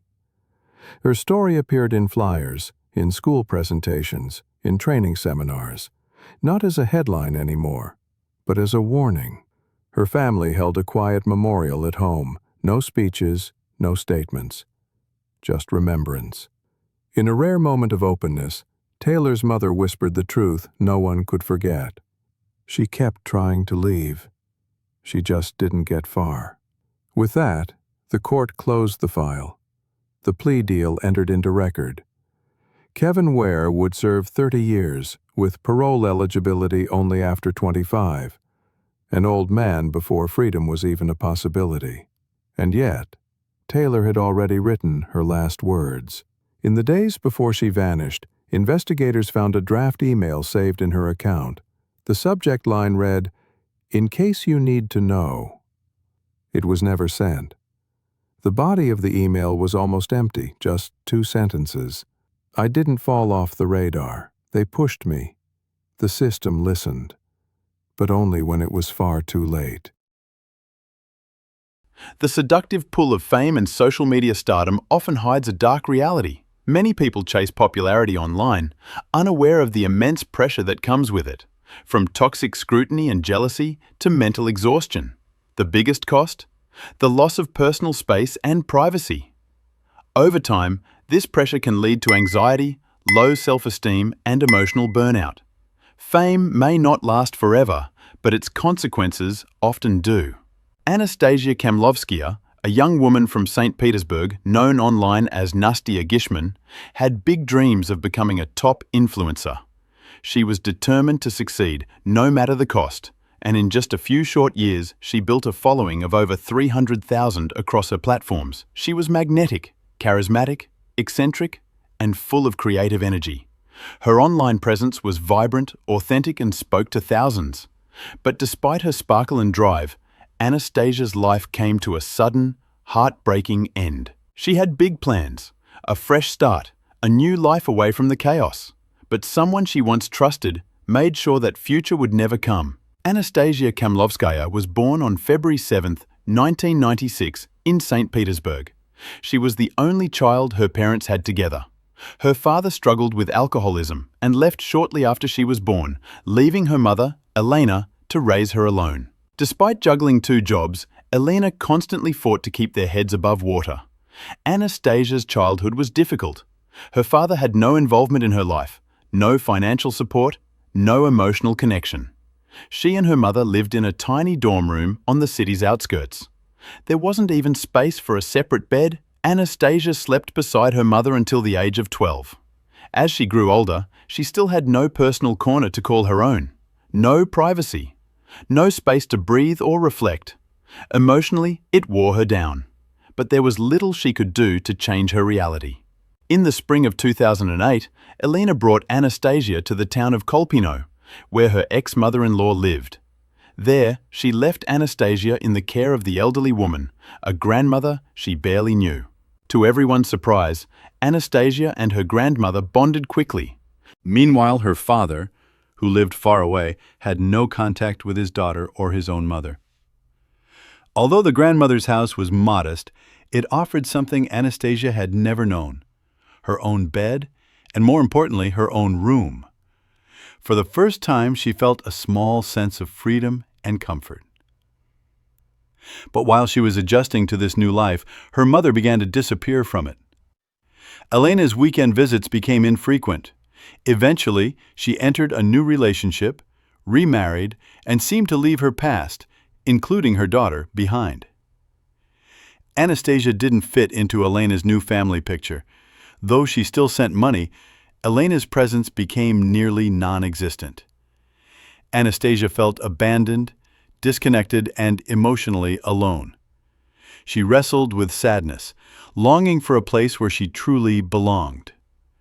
Lacking emotional support and love, she turned inward and began expressing her pain through art. She began drawing dark, intense images, vivid reflections of the pain and chaos she felt inside. Her grandmother, sensing this inner struggle, did everything she could to fill the emotional gap left by Anastasia's absent parents. She provided not just shelter and food, but unconditional love, warmth, and support, encouraging her granddaughter's creativity at every turn. She made sure Anastasia had everything she needed: pencils, paints, sketchbooks, to pour her soul into her art. By the age of 15, Anastasia began expressing interest in tattoos and piercings. But instead of scolding her or saying no, her grandmother simply asked, "Will it make you happy?" When Anastasia said yes, she didn't just give her the money. She went with her to the salon. That moment marked the beginning of a dramatic transformation. Anastasia gradually started changing her appearance. She designed her own tattoo sketches, many of which she later had inked onto her skin. She had a deep fascination with Korean pop culture, loved anime, and embraced the vibrant, expressive world of cosplay. She became a regular at comic conventions, skillfully transforming into her favorite characters, bold, striking, and impossible to ignore. Still a teenager, she was already becoming someone others admired for her confidence and style. While still in high school, Anastasia bought her first tattoo machine, a basic one. She began practicing on herself and later on friends, slowly honing her technique. She earned her first personal income through tattooing and quickly started improving, developing real skill and precision. Her designs became more intricate, more polished, her artistic talent clearly shining through. By the time she turned 18, almost no space was left untouched. Her body had become a canvas, covered in ink. Most of the tattoos were her own creations, drawn and applied by her own hand. For the harder-to-reach areas, other tattoo artists helped bring her visions to life. But her artistic self-expression didn't stop there. She'd developed a strong interest in body piercings as well. She had multiple piercings: ears, nose, lip, tongue, navel, and even more intimate ones. Eventually, she began adding facial tattoos and modified her appearance further by enhancing her lips, wearing bold-colored contact lenses, and frequently shifting her fashion style. Anastasia wasn't just interested in art, she was turning herself into art, a living, breathing piece of modern expression. Despite this outward boldness, Anastasia quietly battled deep emotional struggles. She suffered from a severe eating disorder, barely eating and dropping to a dangerously low weight. At one point, her health was on the edge. Though she eventually stabilized her condition, she remained frail and slender. But Anastasia saw beauty in her fragility. Her petite frame allowed her to more convincingly embody her beloved anime and comic book characters. After high school, she made a surprising academic choice. She enrolled in technical college studying auto mechanics, an unusual path for a young woman. She had long been curious about how machines worked and imagined a future in that field. Alongside her studies, she began learning computer programming and web design, never stopping her pursuit of knowledge. And outside the classroom, she continued working as a tattoo artist in a local studio. Whenever she had time, she painted and drew, constantly creating bold characters and imaginative scenes. At the age of 16, Anastasia created several profiles on popular social media platforms. She began sharing photos of herself, her original artworks, and the tattoos she designed. Her combination of unique style, artistic passion, and a vibrant, unapologetic personality captivated audiences.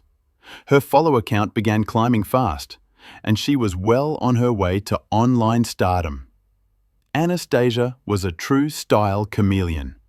Her appearance was a striking fusion of gothic fashion and anime aesthetics, and she had a natural gift for storytelling. She spoke openly with her followers, sharing her thoughts, hobbies, creative passions, and dreams, and her authenticity resonated deeply. Many of her viewers, especially younger ones, saw themselves in her pain, in her resilience, and in her journey towards self-expression. They supported her not just with likes and comments, but by becoming part of her growing online community. That community became a safe space, a blend of anime fans, body art lovers, cosplay enthusiasts, and others who connected with her unique worldview. Without even realizing it, Anastasia had become an influencer, someone whose voice mattered, whose message reached thousands. As her following soared, she began receiving collaboration requests and brand sponsorships. That's when it hit her. She could actually make a living by doing what she loved, right from her phone, her camera, her art. By the time she turned 19, Anastasia had saved enough to leave her grandmother's home and return to St. Petersburg.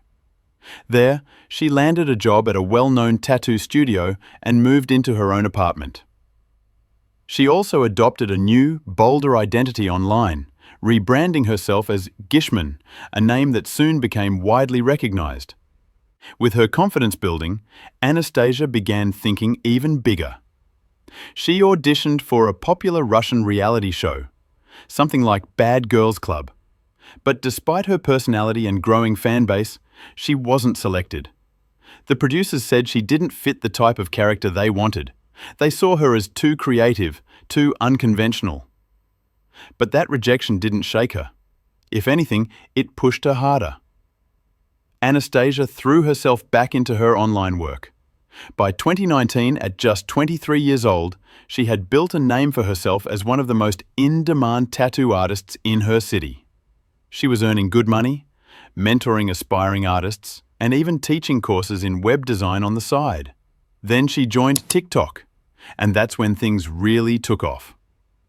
Her videos spread quickly, and her follower count exploded. Over time, Anastasia's total social media presence topped 300,000 followers across platforms, but that wasn't her final goal. She dreamed of reaching 1 million, and it seemed entirely possible. She had the talent, the passion, and the momentum. Everything was lining up for her success, until she met a man who would unravel it all. Someone who would not only break her spirit, but ultimately take her life. Who was Dmitry Chernyshov? Dmitry Chernyshov was born on February 15, 1998, in the city of Moscow. His childhood was marked by tragedy. His mother died when he was still very young, leaving behind only faint memories. Not long after, his father remarried. Dmitry was raised by a stepmother who showed him little warmth. He received almost no affection or emotional support throughout his childhood. As a result, he grew up quiet, withdrawn, and shy, retreating into himself and avoiding much of the outside world. His escape? Drawing. Alongside regular school, he began attending a local art studio, where, for the first time, he made real friends. The experience helped him slowly come out of his shell and feel more at ease around people. But as Dmitry entered his teenage years, his personality began to shift. He became more socially active, both in person and online, and started posting frequently to social media. His content ranged from music and poetry to personal reflections, often focused on dark philosophical themes. He would write about life, death, and the human condition, though his writing was often awkward and, at times, unsettling. He once admitted he found peace in walking through cemeteries, saying he enjoyed studying the photos on gravestones, especially of young women, and imagining what their lives had been like. He also posted sketches of his tattoo designs, mostly featuring cars and Japanese kanji symbols. But what drew attention were his posts describing what he considered the ideal partner, focusing not only on personality, but on very specific physical features and age. It felt off, especially because at that point, Dmitry was already in a long-term relationship with Margarita, a girl he'd met back in high school. Margarita shared many of his interests and beliefs, and stood by him through everything. So when Dmitry decided to move to St. Petersburg in 2017, she didn't protest. She led the entire effort. She handled the logistics, buying their tickets, securing an apartment, and helping them settle into their new life. To support themselves, they both took on freelance work, offering services in web design, programming, and whatever odd jobs they could find. Dmitry also had a side passion for car restoration, which he hoped to pursue more seriously.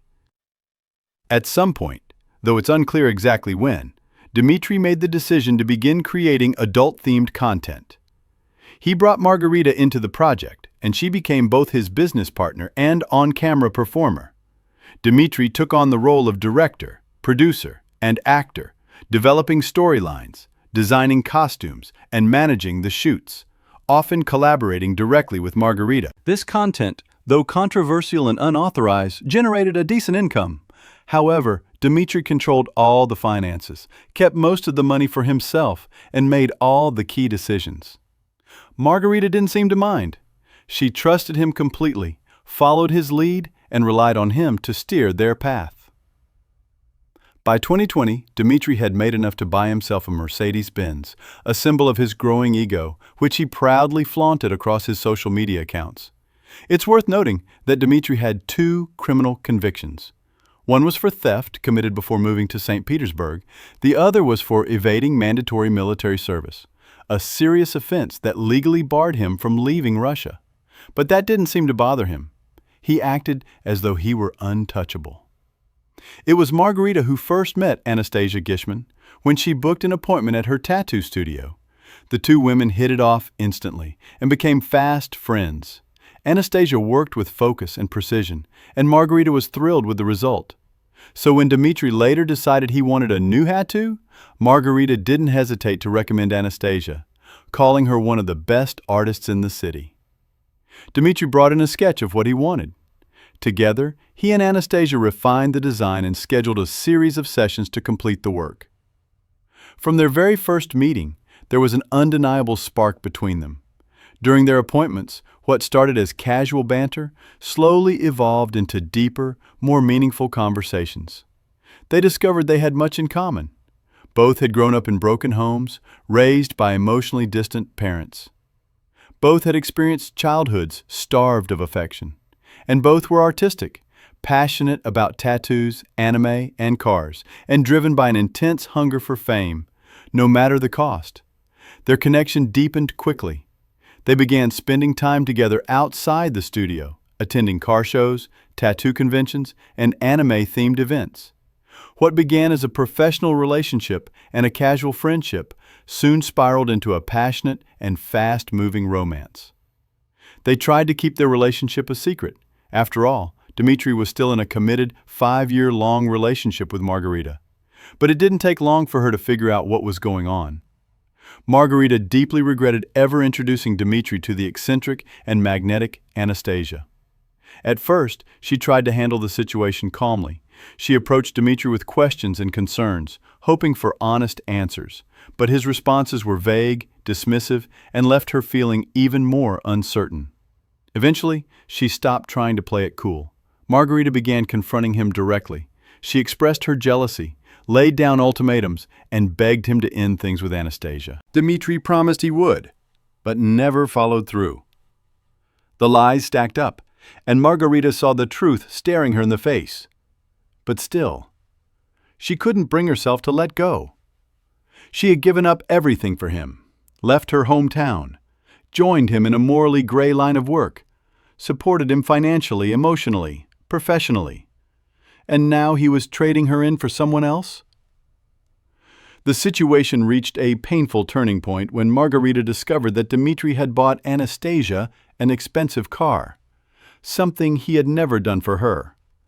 At that point, no one believed his relationship with Anastasia was just professional. It was obvious and humiliating. In a moment of emotional breakdown, Margarita reportedly damaged the car and even threatened to harm herself. But not even that was enough to stop Dmitry. He moved out of the apartment he shared with Margarita and moved in with Anastasia, who was now renting her own home. By then, Anastasia was already a rising star online, with hundreds of thousands of fans following her every move. Her relationship with Dmitry became a hot topic among her followers, and Dmitry, always hungry for attention, started to gain popularity by association. For someone like Dmitry, who had always craved fame and influence, this was everything he dreamed of. And he got it all by becoming Anastasia's boyfriend. Soon he took on the role of her manager, helping with content planning, social media strategy, and the marketing of her online courses. Together they formed a thriving business. Her audience kept growing. Their brand was taking off. But for Dmitry, it still wasn't enough. He eventually convinced Anastasia to take the next step, to join him in creating adult-themed content. He promised her greater fame, bigger earnings, and a stronger brand. And Anastasia agreed. They began filming together, sometimes in rented studios, sometimes in their own home, and distributed their videos across multiple platforms. Her career took a drastic turn, but her popularity continued to skyrocket. Dmitry called her his muse, showered her with lavish gifts, and praised her publicly. But behind the scenes, it was Anastasia who bore the real cost of their new lifestyle, with her image, her reputation, and her emotional well-being. In early 2022, Anastasia received an invitation to appear on the talk show Beyond the Line, where she was asked to share her story and the surprising evolution of her career. She didn't see any harm in it and gladly accepted, expecting a chance to speak her truth. But the episode didn't go anything like she had imagined. Behind the scenes, the producers had a different goal. They wanted to dig up the past, exposing both Anastasia's and Dmitry's personal lives to public scrutiny. They brought Elena, Anastasia's mother, into the studio and asked how she felt about her daughter's work in the adult entertainment industry. She said this was not the life she had envisioned for her daughter, and blamed Dmitry entirely for pulling Anastasia down this path. When Anastasia finally came on stage, she was ready to defend herself and Dmitry. She boldly claimed that appearing in adult films was something she had dreamed of for years, calling it a form of modern artistic expression. She laughed off the moral criticisms from the show's hosts and guests, pushing back against their lectures on how a woman should live. But the episode took a sharper turn when Margarita, Dmitry's ex, appeared as a surprise guest. She spoke candidly about her long relationship with Dmitry and how Anastasia had come between them. Without hesitation, she accused Dmitry of being more interested in Anastasia's fame than in her as a person, suggesting he was using her for clout and financial gain. In closing, Margarita described Dmitry as emotionally and physically aggressive, warning that his partners often bore the emotional cost of his manipulation. When asked whether she was worried her daughter might be living with someone abusive, Elena dismissed the idea. She said Dmitry appeared quiet and harmless, the kind of man who didn't seem capable of hurting anyone. On screen, Dmitry appeared nervous and inarticulate. He mumbled through his words, avoided eye contact, and gave off the impression of someone lost. Viewers were puzzled. Many commented that it was strange, even surreal, to see two confident, successful women fighting over a man who seemed so unremarkable. A few months after the episode aired, where Anastasia had passionately stood by Dmitry, their relationship began to unravel.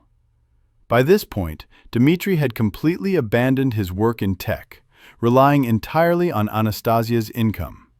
Worse, he was pushing her to create increasingly explicit content, more often, with little regard for her comfort or well-being. Anastasia felt trapped, emotionally, professionally, and creatively. She made the decision to not only end the relationship, but also leave the country entirely. By then, she had saved enough money to start fresh. She confided in a close friend that she was seriously planning to relocate to South Korea, where she hoped to open her own tattoo studio. She had already begun researching the legal and business steps to make that dream a reality. To prepare, Anastasia started selling off her belongings and braced herself for a final, painful conversation with Dmitry. The breakup was messy. Dmitry understood that if Anastasia left, he'd lose everything: his home, his income, his growing online status. Still, by the end of July 2022, Anastasia finally convinced him to move out of her apartment. Some believe her determination came from a new person entering her life, Carol Cadeson, a popular blogger and influencer. On July 31st, Anastasia and Carol spent the evening together. They had a great time, walking around the city, talking, laughing, simply enjoying each other's company. But just hours after they parted, Carol received a strange message from her. Anastasia told him that this would be their last time seeing each other, and that she didn't want to continue the relationship. Carol was stunned. He tried calling her, but she wouldn't answer. After that night, Anastasia's behavior changed drastically. She stopped seeing people in person. She ignored phone calls. Her only communication came through short, distant text messages, usually telling others that she needed space and wanted to be left alone. Although she continued posting on social media, she stopped doing live streams. The interactive part of her presence, the thing her followers loved most, suddenly vanished. Her mother and close friends were the first to notice the change, and to feel that something was very, very wrong. But they had no idea just how bad things were about to get. After July 31st, Anastasia practically vanished. The only sign of her presence was her continued activity online. Then, on August 2nd, one of her close friends happened to run into Dmitry at a small gathering. When the friend casually asked about Anastasia, Dmitry's response sent a chill down their spine. He said, "She asked me to help her disappear, and I did." He refused to give any further details. But in that moment, the friend knew something was terribly wrong. For nearly a week, they stayed silent, paralyzed by confusion, hope, and fear. They waited, praying Anastasia would reach out, that this was some misunderstanding. But by August 9th, that hope had run out. The friend contacted the authorities and told them everything. That same day, police went to Anastasia's apartment. No one answered the door. They forced their way inside. The scene was chaotic. Half-packed suitcases still lay scattered on the floor, and the bed was soaked in blood. In the bathroom, they found her. Anastasia's lifeless body was curled in the bathtub. She was just 26 years old and had been missing for over a week. Her body had already begun to decompose. A medical examiner later confirmed her cause of death: multiple stab wounds to her chest and neck. The evidence suggested she had been attacked while preparing to leave, midway through packing, right before she could escape. Dmitry became the immediate prime suspect. He was arrested the very next day. Here's what investigators uncovered. On July 31st, after Anastasia had spent the evening with Cardoso, she returned home. Shortly after, Dmitry showed up. When he saw the suitcases, the truth hit him. She was leaving him. For good. Maybe she had even told him about her new relationship. They got into a heated argument, and then something snapped. In a fit of rage, Dmitry grabbed a knife and attacked her. He later claimed that he panicked and fled, only returning hours later to find her already gone. He said he moved her body into the bathtub, left it there, and then pretended she was still alive by posting from her social media accounts, creating the illusion that she was fine. But that wasn't the end of his lies. After consulting with a lawyer, Dmitry changed his story. This time, he claimed Anastasia had been severely depressed and had asked him to end her life. According to him, he was only helping her. But during a reenactment for investigators, Dmitry was asked what Anastasia's final words were. His answer? "She told me to call an ambulance." That statement completely contradicted his story about her wanting to die. In the months that followed, Dmitry repeatedly returned to the apartment. He blocked vents and sealed cracks to delay the smell of decomposition. He even poured perfume over Anastasia's body to mask the scent.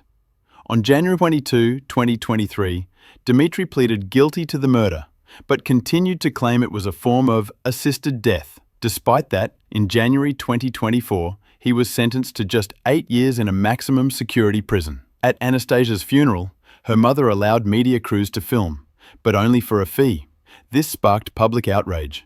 Her grandmother, devastated by the loss of her granddaughter, publicly condemned her own daughter for profiting off the tragedy. Anastasia Kamlovskaya, also known as Gishman, lived a life filled with color, talent, ambition, and pain. She inspired thousands and tried to turn herself into a living work of art. But in the end, she became a victim of manipulation, control, and violence. On May 18, 2022, 27-year-old Shraddha Walkar suddenly vanished from all communication. Her phone was off, her messages weren't getting through, and she stopped posting online. At first, her friends and family weren't too worried. This wasn't the first time she had taken space. But as days went by with no sign of her, worry turned into fear. What began as just another quiet period soon turned into the start of a horrifying mystery, one that would lead to one of the most disturbing cases India had seen in years.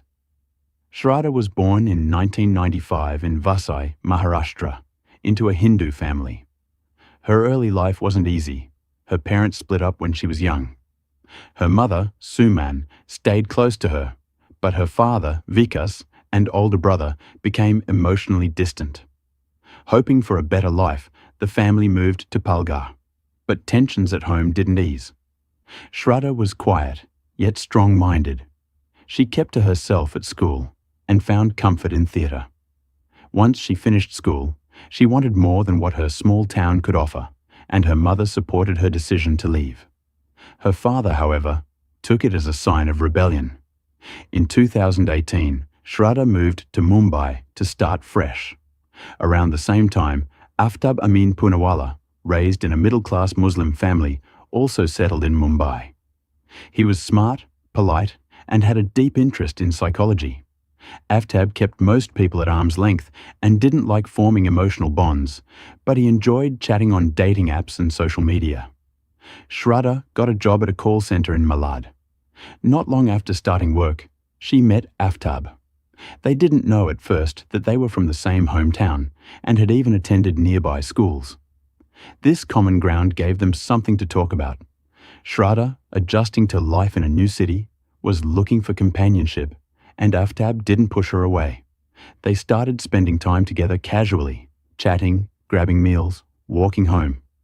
Soon after, Aftab suggested they live together to save money. Rent in Mumbai was high, and they were already spending most of their time together. Shraddha agreed. It seemed practical. She was just starting to earn and wanted to save, so moving in made sense. At first, things seemed fine. Shraddha settled into the new place and kept working. On social media, their life looked happy. Fun outings, cheerful photos, cozy stories from cafes. But behind the scenes, things slowly began to shift. Aftab would become moody over small things. He didn't like Shraddha texting her friends too much or coming home late. He would shut down emotionally, sometimes going silent for hours. When he lost his temper, he'd accuse her of being too clingy. These arguments weren't frequent at first, and he always had a reason. He was tired or stressed. Shraddha tried to stay understanding. She thought it was just part of adjusting to life as a couple. As they fell into a routine, splitting bills, handling chores, the relationship began to feel less like a partnership and more like control. Aftab subtly started isolating her from others. It wasn't loud or dramatic, just little things that added up. But as long as everything looked okay on the outside, Shraddha convinced herself everything was fine. She didn't realize how deep the cracks were running. By early 2019, the relationship seemed serious enough that Shraddha decided to tell her family. But when she shared that she was dating Aftab, her mother strongly objected, mostly because he came from a different religion. In their community, Hindu-Muslim relationships were still considered taboo. Her mother was afraid of how others would react. Shraddha stood firm. She trusted Aftab and believed in her choice. But her mother didn't stop there. She contacted Shraddha's estranged father, who reacted with anger. He ordered her to end the relationship and come home. Shraddha refused. The situation quickly turned ugly. She felt like her family was trying to take control of her life again, and she didn't want any part of it. She cut off all ties, blocked their numbers, deleted them from her apps, and even stopped using her family name. From then on, she avoided talking about her family altogether. Friends noticed the change, but no one could have guessed how serious it would become. What looked like a bold step toward independence was, in reality, the beginning of her complete isolation. Shraddha slowly disappeared from her old life. She stopped joining family gatherings, never replied to messages, and avoided every familiar connection. In her mind, Aftab was all she had left, her entire world. Everyone else felt distant, unimportant. On the outside, she seemed confident and independent, but deep down, she was emotionally crumbling. She had become fully reliant on a relationship that was quietly draining her. In December 2019, something briefly interrupted that downward spiral. Her mother became seriously ill. Despite all the distance and anger, Suman reached out one last time. It was a heartfelt, desperate call. She begged Shraddha to leave Aftab, come home, and start fresh. There was fear in her voice, like she knew something terrible was coming. Shraddha listened in silence. She thanked her mother for caring, but refused to change her mind. That phone call was their final conversation. A month later, Suman passed away. The news hit Shraddha hard, but instead of bringing her back to her family, it pushed her even deeper into isolation. Her brother tried to reconnect, but she ignored his messages. With her mother gone and no ties left to her past, Aftab became her only connection to anything. And even that connection was far from healthy. But to Shraddha, he was the only one who hadn't given up on her. By early 2020, life with Aftab had settled into a draining routine. Shraddha worked full-time while Aftab stayed home, saying he was struggling to find work. He started smoking and ordering food all the time, living off her income. Slowly, she had to dip into her savings just to keep them afloat. Then came another blow. Shraddha noticed Aftab was still using dating apps. She saw his profile online and asked him about it. He brushed it off, saying it was old and that he had just forgotten to delete it. When she brought it up again, he flipped the conversation, blaming her for being possessive and paranoid. Shraddha started doubting herself. Aftab had a way of twisting things to make her feel like the problem. Eventually, he deleted the app, but not long after, she found a new account on another phone. Again, he made excuses. He promised to change, to be better, to spend more time with her. But nothing really changed. A few months later, Shraddha caught him getting too close with a woman at a temporary job. When she confronted him, it ended in yet another argument, another situation where she ended up apologizing. Then came the night that changed everything. Aftab got a call, and a woman's voice came through loud and clear, familiar, too comfortable. When Shraddha asked who it was, Aftab snapped. He screamed at her, insulted her, and grabbed her by the arms. It was the first time he had physically hurt her. He apologized the next day. He said it was a mistake, that it would never happen again. Shraddha told no one. She buried the moment and acted like it hadn't happened. But it did, and it wouldn't be the last time. Soon, the outbursts became more frequent. He'd yell, push her, grab her roughly if she questioned him or tried to set limits. Sometimes all it took was a comment he didn't like, or a bad mood. Shraddha kept telling herself it was stress, that he didn't mean it. Aftab claimed he was anxious, confused, overwhelmed. She believed him, because the truth, that she was trapped, was too frightening to face. By then, her money had nearly run out. Every paycheck went toward rent, food, medicine, basic survival. Aftab didn't help, but she kept making excuses for him, believing she could somehow help him turn things around. All of this happened in silence. Shraddha told no one. She suffered in private, without reaching out to friends or asking for help. Slowly, she began to lose her sense of self, her strength, and her grip on reality. This troubled way of living slowly became Shraddha's new normal. Days filled with silent tension were broken up by short moments of peace, where it felt like maybe they were turning a corner. Each time things calmed down, she tried to believe it was a fresh start. But something always brought her crashing back. Deep down, it wasn't a real relationship anymore. It was survival. But Shraddha wasn't ready to face that yet. By mid-2022, everything was falling apart. Their arguments were constant, money was tight, and both of them were emotionally worn out. That's when Aftab came up with a new idea. He said they should move. According to him, leaving Mumbai would give them both a clean slate. Delhi, he said, had cheaper rent, better job options, and a fresh energy that could help them fix things. Shraddha agreed. She wanted to believe that a new city could mean a new beginning. Before the move, the couple took a trip to Himachal Pradesh. It wasn't random. They had planned it beforehand. They posted scenic mountain photos, smiling selfies, and fun moments from their getaway. To anyone looking from the outside, it looked like the couple was in a good place, relaxed and happy. But behind those photos was a quiet escape from the growing pressure at home. When they got back, they began getting ready to leave Mumbai. Aftab handled most of the arrangements. He reached out to someone they both knew in Delhi who helped them find a place to stay. For the first 2 nights in the new city, they booked a hotel. Then, with their friend's help, they rented a small 1-bedroom flat in Chhatarpur. The apartment was basic, on the ground floor of a low-rise building with just enough space for 2. A tiny kitchen, a bathroom, and a small balcony. It wasn't fancy, but it was cheap, and they didn't have to deal with a lot of paperwork. The first few days in Delhi were peaceful. They unpacked, bought essentials, and explored their new neighborhood. Shraddha let herself hope again. They shared photos from local parks, new cafes, and their cozy new home.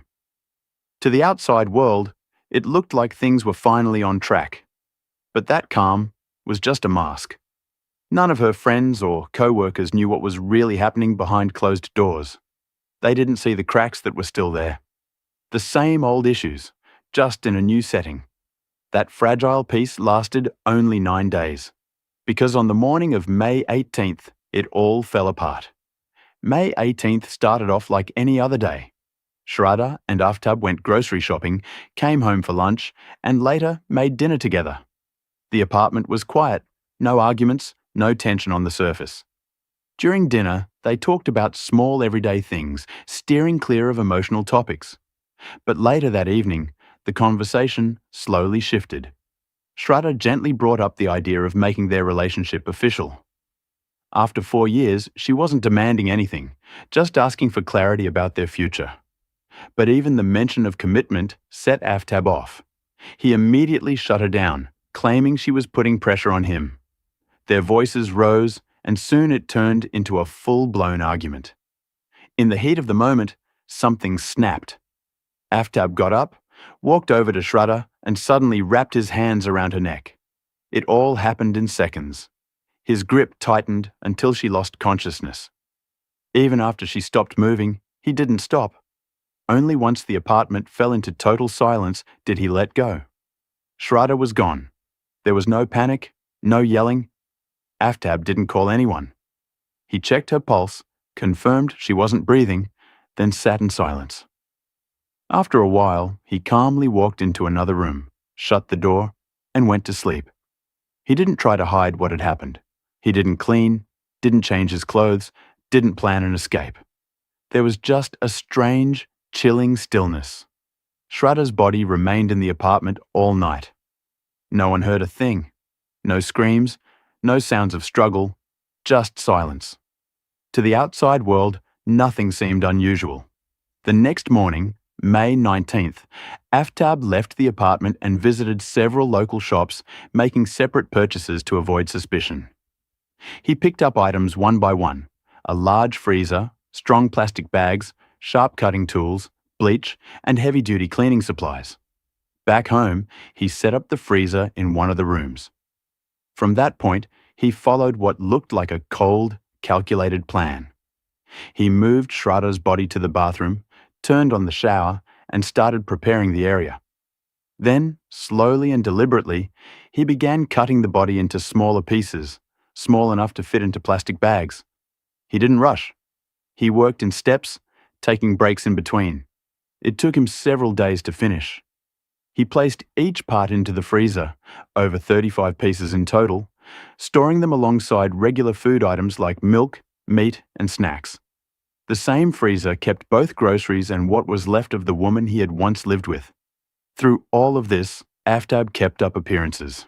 He ordered food online, used social media, and acted like nothing had happened. But inside that apartment, something truly horrific was unfolding behind closed doors.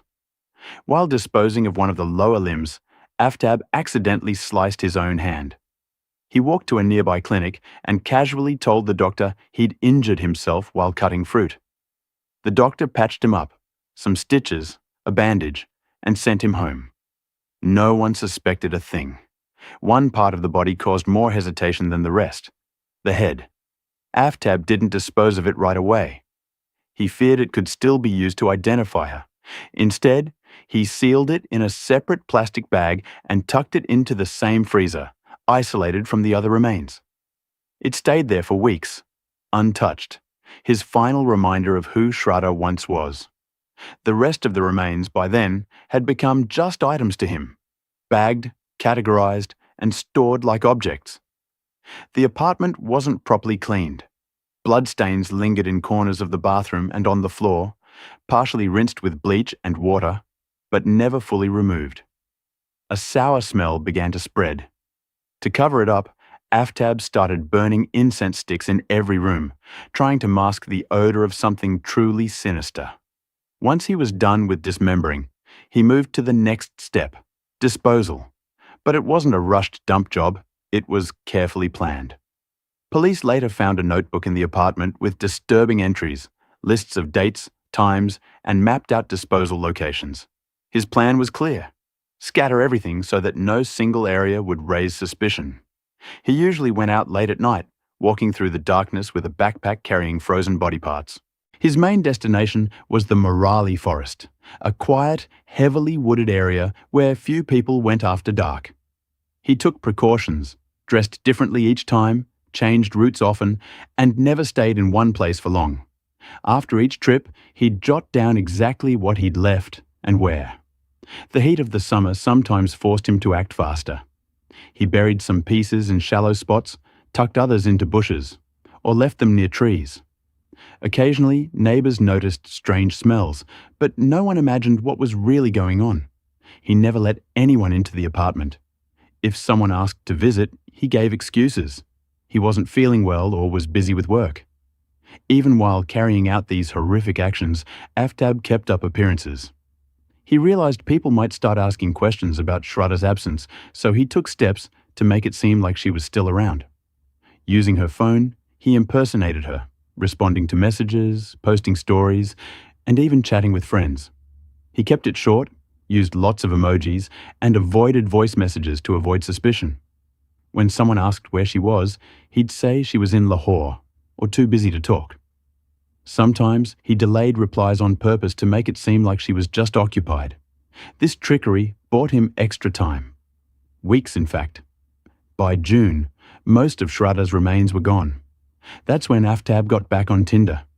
He made a new profile and started talking to women. Just days later, he invited someone over. She came, had dinner with him, and spent time at his place, completely unaware of what had happened within those walls. Shraddha's head was still in the freezer during that visit. But Aftab had cleaned the apartment, lit incense again, and made everything look normal. The guest never thought to check the freezer. She had no idea. Eventually, Aftab stopped faking Shraddha's presence online. That's when the silence became noticeable. At first, her family wasn't too alarmed. She had a habit of going quiet after arguments.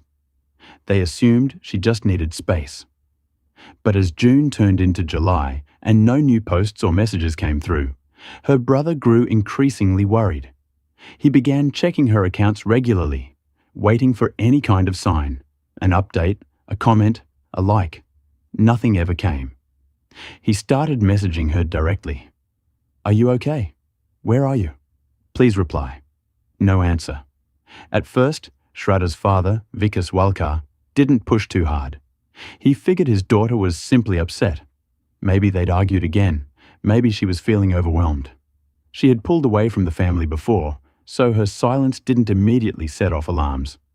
But as the weeks dragged into August, with no word from her, something didn't sit right. He started reaching out, first to her former colleagues. One of them mentioned she had moved to Delhi with Aftab. But beyond that, no one had seen or heard from her in months. By September, it was obvious this wasn't just another quiet spell. Her phone remained off. Her bank account hadn't seen a single transaction. She had completely vanished. That's when Vikas began contacting the police, starting in Mumbai, then in Delhi. But without a verified address or an official complaint, no investigation was launched. The system didn't move. Weeks passed with no action. Finally, in November, Vikas Walkar walked into the police station himself and filed a formal missing person report. He told them the last time he'd spoken to his daughter was several months ago, back in the spring. He handed over photos, her phone number, chat logs, and mentioned her relationship with Aftab Poonawalla, highlighting that they had previously lived together in Mumbai. That report finally shifted the case into motion. Until then, no one had treated Shraddha's silence as a serious concern. Even her friends hadn't voiced suspicion. But now, nearly 6 months after her death, her disappearance was finally official, and police began to dig. By then, the trail was ice cold. Aftab had been meticulous. He'd destroyed evidence, deleted digital footprints, and manipulated Shraddha's online presence long enough to avoid suspicion. He likely assumed that, after all this time, no one could connect him to her disappearance. But the police started from the basics, talking to people who last interacted with her. Aftab's name surfaced immediately. Records showed they had lived together.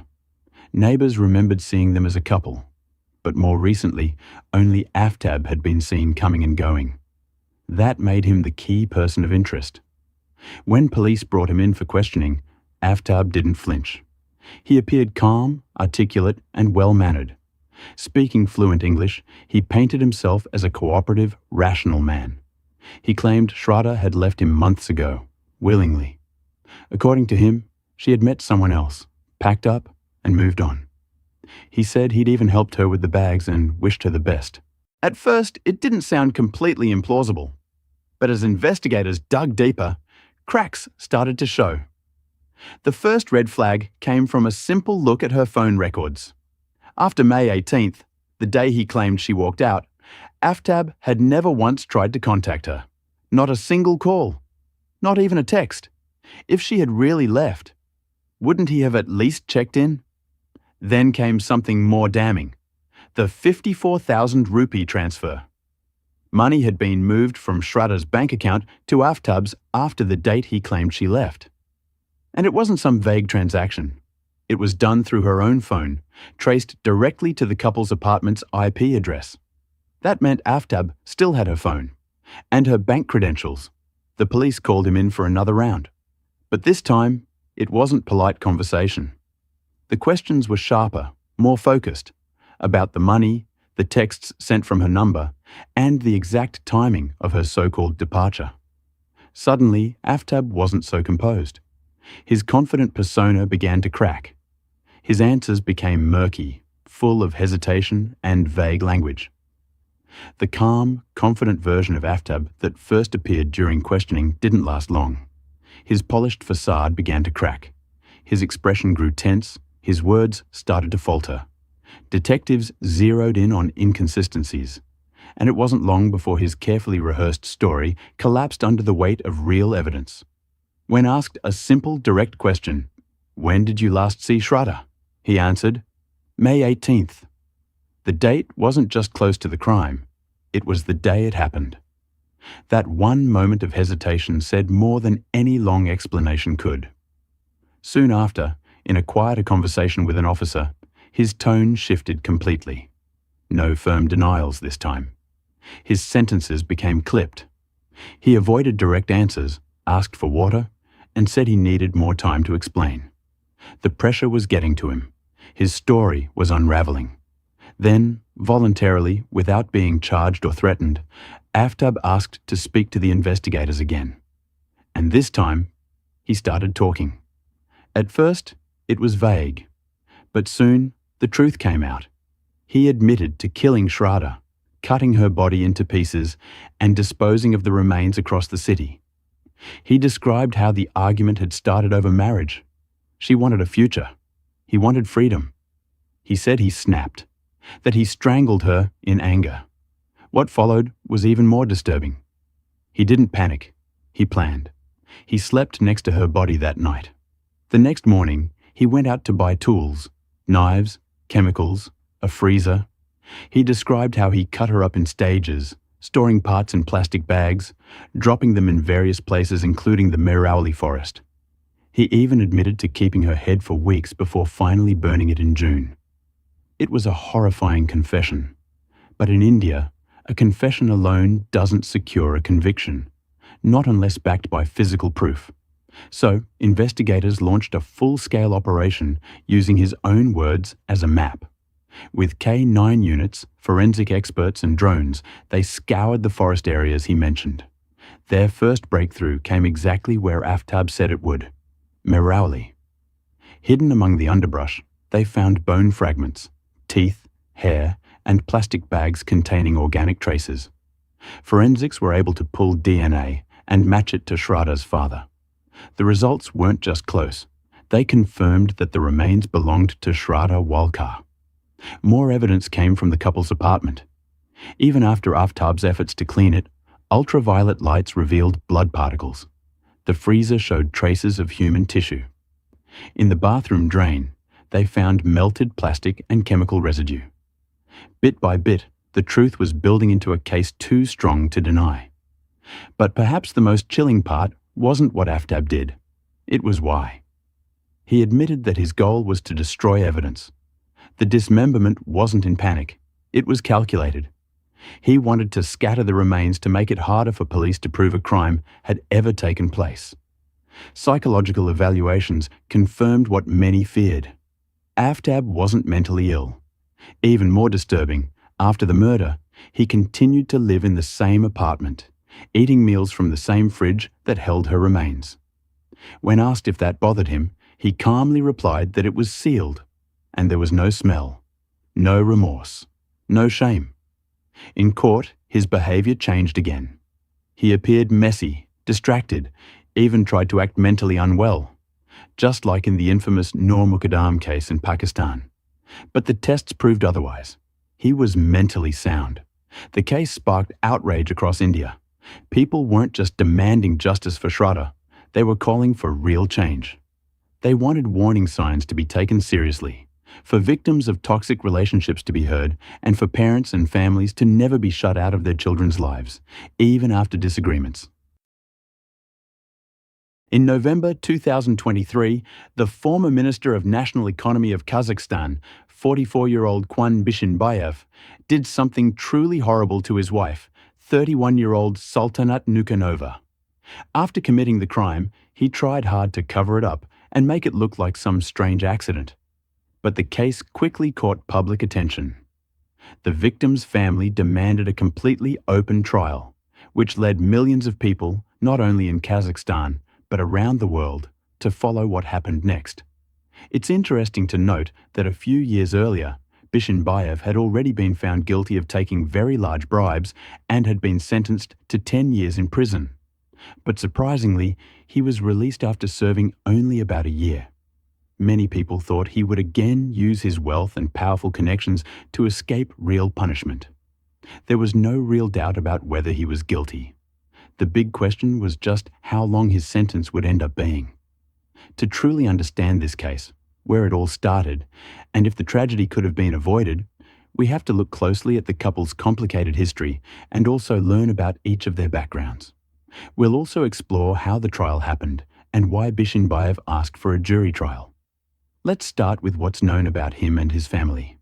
Kuandyk Bishimbayev was born on April 11, 1980, in the city of Kyzyloda, which was part of the Kazakh Soviet Socialist Republic at the time. He was the older of two children born to Vakan Bishimbayev, who was a deputy in the parliament, and his wife, Almira. In the 1990s, his mother became a successful businesswoman. Just before her son's arrest made headlines, she quickly transferred ownership of many of her big businesses to relatives so that the family's assets would still stay under their control. When her son faced corruption charges in 2018 and prosecutors demanded a 12-year sentence, Almira defended him publicly and said that long punishment would destroy his personality. Growing up, Kuan had a younger sister named Arujan, born in 1984. He received an impressive education. He studied at the Kazakh Academy of Management, earned a degree from Taraz University, and then got a presidential scholarship to study at George Washington University in the US.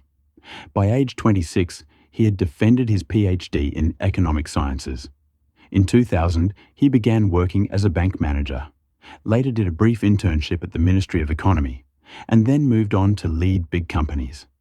In 2016, he became the Minister of National Economy himself, one of the youngest officials in Kazakhstan. But after just 8 months, he lost his job due to a major corruption scandal and went to prison for taking large bribes. Although he was sentenced to 10 years, he served only about 1 year before being pardoned by then-President Nursultan Nazarbayev after publicly apologizing. As for his personal life, before he met Sultanat, Bishimbayev had been married twice. His first wife was Aigerim Urazova, whom he married back in 1999 while still a student. In 2000, they had a son named Alexander Valikan, but the couple divorced in 2004. In 2006, while working as an advisor at the Ministry of Economy and Budget Planning, He married his second wife, Nazim Kamenbaba Galieva. They stayed married for 14 years and had 3 children together. In 2020, they divorced after she filed for it. Sultanat, whose full name was Sultanat Amangeldinovna Nukanova, was born on May 15, 1992, in the city of Pavlodar in northern Kazakhstan. She was the youngest of 2 children. Her father, Amangeldi Nukanov, was a businessman, and her mother, Jumagul, was an economist. Sultanat also had a paternal uncle, Kirat Nukanov, who had a notable career in politics. He led the regional department of entrepreneurship and trade and also served as mayor in the cities of Istus and Aksu, while she was still a schoolgirl. As a child, Sultanat developed a deep interest in astrology. She spent a lot of time studying books on the subject, creating horoscopes and natal charts for her friends and classmates. Surprisingly, many of her predictions turned out to be quite accurate. Over time, she decided to turn this passion into her life's work. And it didn't take long before she found success. Sultanat began offering her astrological services through social media, where she did personal and online consultations, made both short-term and long-term forecasts, and helped people choose their paths in life and work on their spiritual growth. She also offered guidance on love and relationships, checking people's compatibility and helping them navigate breakups or misunderstandings. Interestingly, her clients were only women and girls. It wasn't long before Sultanat became financially independent. She was making good money doing what she loved and what she was truly skilled at. Her following on social media grew quickly, her services became very popular, and appointments with her had to be booked months in advance. She seemed to be living the life she had always dreamed of. In the spring of 2022, Bishimbayev came across Sultanat's social media profile by chance. He was immediately drawn to her and decided to contact her. His idea was to book an astrology consultation, but Sultanat turned him down politely, explaining that she only worked with women. Rather than giving up, this only made him more interested in her. The former politician kept trying to get her attention. He sent her compliments and even played on her sympathy, insisting that only she could help him and that he trusted her completely. Sultanat was flattered by his words, but she still refused to meet him in person because she found his attention uncomfortable and irritating. More than once, she offered to do an online consultation instead, but he wouldn't accept that. For several months, he kept trying to convince her to meet him. During that time, he learned a lot about her, where she lived, who she spent time with, where she liked to go, and what she enjoyed doing. Despite all this, Sultanat still said no, although she did tell her friends that she had a persistent admirer who wouldn't leave her alone. Eventually, Sultanat gave in and agreed to meet him for a business consultation in person. Bishimbayev made sure to come across as respectful and polite, wanting to leave a good impression. That first meeting was just the start, though. Later, in a conversation with her brother, Sultanat shared honestly that this man simply wasn't her type and she didn't see them having a future together. At first, neither Sultanat nor her family were very worried about the ex-minister's attention.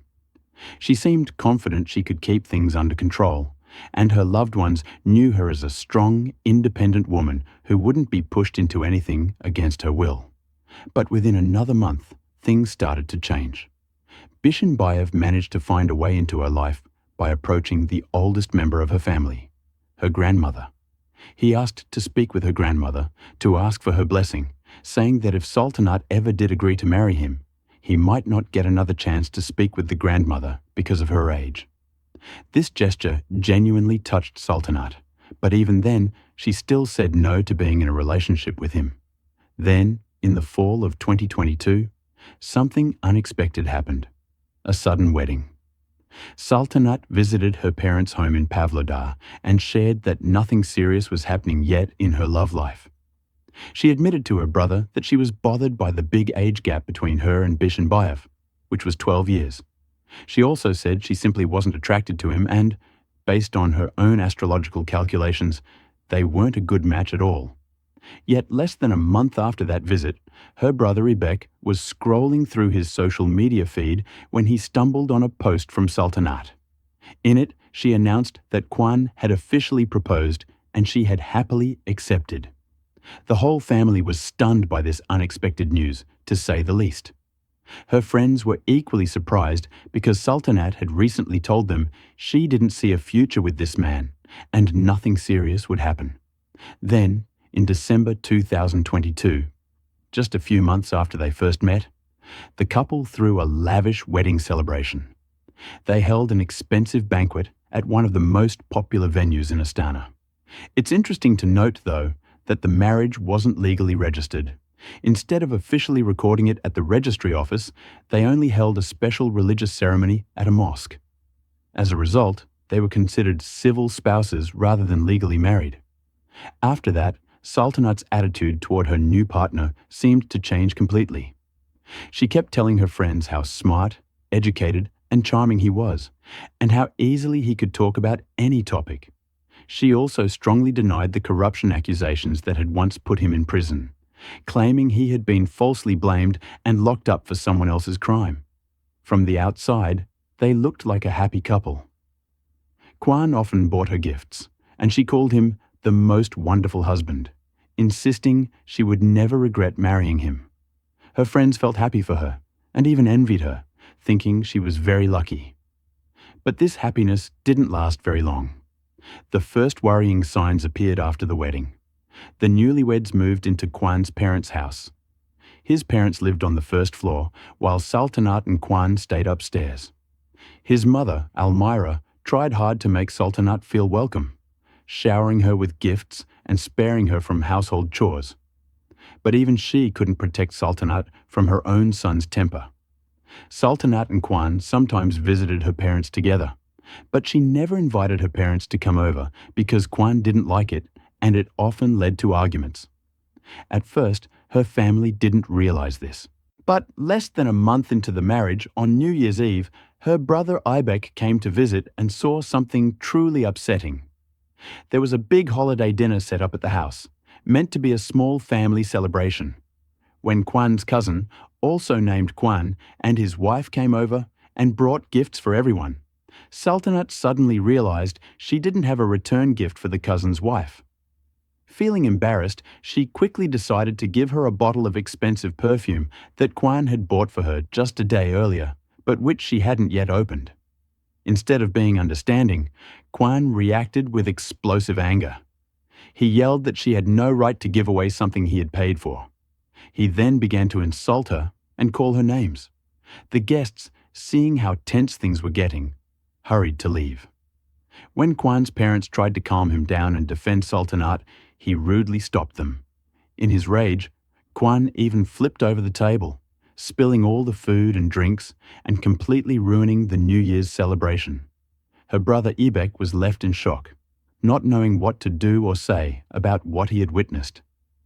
During a phone call the next day, Sultanat opened up to her brother and admitted that her husband's behavior had changed drastically after the wedding. She couldn't explain why it had happened, but hoped it was just a rough patch and things would eventually improve. Her brother urged her to come back home and leave the marriage, but Sultanat firmly refused. A few months later, something shocking happened.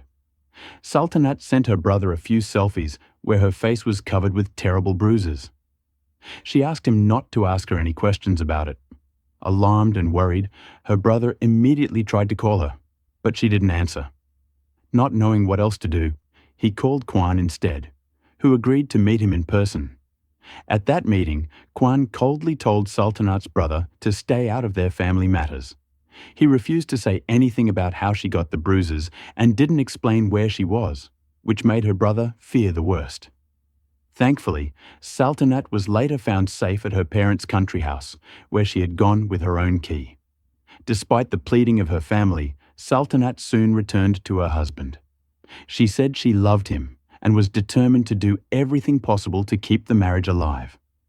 For a while, it seemed like Kuan tried to make amends. He gave her gifts, acted affectionately, and promised to change for her sake. They even took a vacation together to a famous resort in the Maldives and looked happy in the photos. But later, those very same holiday photos were used as evidence in court, because bruises could clearly be seen on Sultanat's body, along with fingerprint marks on her wrists, as if someone had grabbed her forcefully. According to her brother, after that period, neither he nor their parents heard any more complaints from Sultanat about her marriage. But they noticed worrying signs. She became quieter, lost a lot of weight, and started dressing in more revealing clothes, which seemed like an attempt to hide bruises and marks on her skin. She also completely stopped doing what had once been her passion and livelihood. The once well-known astrologer and popular blogger no longer accepted appointments or offered online consultations. Her social media posts changed too. She only shared photos of herself with Kuan, describing how happy they were together and how much she loved him. As it turned out later, it wasn't her choice. Her husband had strictly forbidden her from working and took control of every part of her life, making sure she had no income and was fully dependent on him. Kuan also began monitoring her every move and controlling who she could see or talk to. She couldn't go out with friends, have lunch at a cafe alone, or even send messages without him checking. In public, Sultanat was always seen with Kuan, who played the role of a loving and caring husband. Most of her friends had no idea about the nightmare she was living through behind closed doors and even envied what looked from the outside like a perfect marriage. One day, during an honest conversation, Sultanat confided in a close friend about what was really happening in her marriage. She explained that her husband completely controlled her life. He wouldn't let her work, wouldn't let her speak to her own parents without telling him first, and was constantly suspicious, accusing her of cheating without any reason. Worst of all, he regularly beat her. Her friend was shocked and horrified by this confession and immediately urged Sultanat to leave him as soon as possible. But instead of agreeing, Sultanat became upset and started yelling, saying she didn't want advice. She just wanted someone to listen to her. At some point, hoping to fix their troubled marriage, the couple went to see a family psychologist. But instead of choosing someone neutral together, Kuan refused all the therapists Sultanat suggested and insisted on going to one he picked himself. During their sessions, this psychologist kept telling Sultanat that everything was her fault. In one of her last conversations with her brother, Sultanat admitted she suspected that Kuan had deliberately hired this psychologist to break her spirit and make her feel even worse about herself. In the summer of 2023, Sultanat finally tried to leave him. She moved back into her parents' house to get some distance. But just a week later, Kuan showed up himself to bring her back. He begged her to give their marriage another chance and promised things would get better. He even suggested they move to his private house, and Sultanat thought that a change of surroundings might help them. She also hoped that if they had a child together, it would make him treat her better. But despite wanting it deeply, she couldn't get pregnant. Then came October. Sultanat made one more desperate attempt to break free. With help from her brother, she quickly moved into a rented apartment, planning to start fresh away from him. But just 10 days later, she returned to Kuan. Not only that, she also agreed to go through the Muslim wedding ceremony with him again at the mosque, making their union official in the eyes of religion once more. On November 5th, Sultanat organized a dinner at a restaurant owned by Kuan's cousin, Bakitxanov. She invited her parents, brother, and a few close friends. The dinner was meant to celebrate her reunion with Kuan. That evening, Kuan acted like the perfect husband. He was gentle, caring, and couldn't take his eyes off Sultanat. He spoke lovingly, promised to protect her, and said he would cherish her forever. Everyone there believed his words and thought his feelings were genuine. But heartbreakingly, the tragedy was only a few days away. On November 9th that same year, Sultanat's brother, Ibek, came home from work and was going about his usual routine when he suddenly got a call. A relative, sounding frightened, asked if the terrible things being shared on social media were true. At first, he didn't understand what she meant and asked her to explain. Then she sent him a link to a news article claiming that the former Minister of Economy had killed his young wife. Reading this, Ibek felt completely shocked and confused, but deep down, He couldn't believe it was really true. Just the day before, he had spoken with Sultanat. She had told him again that she planned to leave her husband soon. She had even asked if she could come stay at his place for the night, and he had reassured her that she could come any time, telling her where the spare keys were kept. But that evening, and even the next day, Sultanat never showed up. Even worse, her phone stayed silent, and she didn't answer any calls.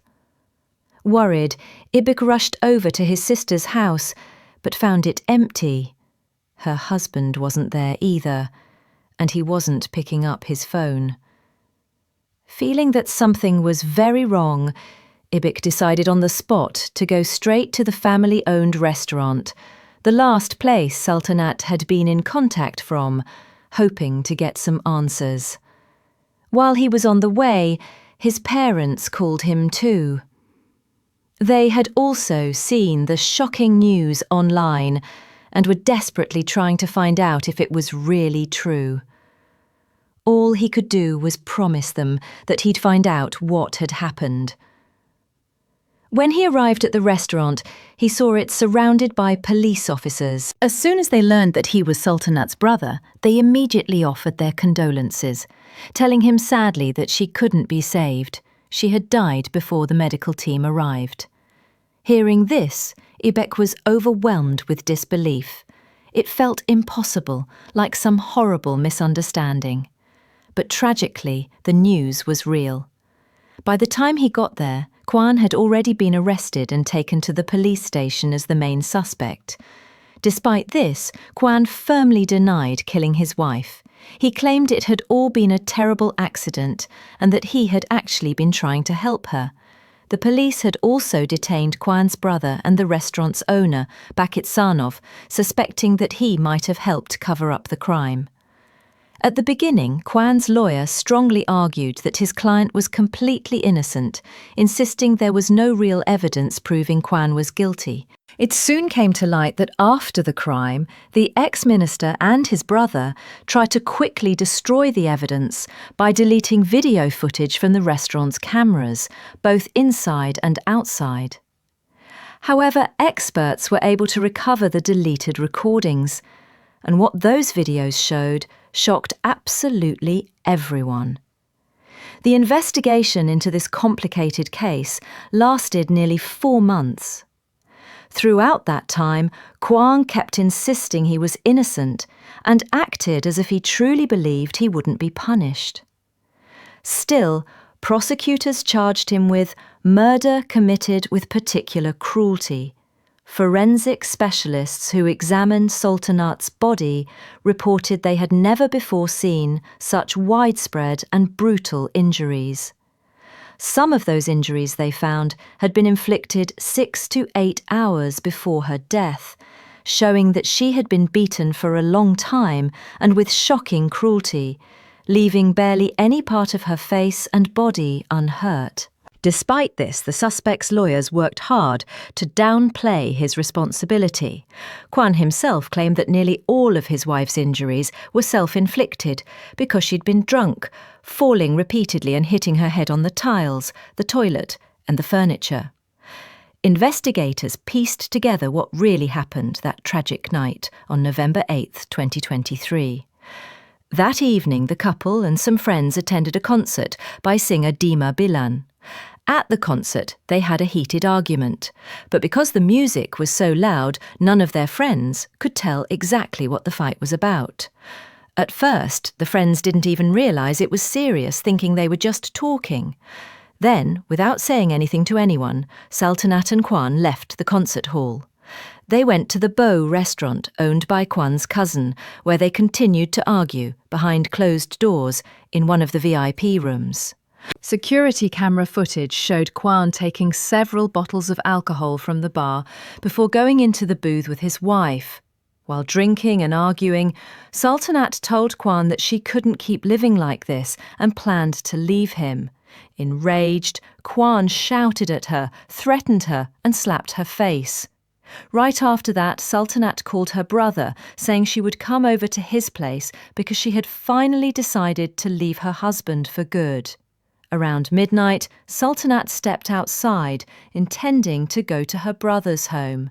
But Kuan followed her out, and their argument continued for about 15 minutes, as seen on the surveillance footage. Eventually, he convinced her to come back inside for just a few minutes. They continued to argue in the entrance area before going back to the private booth. Unfortunately, there were no cameras inside the booth, so no one can say for certain what happened there. In the footage from the hallway, Sultanat could be seen trying to keep her distance, staying calm, while Kuan kept getting closer, grabbing her hands and head, shaking her and pressing her against the wall. In court, Kuan's lawyer absurdly claimed these were just gentle strokes. Trying to escape, Sultanat locked herself in the bathroom, but Kuan kicked the door violently, leaving dents and evidence of the force he used. Once she opened the door, he punched her in the face multiple times. He also accused her of living off his money and shouted that everything she owned had been bought by him. Exactly what happened next isn't fully clear. Kuan claimed that in anger, Sultanat stripped off all her clothes and jewelry and flushed them down the toilet to prove she didn't need anything from him. Another version suggests that he forced her to undress to humiliate her. After the jewelry disappeared, Kuan became furious, hit her several more times with his fists, and shoved her so hard that she fell and struck the toilet. At the trial, he insisted again that she had been drunk and that she had fallen on her own while undressing, hitting her head against the tiles and bathroom fixtures. He also claimed that after that, they intended to go home together, but he was too drunk to drive. Out of shame, he didn't want to call a taxi, especially since Sultanat was wearing only a coat over her underwear and looked dishevelled. So instead, they went back inside the restaurant to the same VIP booth. A bit later, they came out again and started to leave, but Sultanat stopped in front of a mirror, seeing her bruised and swollen face. At that moment, Kuan started pushing her hard towards the exit, and this turned into a brutal beating. He punched and kicked her repeatedly, dragged her by her hair around 7 a.m., still holding her by the hair, pulled her back into the VIP booth. It was there investigators concluded that Kuan finally killed his young wife. Yet during the trial, he continued to insist that he never touched her, claiming she had fallen and hurt herself. He said Sultanat then lay down on the sofa and fell asleep, and that he noticed a bruise on her face, but instead of calling an ambulance, he bizarrely called a fortune teller to ask if she would be okay. The fortune teller allegedly told him that Sultanat was just drunk and needed rest. So Kuan said he relaxed and decided to leave her alone. He claimed he heard her snoring, which turned out to be death rattle of someone dying. Toward noon, when he finally realized she wasn't breathing, he called his brother Bakitchanov, asking him to come urgently. Together they sent the staff home, closed the restaurant to visitors, and began deleting all the CCTV footage in an attempt to cover up what had really happened. Later, during the trial, Bakitchanov claimed that he believed his brother when Kuan said Sultanat was just drunk and asleep. He explained that he agreed to delete the security footage because, according to him, it showed Sultanat behaving in a way that could damage her reputation and dishonor the family. It wasn't until much later in the day, when Sultanat's body was already cold and rigor mortis had set in, that Bakitchanov finally called an ambulance. He said he tried to revive her himself, but it was too late because she had already died long before. Police who arrived at the scene arrested both brothers. During the investigation, attention also turned to Kuan's ex-wife and mother of his 3 children, Nazim Carmen Babagalova. Years earlier, when Kuan had been arrested for corruption, Nazim publicly defended him. But not long after he was released, she filed for divorce, citing the usual irreconcilable differences. At the time, she said she had simply grown apart from him. However, after Kuan was accused of the violent murder of his new wife, Nazim gave an open interview and admitted that he was fully capable of such cruelty. She shared that they had been married for 14 years, but around 2011, after their second child was born, Kuan changed. He became selfish, arrogant, and convinced that his opinion was the only one that mattered. He also started openly cheating without trying to hide it. It was only in 2017, after Kuan's phone was seized during the corruption case, that Nazim saw the extent of his infidelity. Nazim described how, after Kuan was pardoned and freed from prison, he became even more aggressive. Just a month later, over a minor disagreement, he ripped the lid off a toilet with his bare hands and threw it at her. She managed to dodge it, but at that moment realized the marriage couldn't continue. During the trial, Kuan repeatedly insulted his late wife's character, calling her unstable, jealous, and claiming she was an alcoholic who cheated and provoked him into violence. He tried to convince the court he had only hit her a few times in a moment of rage, and that the fatal injuries must have been caused by her own falls while drunk. He even claimed the deep marks on her neck were from him trying to revive her, not from choking. The second defendant, Bakit Sanov, told the court that Kuan refused to let him call an ambulance for Sultanat and only cared about erasing the CCTV evidence. He said Kuan also ordered him to take Sultanat's phone home to trick investigators into thinking she had left the restaurant and gone home. Kuan knew her brother was tracking her phone location. At the 9th hearing, Kuan and his lawyer tried to get the judge removed from the case, accusing her of being biased. But the motion was denied, and she continued overseeing the trial. Finally, on May 13, 2024, the verdict came. Kuandyk Bishimbayev was found guilty of causing grievous bodily harm, torture, and murdering his common-law wife. He was sentenced to 20 years for murder and 7 years for battery and torture. By partially combining the sentences, he received a total of 24 years in prison. His cousin, Bakit was sentenced to 4 years for helping cover up the crime. The court considered that he had no prior record, sincerely regretted his role, and cooperated fully with investigators. Thanks for watching, everyone. Your support means a lot. If this case impacted you, please hit that like button, leave a comment, and share this video. It really helps my channel grow. See you in the next one.